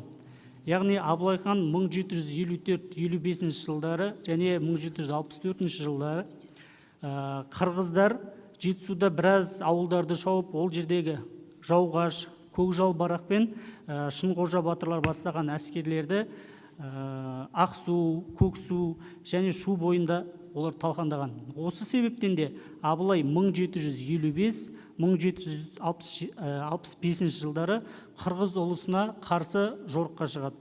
Яғни Іленің сол жағасын Шу бойын тазартады. Қазақ пен қырғыздың Нарынқолдан Қордайға тартылған күні бүгінге дейінгі сақталып отырған шекарасын анықтаған болатын. Яғни оның әрбір іс-әрекеті қазақ халқының бүтіндігін, елі мен жерінің тұтастығын сақтауға бағытталған. Осы орайда Абылай хан Арыс өзенінің жағасындағы қайтыс болады. Сүйегі қазіргі Түркістан қаласындағы Қожа Ахмет Яссауи кесенесінің ішінде Қабырхана мен Ақсарай арасындағы дәлізде жерленген. Абылай хан есімі біздің өздеріңіз жақсы білесіздер, тәуелсіздіктің символында жауынгерлік ұранға айналған. Енді сіздердің назарларыңызға қазір ұсынып отырған біздегі орталық ғылыми кітапханасынан 1765-1767 жылдары Абылай ханның Сібір генерал-губернаторына жазған хатының түпнұсқа суреті қарасаңыздар болады. Осы түпнұсқа бізде қолжазба сақтаулы түпнұсқасы. Енді осыған тоқталып, дәлірек тәпсірлеп айтатын болсақ, яғни ғылым ордасында, Республикалық мемлекеттік кітапханасы біздің орталық ғылыми кітапханасында құнды деректі ескерткіштердің бірі, яғни 1765 жылы осы Абылай ханның Сібір генерал-губернаторына жазған хаты болып табылады. Яғни бұл 1991 жылы Абылай ханның 280 жылдығына орай ғылыми ізденістер нәтижесінде Абылай ханның хаты сирек қолжазбалар қорынан табылады. Яғни хаттың мазмұны белгісіз болғандықтан, бұнда Абылай ханның ұрпағы белгілі сәулетші Шотаман Ыдырысұлы Уәлихан, яғни қолжазба танушы біздегі Мақсұт Шафиғиға оқытып, мұның фото көшірмесін жариялаған. Яғни бұл жерде қолжазбаны оқып, зерттеу нәтижесінде бұл хаттың мағынасы 18 ғасырдағы қазақ-қырғыз арасындағы қақтығыс туралы деп мәлімдеме жасаған. Яғни 18 ғасырға тән. Енді сіздердің назарларыңызға ұсынатын болсам, бұл жерде Мақсұт Шафиғидің транскрипциясы қалай аударған барлығы түпнұсқа жөнінде сіздерге көрсетіп жатырмыз. Бұның мағынасы сіздерге уақыттарыңызды алып қазір оқып отырмаймын. Және Орынбай Бекжанның аударған нұсқасы да бар, бізде қалай жеткізгендігі жөнінде. Енді бұл хатта не сөз болады? Бұл хатта сөз болып отырған оқиға, яғни Қоқан билеушісі Ирданабек басқарып келген қырғыздар мен қазақтардың қақтығысы. Яғни хат 1765 жылы жазылған. Қазақ-қырғыз қақтығысы қыркүйек айында басталса, бұл хат қақтығыстардан 2 айдан кейінгі жергілікті халықтың жағдайын хабарлайды. Яғни осы айтылған қазақ-қырғыз қақтығыстары екі елдің тарихындағы ірі қанды қақтығыс ретінде белгілі. Бұл жерде жалпы қазақ ауыз әдебиетінде қазақ-қырғыз қарым-қатынастарының ауыр кезеңдеріне арналған шығармалар, дастандар бар. Яғни соның бірі Қабанбай дастаны болып табылады. Аталған қақтығыстар кейбір құжаттарда бізде нақты айтқан кезде 1764 жылы 24 қазан күні басталған деген деректерде айтылады.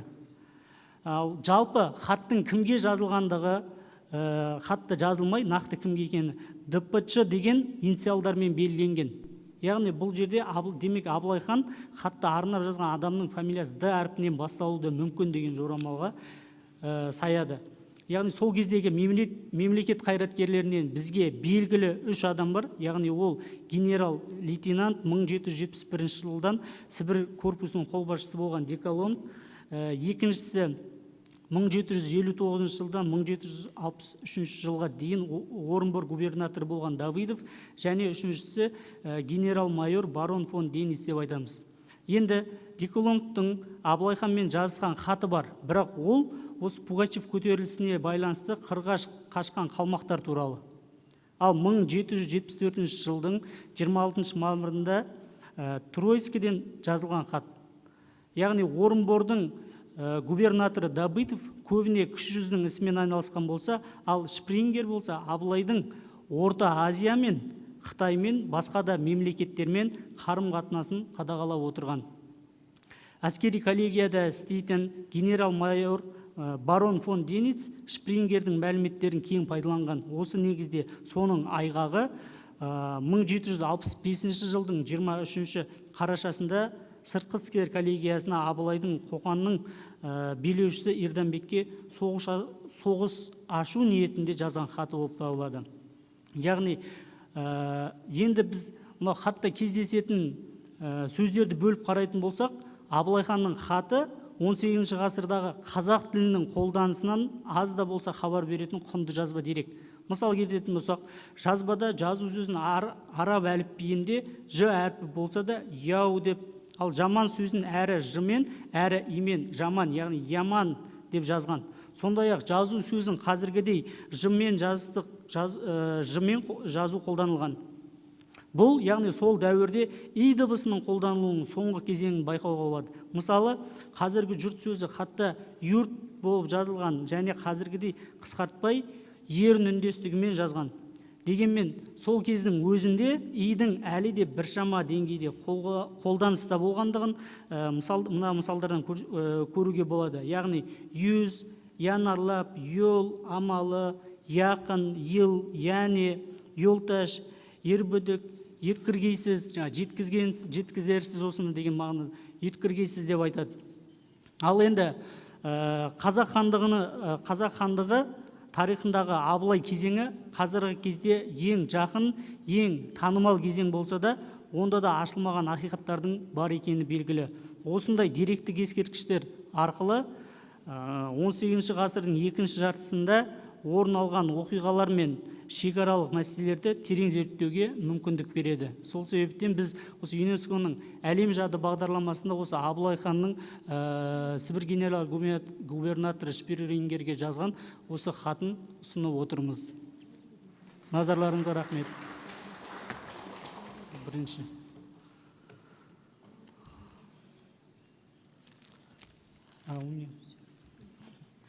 Спасибо большое. Вопросы, комментарии со стороны экспертов, если есть. У меня просто один вопрос на уточнение. Вот даты, указанные в названии, да, письма датируются 1765-67 годом. Далее в тексте у вас звучит, что письмо написано в 765 году, да? То есть почему вы ставите разрыв практически в 3 года, да? Ага. Можно вот здесь уточнить, потому что, ну, означает ли это, что письмо писалось так долго или почему? Жоқ, біздегі бұл қазір бір минут. Өте орынды сұрағыңызға рахмет. Бұл жерде неге 65, неге 67 дегенге тоқталатын болсақ, зерттеулердің нәтижесінде бізде ғылыми зерттеу қолжазбаны енгізген кезде сол аралықтағы сол 1765 пен 1767 жылдың аралығын қамтығандықтан сол 2 жылды қосып бірге жазамыз ғой.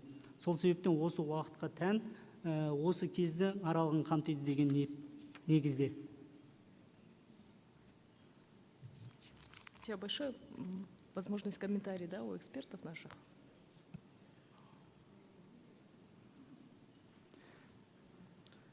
Машқа жүзікті көрсету керек негізі. Себебі кітап па? Неге қанша жасалды? Жоқ бар ғой. Екеуі де бар, екі презентацияда жібердім. I think we're still asking the same questions.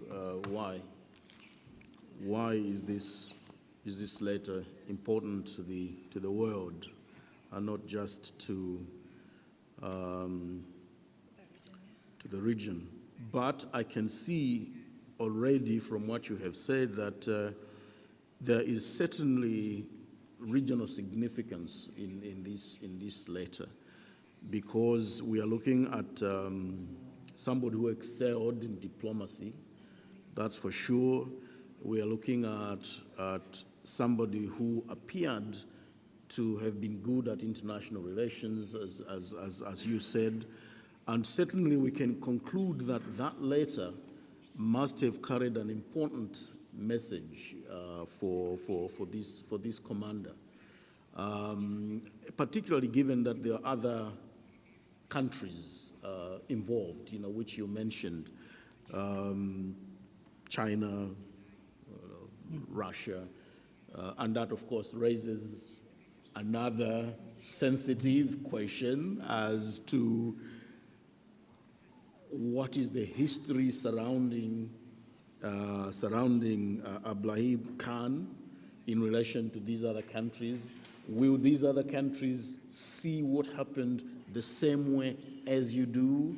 And therefore, is there a need to consult informally somehow among the historians to have a synchronized view of what happened? So that's important for me, because already it indicates that there might be some room for contestation. You can be sure of that. So it seems to me that this is a promising nomination. I'm particularly excited about what appears to be this mysterious letter. Although you focused more on the language use of the letter, I'm more interested in the meaning. What was the message? Is this message reflecting the stature of this man, as an elder, a statesman at the time? What does it say about that? And could this be referred to in other literature, in the study of international relations, for example, in the study of diplomacy? Is there any other diplomat that may have studied the tactics of this man and reproduced them, in their own career? It is for you to research that, to help us understand. So I see there appears to already to be seeds for regional significance, and yes, I would argue that already from what you have said, I can see something of international significance, but it should be proven. You should demonstrate it. But it seems interesting to me.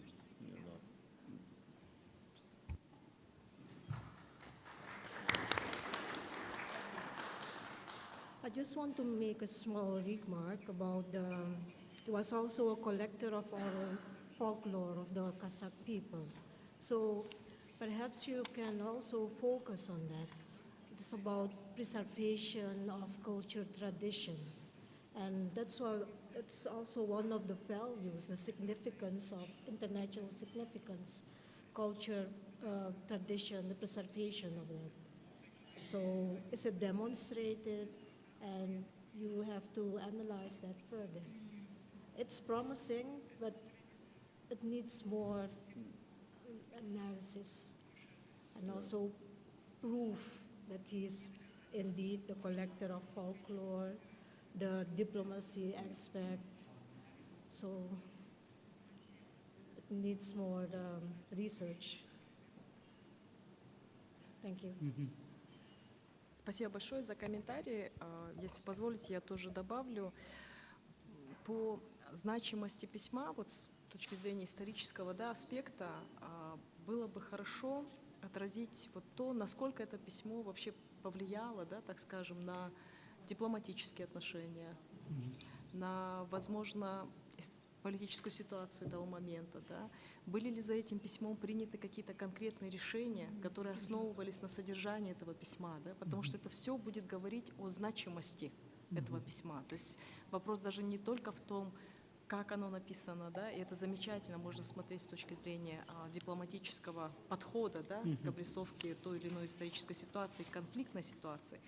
Но еще интересно посмотреть на последствия этого письма, каким образом оно отразилось, собственно говоря, на казахском и кыргызском народе, да, что произошло дальше, потому что именно это будет отражать историческую значимость этого документа. То есть не только факт написания, да, но и то, какие последствия оно вызвало. Да? Потому что отсюда вы можете строить свой аргумент, что в силу именно этого письма были приняты такие-то решения, да?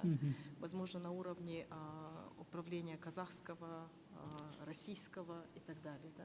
То есть это вот как раз то, что обуславливает вот этот большой исторический контекст, позволяющий говорить о эффекте или значимости самого письма Абулай-хана. Спасибо большое. Я думаю, что мы, в принципе, охватили, да, вот, основные аспекты. И если позволите, я подведу небольшие итоги, да, этой нашей с вами сессии. Мы увидели с вами 3 интересных документа, у каждого из которых есть свой потенциал, да, так скажем, для разного уровня значимости, начиная от национальной, через региональную, поднимаясь до международного значения. И если вы обратили внимание, мы практически поднимали одни и те же вопросы. Да? Вопросы касались того, как мы обосновываем значимость. И несколько было предложено интересных, да, таких возможностей к обоснованию через уникальность документа, его формы, стиля, через значение, через сравнительный анализ, но самое главное, через интересную историю, да, которая раскрывает этот документ. Да, это тоже один такой хороший подход на самом деле. Самый важный принцип, которого придерживается программа, это то, что все аргументы должны основываться на фактах, которые можно подтвердить. Да. То есть мы не пытаемся мифологизировать историю. К сожалению, проектов по мифологизации истории очень много, в том числе и в настоящее время. Да?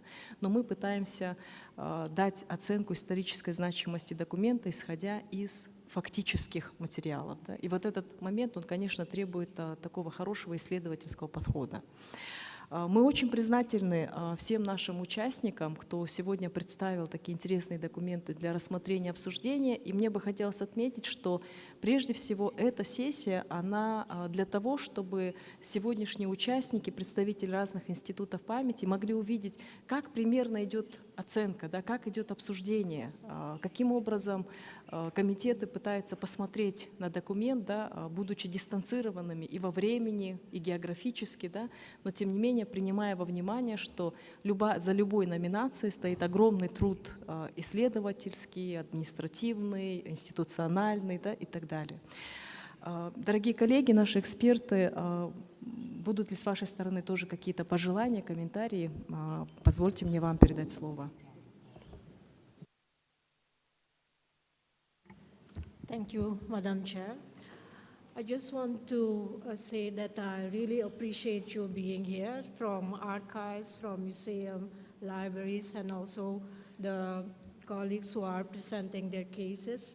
These are really interesting cases, unique cases, but you need to focus on certain aspects we just mentioned.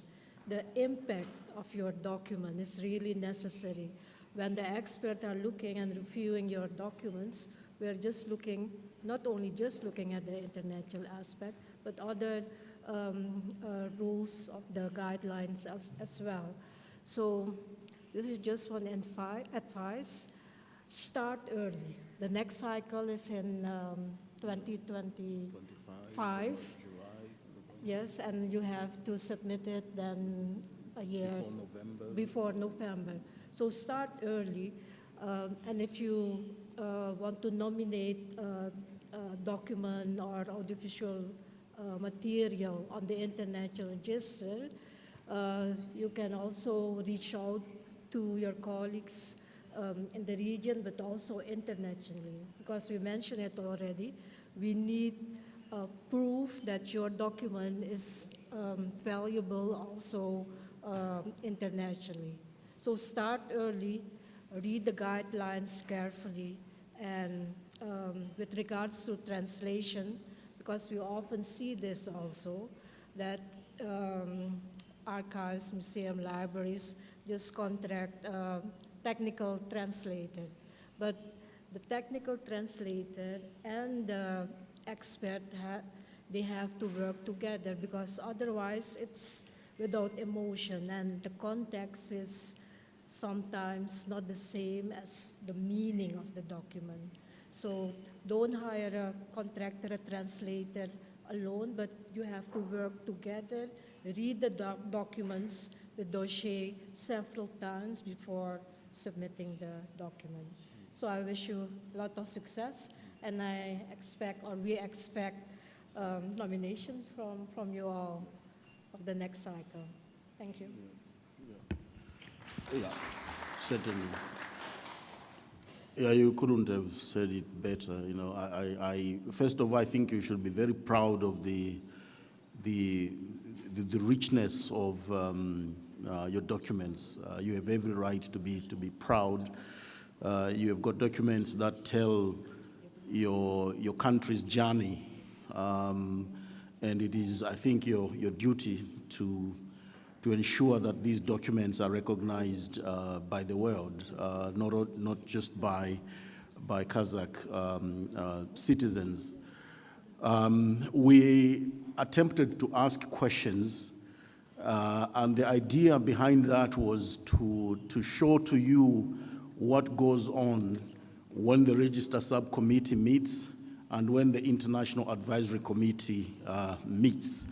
They ask very tough questions of all the nominations that they receive, and they have the benefit of research. They don't just ask questions. They ask questions because in some cases they have consulted with your national experts. You must remember that the nomination form has got a section which asks you to name some of the stakeholders that you have consulted.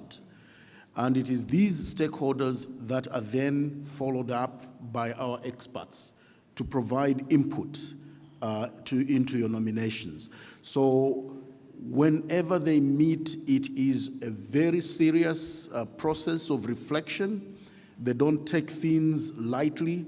They ask the toughest questions, and you should anticipate those tough questions so that when you do your research, you can cover your bases in all ways. This is what we attempted to do this afternoon. And there is no better preparation than being asked the toughest of questions. It is what happens in a court of law. It is what happens even when you are defending your own doctoral dissertation. You've got professors that will dress you down to show to you that you haven't done sufficient research. You need to do much more.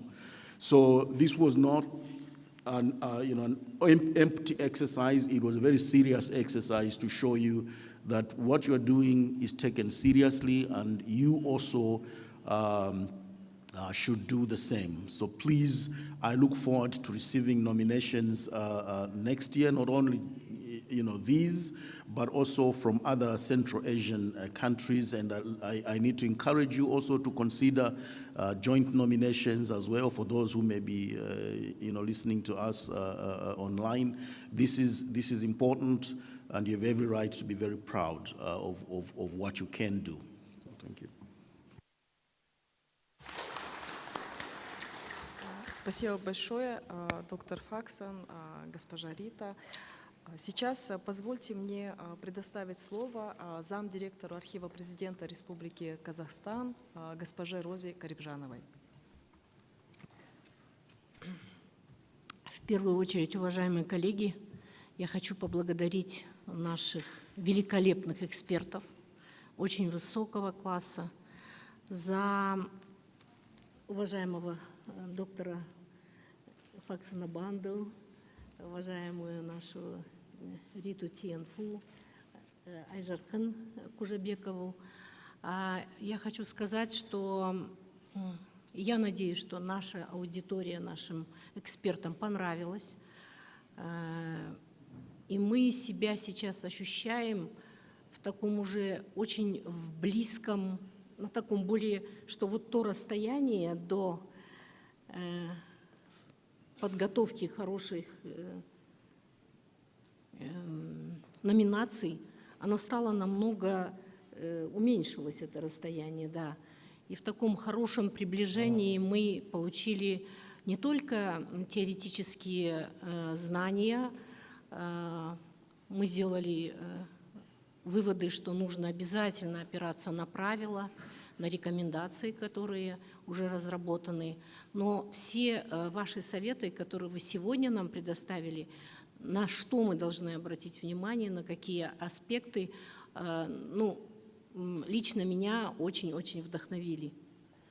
Поэтому я думаю, что здесь у нас находятся руководители архивов, находятся руководители и специалисты наших библиотек, наши руководители музеев, музейные специалисты, музейные работники.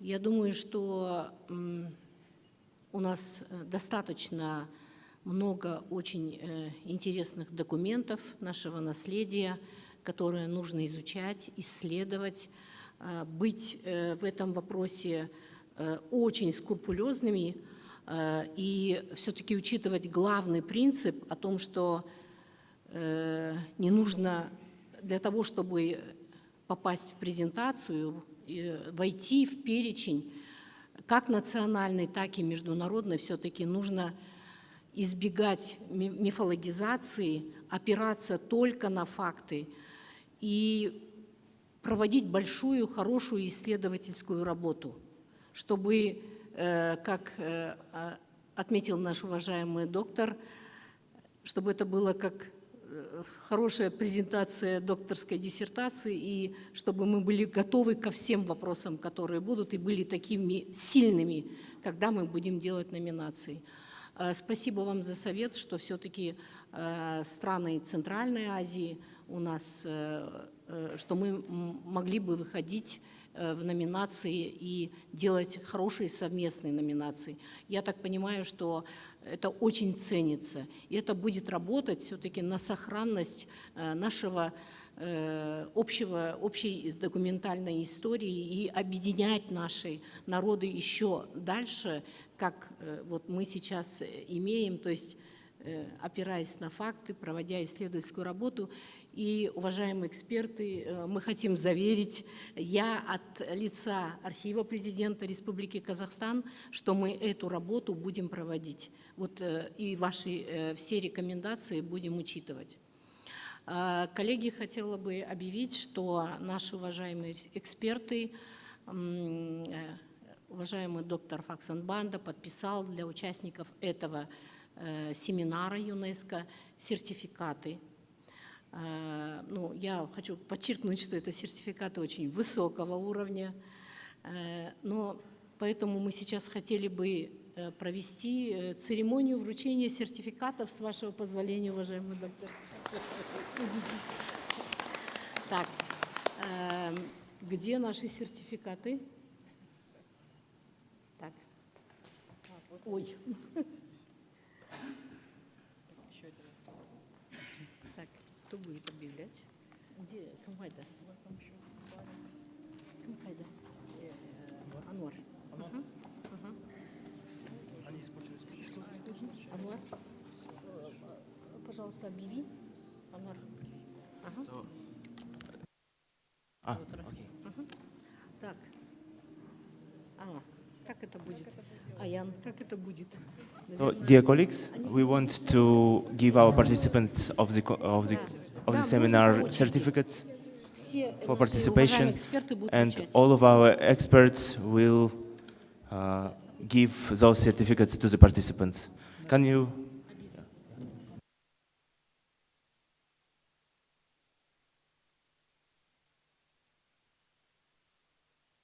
The certificate of training presented to Amanbayeva AM.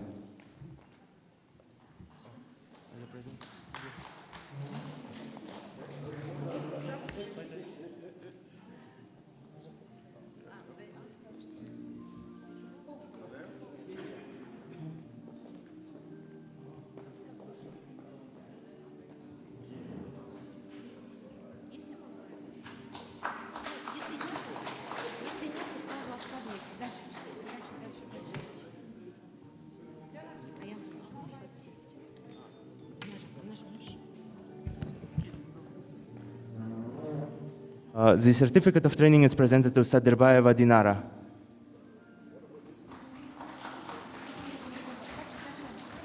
Чагатаева Айжан. Кастуганова Айнур. Мошатова Раушан.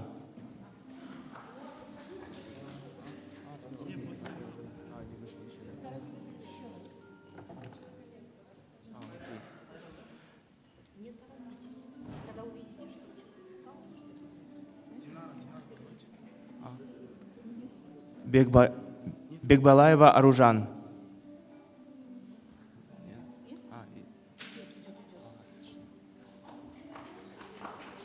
Дакенова Гульзада.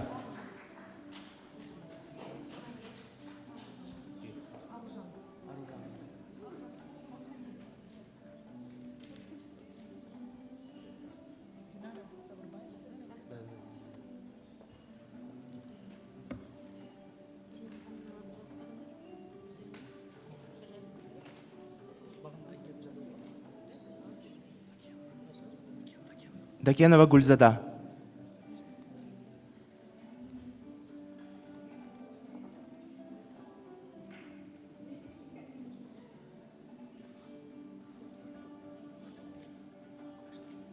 Бегымтаев Шингис.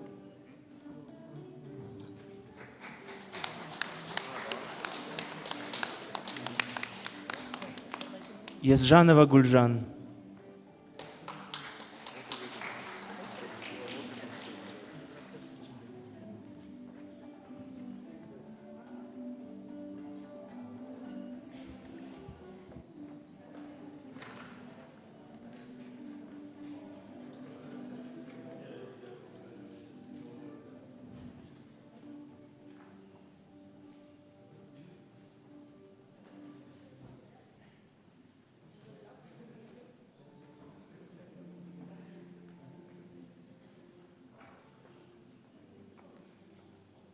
Тойлыбаева Асель.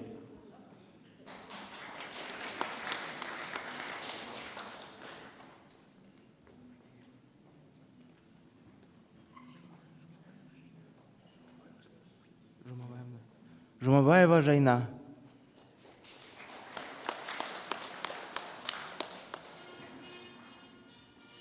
Банамбекова Алтынай. Серикан Малика.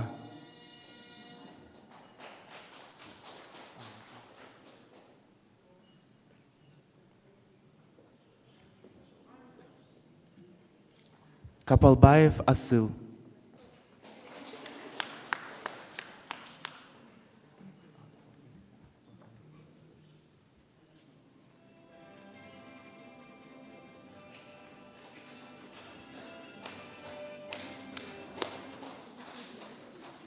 Жолдасов Аян.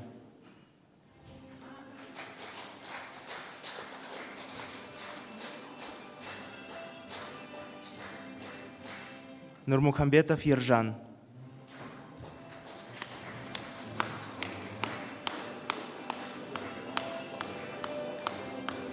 Мурасылов Айкын.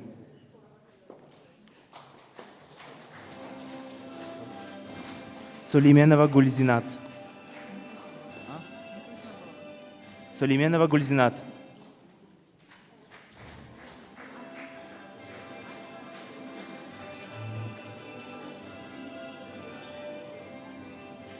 Карибенова Айгерим.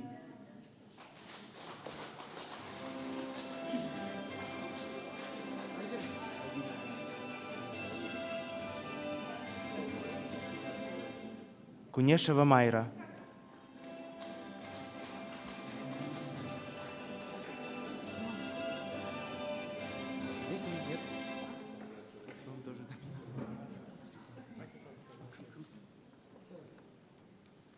Тулешева Бадиша.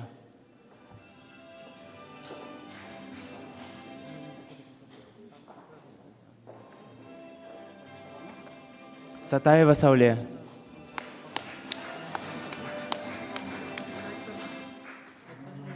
Сапаров Абай.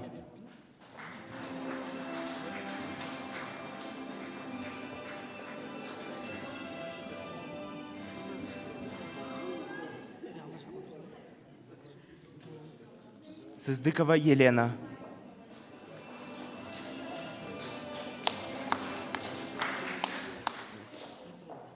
Абикова Гульшат.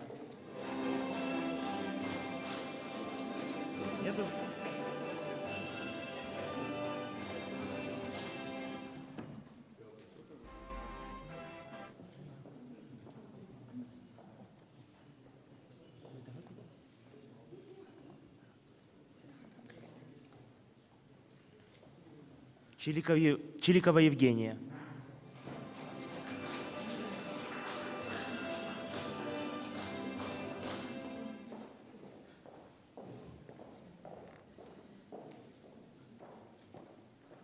Кайрулина Гаухар.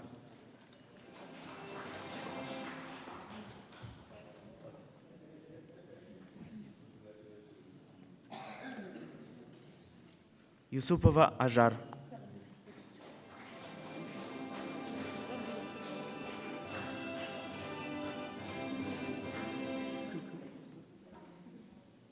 Кангужиева Роза.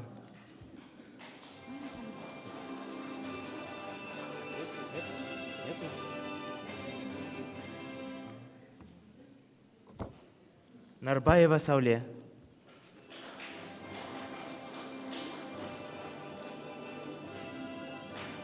Ботанова Жанар.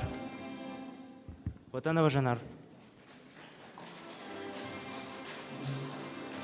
Кабибулаева Айнур.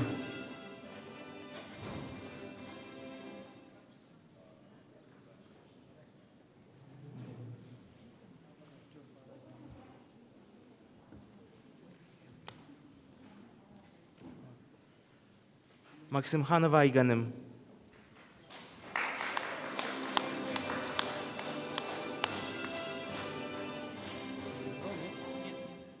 Актаева Куляуша.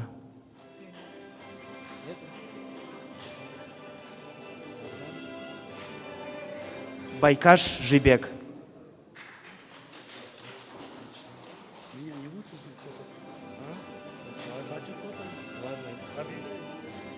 Маканбаев Талгат.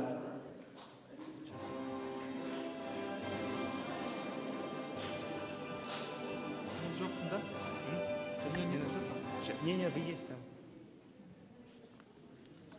Мукажанова Гульнар.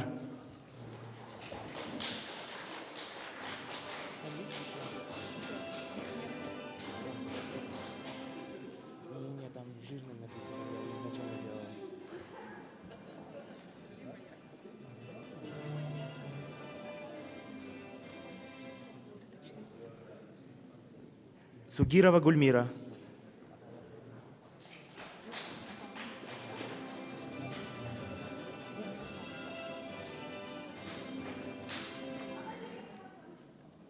Баимбетова Айман.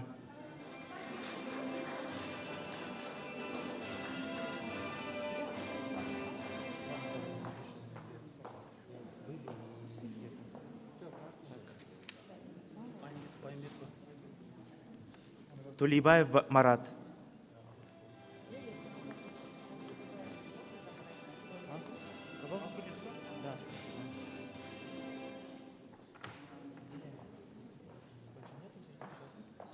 Амангельдиева Айдар.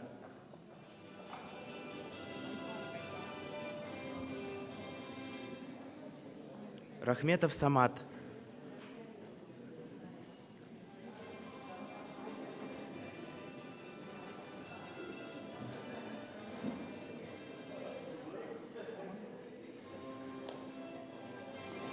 Бостынец Елена.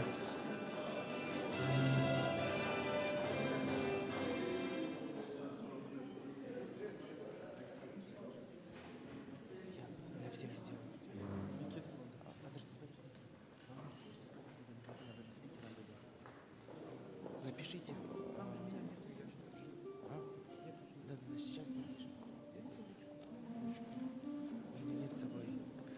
Селянина Елена.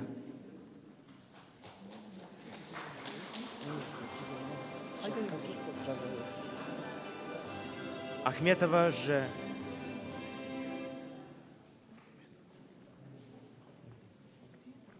Амангельдиева Айдар.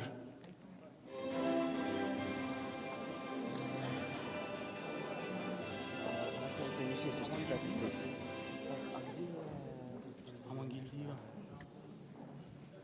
Руслан ТД, Измаилова ГА.